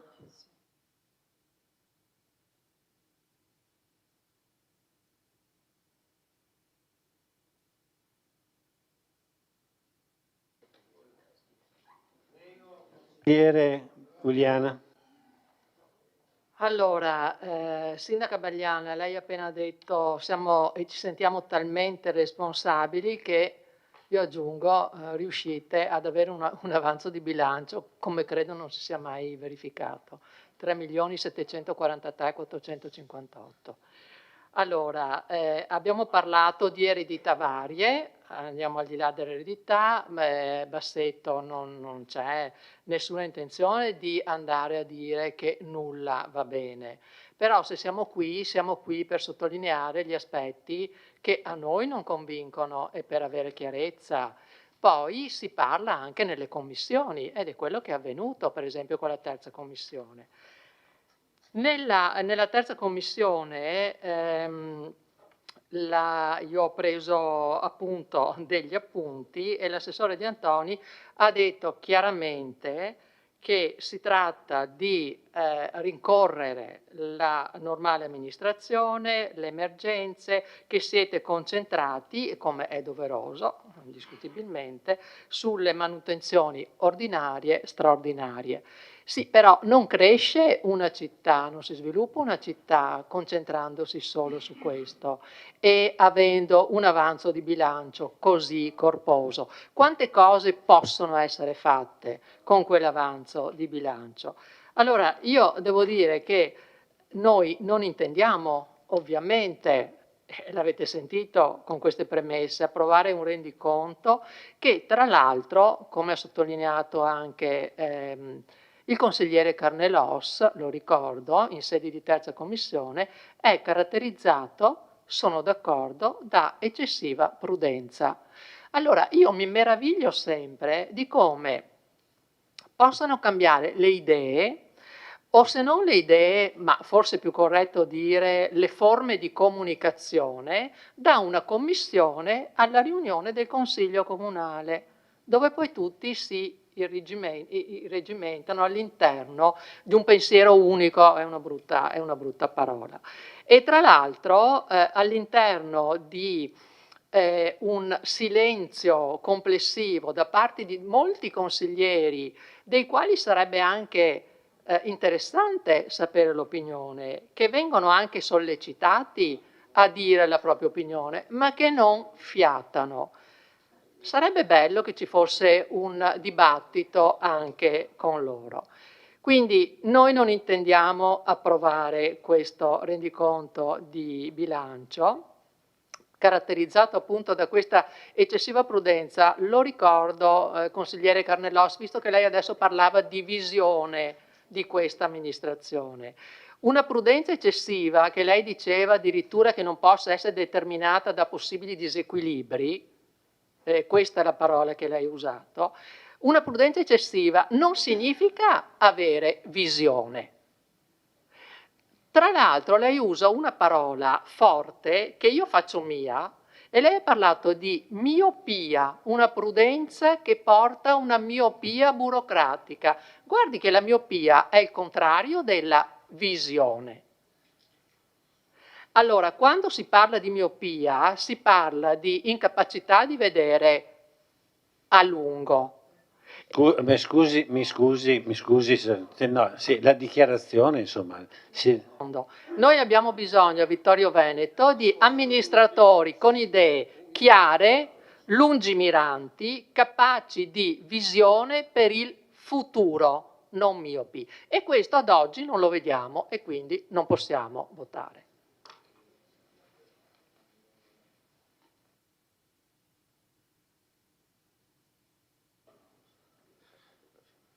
Prego, non è una dichiarazione, ma è per... Non era una dichiarazione di voto, ma... È andata un po' oltre. Sarò telegrafico. Io in commissione, se lei ricorda bene, ho rivolto quella questione della prudenza perché era la prima volta che avevo la possibilità di interfacciarmi con la struttura finanziaria del comune e non era una affermazione rivolta nei confronti né dell'assessore né dell'amministrazione. Come lei sa,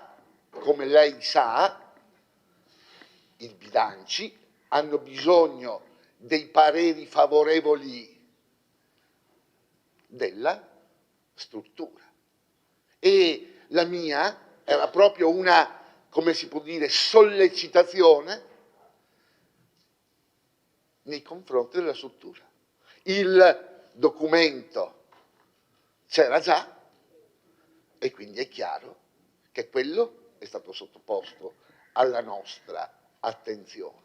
Del resto, siccome noi siamo corretti, se la struttura dice che bisognava essere prudenti fino a quel punto, noi,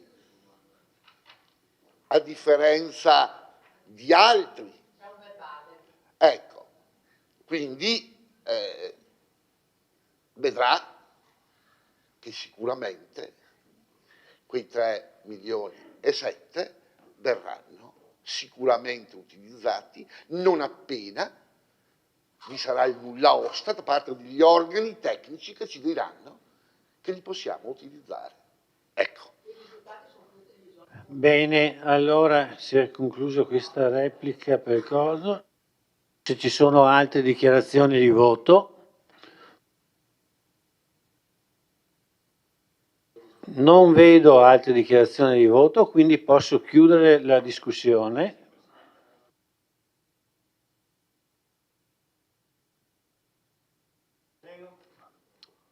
Grazie, la dichiarazione di voto che parte però dalla dichiarazione della consigliera Uliana, la quale, anzi rispetto alla quale prendo atto delle osservazioni che sono state fatte, così come prendo atto però che nella sua dichiarazione non ha messo in evidenza degli aspetti positivi però che in questo rendiconto ci possono essere.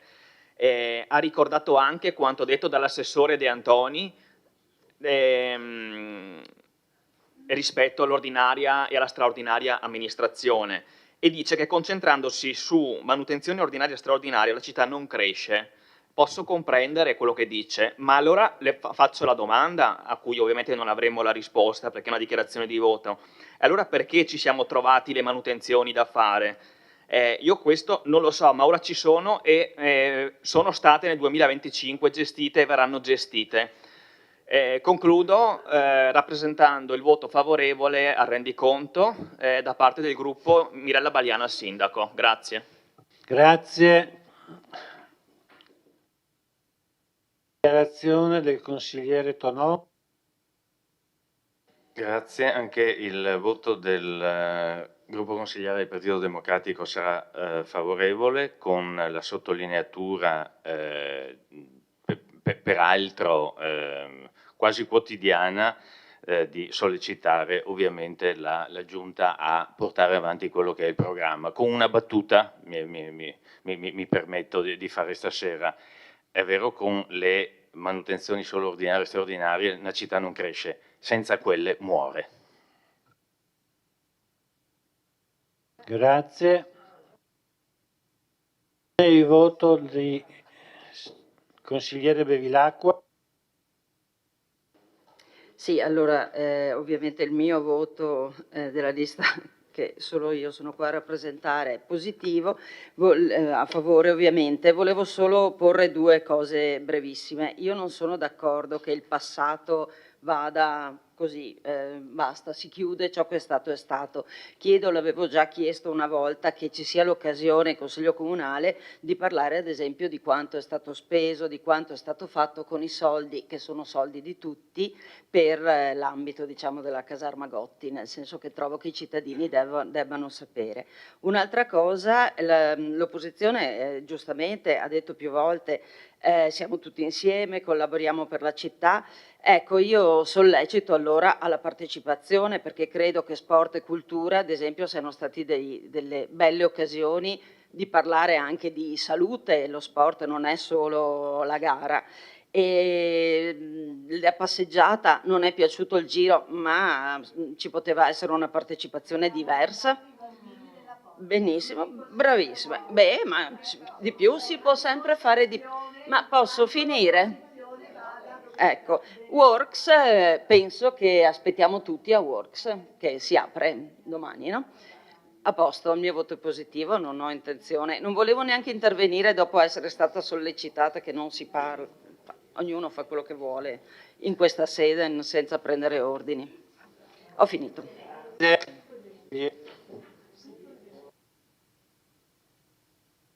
Del consigliere Darè.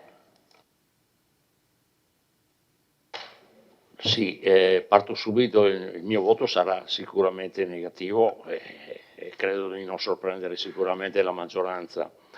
le manutenzioni sono un qualcosa che viene fatto da ogni amministrazione. No, sono sempre state fatte da ogni amministrazione, certamente condivisi con i soldi che hai in cassa, perché se no non li fai, perché ricordiamoci, partiamo del passato, perché ogni tanto bisogna, purtroppo, ricordiamoci il vecchio ospedale di Serravalle, no? Cosa è stato messo a posto? Era manutenzione, intervento straordinario, ma è stato messo a posto sì o no? Quanto avete votato contro in minoranza? Ricordiamoci, no? Le manutenzioni sono qualcosa di normale che viene fatto da ogni amministrazione, perché lo si fa anche a casa propria, perché c'è sempre qualcosa da cambiare. Adesso asfaltare una strada non è un miracolo, attenzione. Un progetto politico importante e profondo sì, ma asfaltare una strada, mettere a posto un edificio di proprietà è qualcosa che si deve fare, giustamente, costa soldi, e lo fai quando hai soldi, caro sindaco, perché quando non li hai non puoi fare gli interventi, per cortesia. Grazie. Allora si sono concluse le dichiarazioni di voto, le completo anch'io a nome del gruppo Rinascita Civica Partecipare Vittorio. Il mio voto sarà favorevole. Non entro in dettagli, in considerazioni o in particolari che sono emersi questa sera. Posso e voglio sottolineare che al di là dei conti e dei numeri, ho apprezzato e continuiamo ad apprezzare la trasparenza, che è l'elemento che a mio avviso ha caratterizzato questa amministrazione. Trasparenza, ho riscontrato la volontà di far conoscere ai cittadini l'operato, i progetti, quello che si sta facendo e quello che si farà. Secondo me questa è una cifra che caratterizza questo mandato della sindaca Bagliana. Bene, quindi chiudo le dichiarazioni di voto e apro la votazione, prego. Adesso.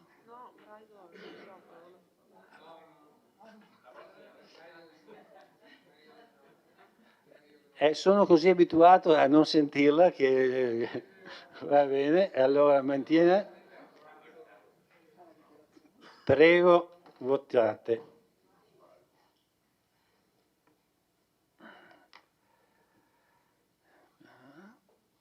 Sono tutti quanti. Hanno votato tutti, sì. Chiudo. Allora, la delibera è approvata con 10 voti favorevoli, 5 contrari e 1 astenuto. Adesso votiamo l'immediata esecutività.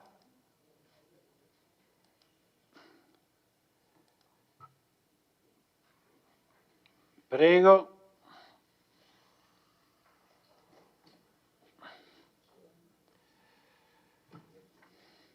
Votato tutti, sì.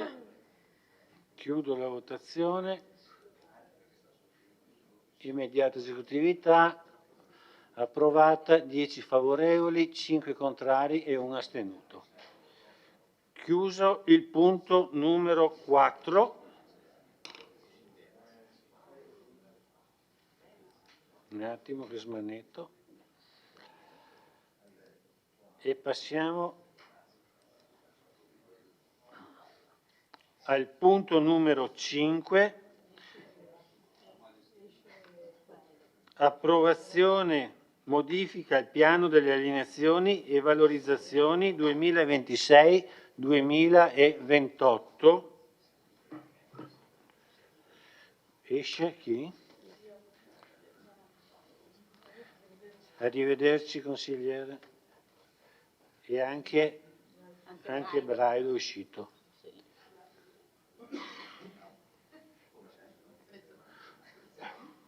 Non so perché Dus risulta... No, no, è l'altra. No, non è uscito dal...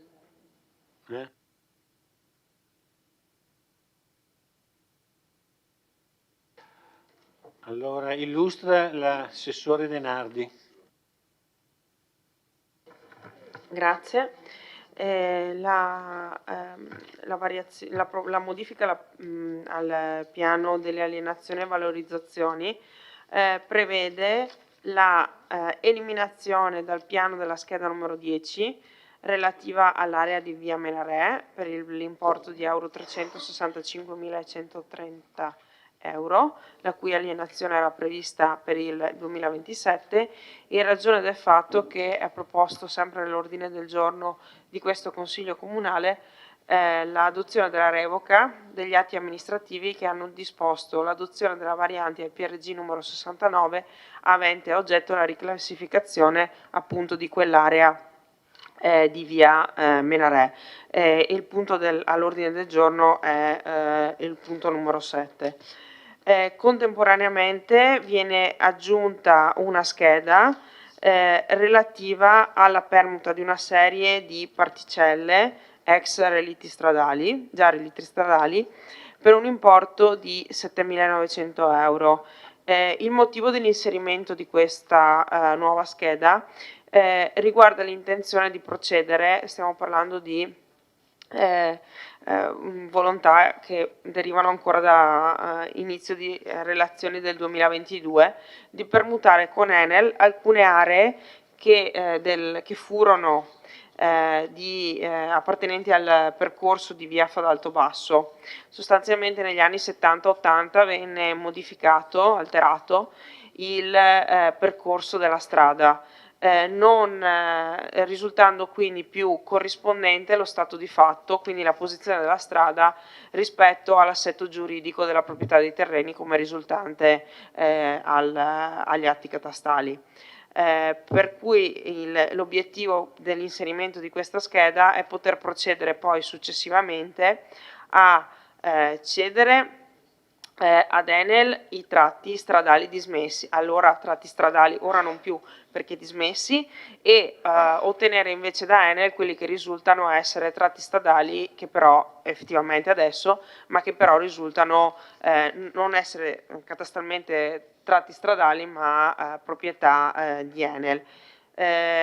Vi domanderete perché questa, se qualcuno si domanda perché questa successiva delibera di permuta non viene esaminata questa sera, ci sono dei piccoli problemi burocratici dalla parte di Enel, non da parte nostra, quindi non appena Enel avrà completato tutte le procedure relative e sarà possibile procedere con la delibera, ovviamente la inseriremo al primo ordine del Consiglio utile.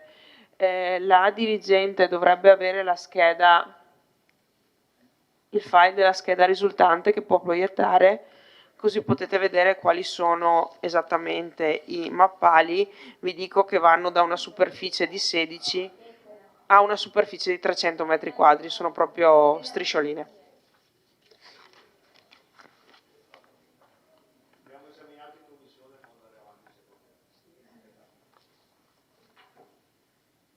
Andiamo avanti. Come preferite. Sì, come preferite. Andiamo avanti.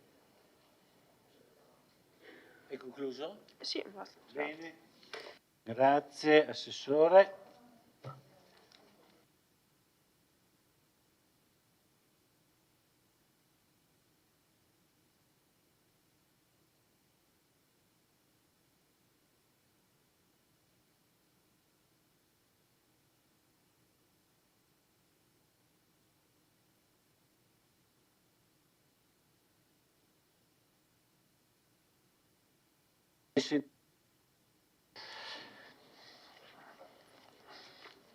Allora, la discussione è aperta, se ci sono prenotazioni, altrimenti facciamo la dichiarazione di voto. Allora, chiudo la discussione, apro la dichiarazione di voto, ci sono prenotazioni di dichiarazione di voto, non vedo prenotazioni di dichiarazione di voto. sto contando Sì, vediamo in quanti che siamo. No, vediamo un attimo perché è uscito anche... C'è il numero legale. Sì, no, però prima di votare il consigliere Tonon figura essere presente in aula, quindi o lo scollegate allora, o lo chiamate o lo scollegate. E da Re invece si è scollegato, quindi è andato via. Ah, rientra?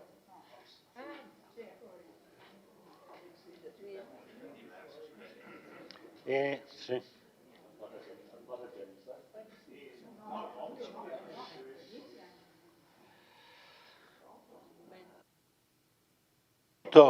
Chiusa la discussione, chiesa dichiarazione di voto. Apro la votazione.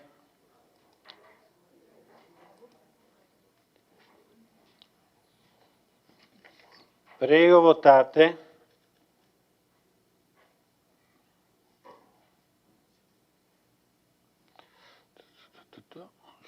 Ok, chiudo. Allora, delibera approvata, favorevoli 10, contrari 3, astenuti 1. Immediata. Votiamo l'immediata esecutività.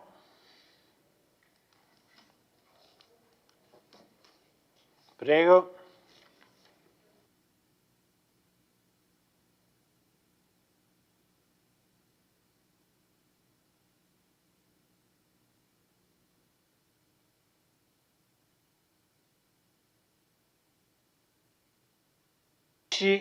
Contrari 3, astenuti 1.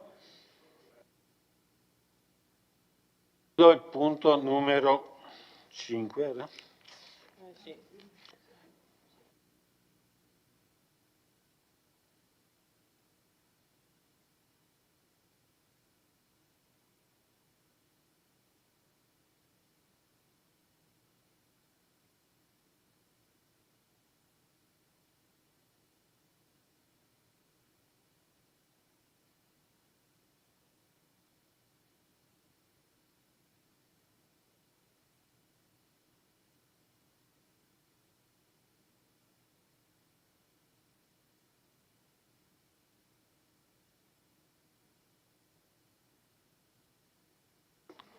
Punto numero 6. Bilancio di previsione triennio 2026-2028, variazione numero 2. Illustra l'assessore De Antoni, prego. Sì, questa è la seconda variazione di bilancio del 2026, del bilancio 2026 e del triennale 2026 e 2028. È una variazione di piccola entità per quanto riguarda principalmente le spese correnti e un po' più impegnativa per quanto riguarda gli importi degli investimenti. Il motivo anche di fare in fretta questa variazione di bilancio era legato al fatto che dobbiamo pagare velocemente 217.000 euro in relazione alla vicenda degli extra profitti per la quale c'è una diffida del GSE a pagarlo in tempi brevissimi. Quindi abbiamo dovuto, i soldi non sono nuove risorse, ma erano stati accantonati quando c'era stato il ricorso al TAR da parte del comune, assieme anche ad altri comuni, e nel frattempo è uscita questa, ma poi se c'è da spiegare meglio lo possiamo fare. Comunque è uscita questa sentenza della Corte di Giustizia europea che ha stabilito in sostanza che questi extra profitti non possono essere riconosciuti e quindi di qui il pagamento dell'importo di 217.000 euro. Poi c'era la necessità di completare i lavori per alcune opere che sono quelle che avevo citato prima, quali la discarica di Forcal, dove i lavori sono finanziati in parte dal PNRR e c'è l'ultimazione dei lavori per il luglio 2026. Ci sono poi gli interventi per i lavori della palestra Bortoluzzi, l'importo esatto è di 200, quant'è? 201.000 euro, l'importo per i lavori della palestra Bortoluzzi. Questi sono lavori necessari per dare l'agibilità alla palestra, che altrimenti non può essere, diciamo, utilizzata per gare sportive, in quanto la federazione impone che certi criteri di sicurezza vengano rispettati. Questo è un po' il tema, diciamo, di cui abbiamo parlato prima, no? su queste manutenzioni. Mi permetto, visto che non ho avuto modo di rispondere perché avevo già fatto il secondo intervento, era il consigliere Re che lo diceva, le manutenzioni che abbiamo, ci sono due tipi di manutenzioni, quelle che sistemano le perdite del tetto, e qui abbiamo avuto il caso eclatante di un lavoro fatto pochi anni fa su una ex scuola che sono stati dati in locazione a un ufficio del Ministero dell'Economia, in cui c'erano i secchi messi da quelli che sono lì per prendere l'acqua che cadeva dal tetto, e questa è di quelle manutenzioni di cui parla lei. Poi ci sono delle manutenzioni necessarie, improrogabili, e che dovevano essere fatte prima,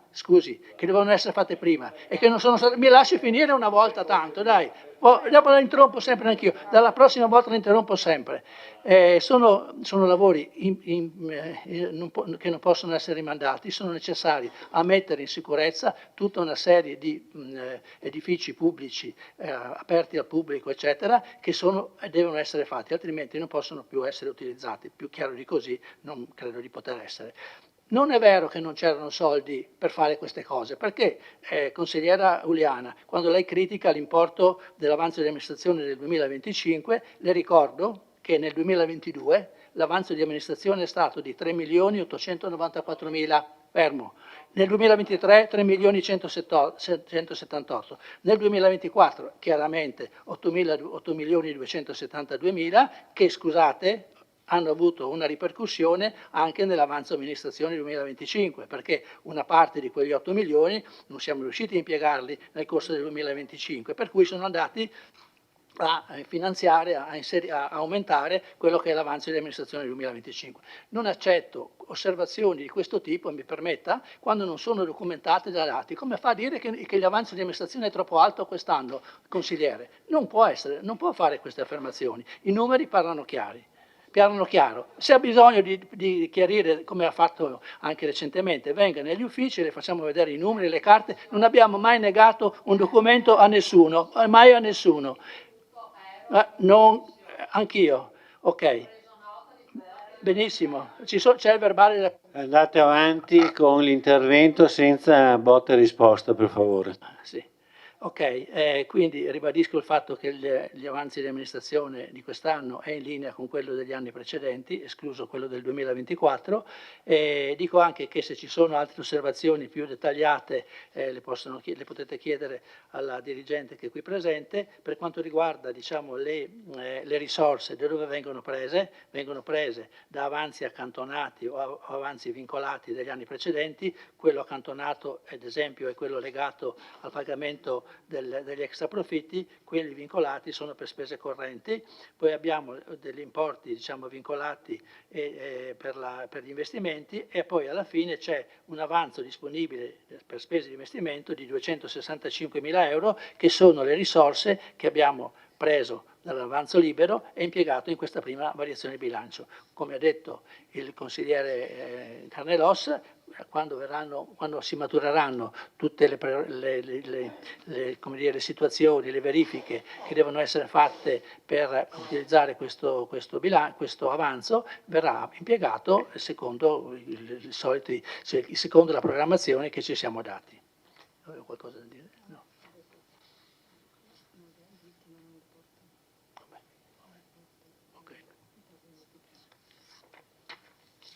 Bene, concluso l'intervento di presentazione, adesso c'è spazio per gli interventi dei consiglieri.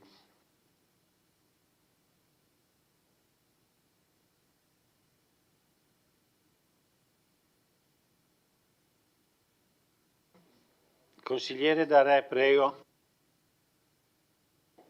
No, solo per rispondere all'assessore De Antoni, no? Che dice la manutenzione, il secchio d'acqua, quelle non sono, cioè, è chiaro che non sono manutenzioni, è chiaro che non siamo stupidi, e cerchi di non far capire che siamo stupidi, perché questo mi irrita parecchio, perché le manutenzioni che un comune, qualsiasi amministrazione, ci sono di grande entità, dei tamponamenti, e poi, ma quando lei asfalta una strada è una manutenzione, adesso sta facendo via Martiri, è una manutenzione, l'ho fatta anch'io.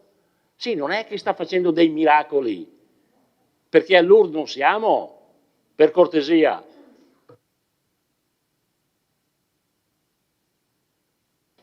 Grazie.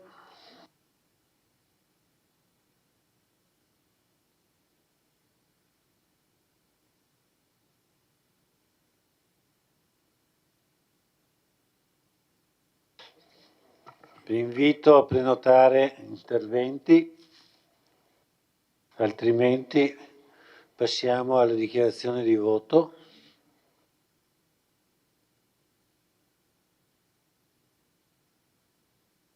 Una replica dell'assessore De Antoni. Sì, purtroppo non mi sono spiegato bene e non mi sono mai permesso di mettere in discussione la sua intelligenza.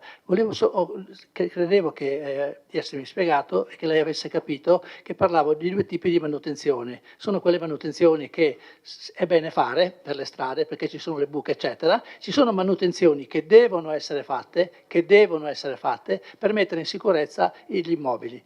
Questa è stata la differenza che spero di averle fatto capire, che la differenza che ho fatto. Non mi sono mai permesso di mettere in discussione la sua intelligenza. Bene, non ci sono altri interventi. Vi invito a fare dichiarazioni di voto, chi lo volesse fare. Consigliere Posocco, prego. Sì, grazie. Al di là della polemica su manutenzioni sì e manutenzioni no, perché non andiamo più fuori, perché potrei dire piazzoni, rodari, pravicini, crispi, zanette, pista atletica, eccetera. Non andiamo più fuori. Il concetto è questo, che ci vogliono tante risorse per la manutenzione degli immobili. Mi ricordo il collega Tonon, quando si è trovato la grandinata del 2017, cosa ha dovuto spendere per manutenzioni straordinarie degli immobili. Però una città non va avanti se ha gli immobili comunali a posto, ma non ha una programmazione, una visione di città. Io vorrei vedere a luglio, a questo punto con le prossime variazioni, un'idea di futuro della città che ancora non vedo. Per questo il nostro voto sarà contrario, perché non sono impegnate da subito delle risorse che si potevano impegnare. Grazie.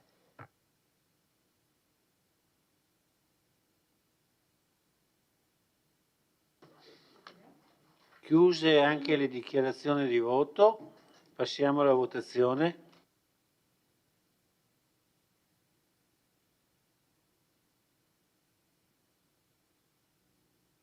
Prego, votate.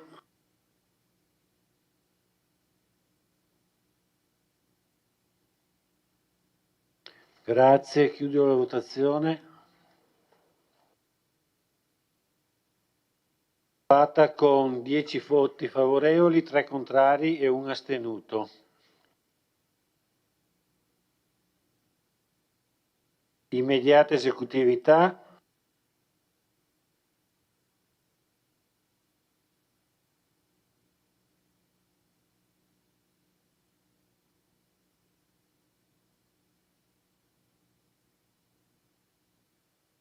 Chiusa la votazione, favorevoli 10, contrari 3, astenuti 1. Chiuso il punto numero 6.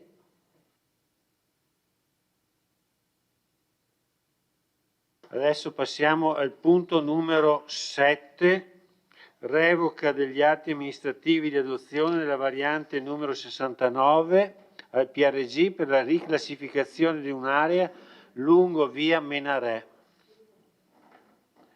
Illustra il L'assessore Dus.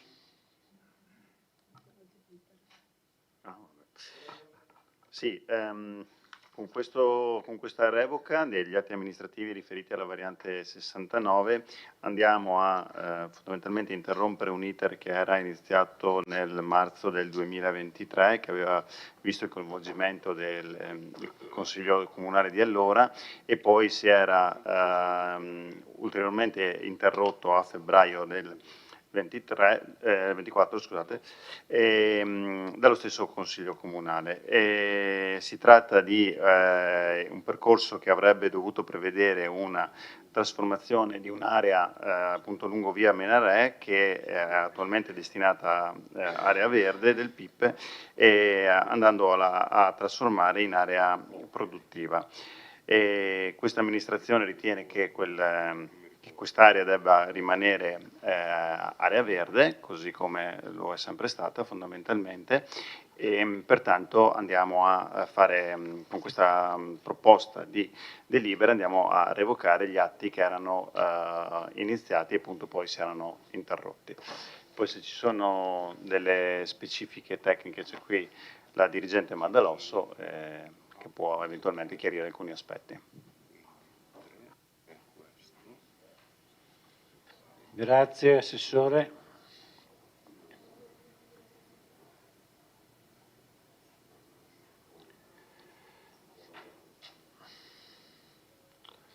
Allora, cos'è? Cosa succede? Cosa succede? Interviene l'architetto? Allora deve prenotare l'ospite.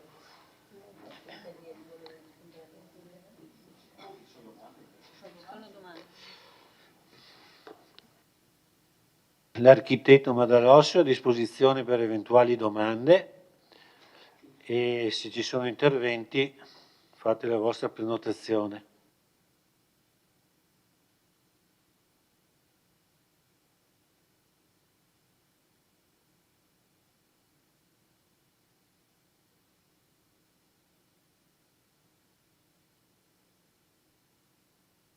Sì, se non vedo prenotazioni, vedo che Posocco è incerto.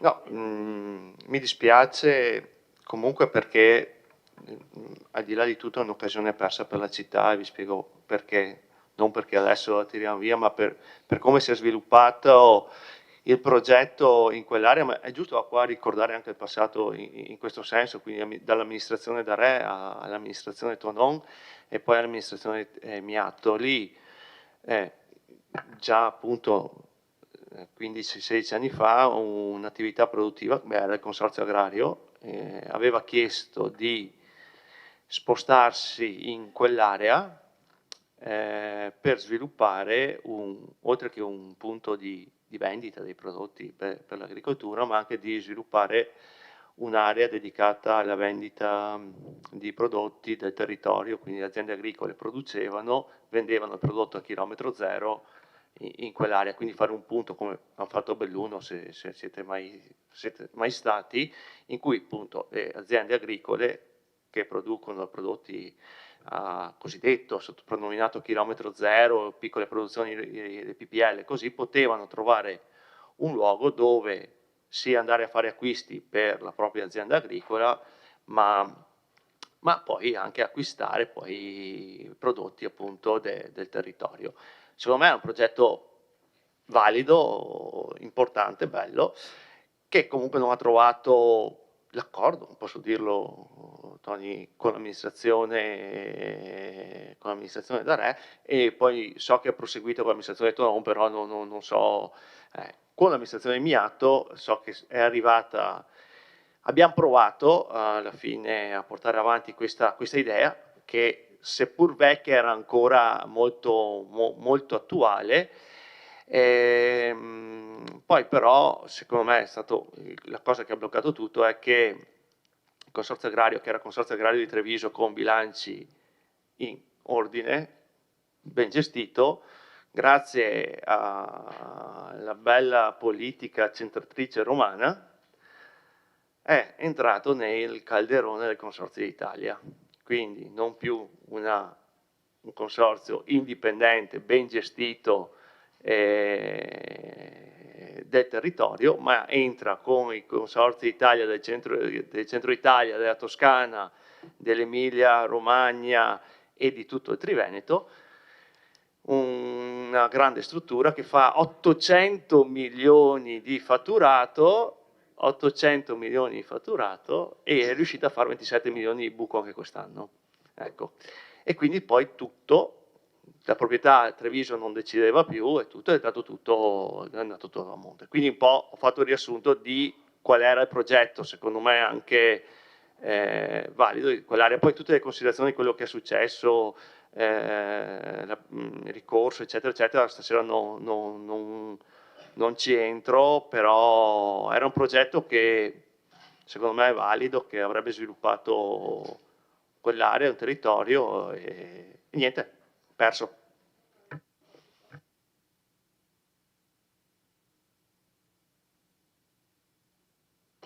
Prego, consigliere Darè. Ma ha illustrato bene il collega Posocco su quelle che erano le intenzioni per cui è partito quel progetto commerciale che poteva comunque rimanere come era, visto anche dove è ubicato, quindi lungo la statale, la 51 di Alemagna, quindi non capisco, è una scelta dell'amministrazione. Faccio questo intervento anche come dichiarazione di voto, per cui io non sono contrario, non lo condivido, è una cosa vostra, però non la condivido perché un progetto commerciale del genere era nato certamente per il consorzio, ma poteva rimanere per altre cose, visto che abbiamo una grande cantina sociale che è a qualche centinaio di metri. Grazie consigliere.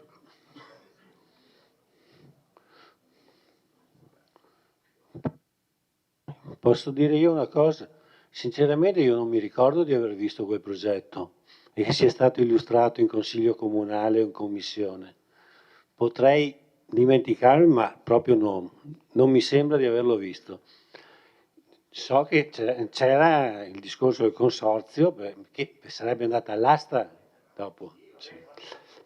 È il progetto che non avevamo mai visto, probabilmente non è arrivato al punto di presentazione ai consiglieri comunali.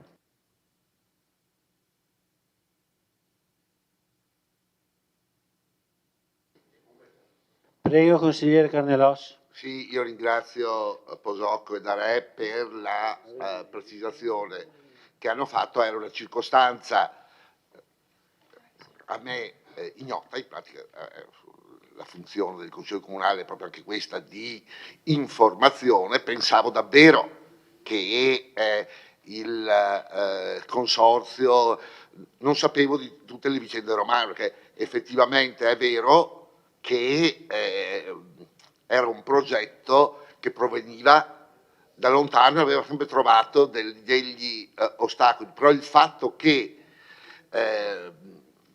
in ogni caso il consorzio era stato assorbito a livello nazionale e che quindi probabilmente non era in grado di fare l'intervento lì, ecco, non lo sapevo, per cui fra l'altro questo contempera ancora di più il mio sì alla delibera, perché dalla vostra comunicazione viene meno anche il presupposto fattuale da cui era iniziato tutto l'iter.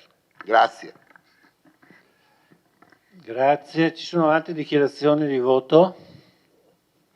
No. L'assessore non fa dichiarazioni di voto. No, esatto.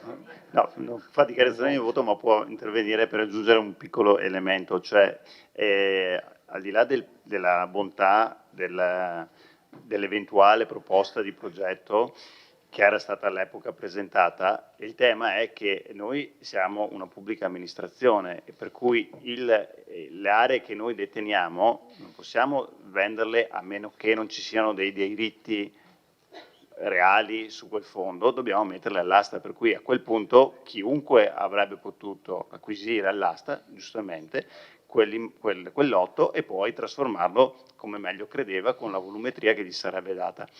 Perché è vero che ci sono, come ho detto prima, insomma, per fortuna ancora attive delle proposte, no, dai singoli investitori sul territorio, però purtroppo per fortuna la norma prevede che comunque ci debba essere, ripeto, a meno che non ci siano dei diritti, come è successo ad esempio, vi ricordate qualche mese fa su una società che ha comprato un lotto, che l'abbiamo venduta a loro, perché a loro e non andate all'asta? Perché avevano un diritto su quell'area lì, come succederà anche in futuro immagino. Ecco, su quest'area qui invece non c'era nessuno che poteva rivendicare un diritto e per cui sarebbe stata comunque messa all'asta e l'avrebbe potuta acquisire chiunque e trasformarla. No, per cui sì, se arrivava uno che voleva... Sì.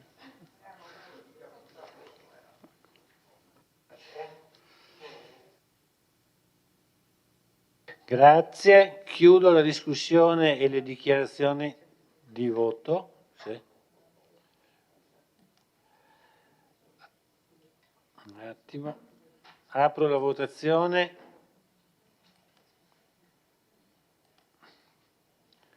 Prego.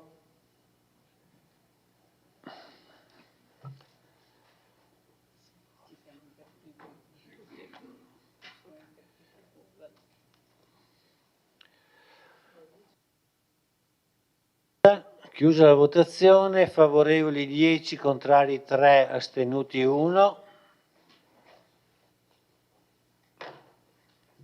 Immediata esecutività, per cui il Consiglio Comunale è terminato. Grazie a tutti, arrivederci, buonanotte.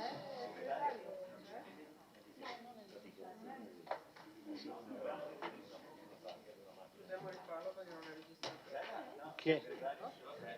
Tu bisogna rifare tutto il Consiglio? Uguale a quella dell'anno scorso. Dice che c'è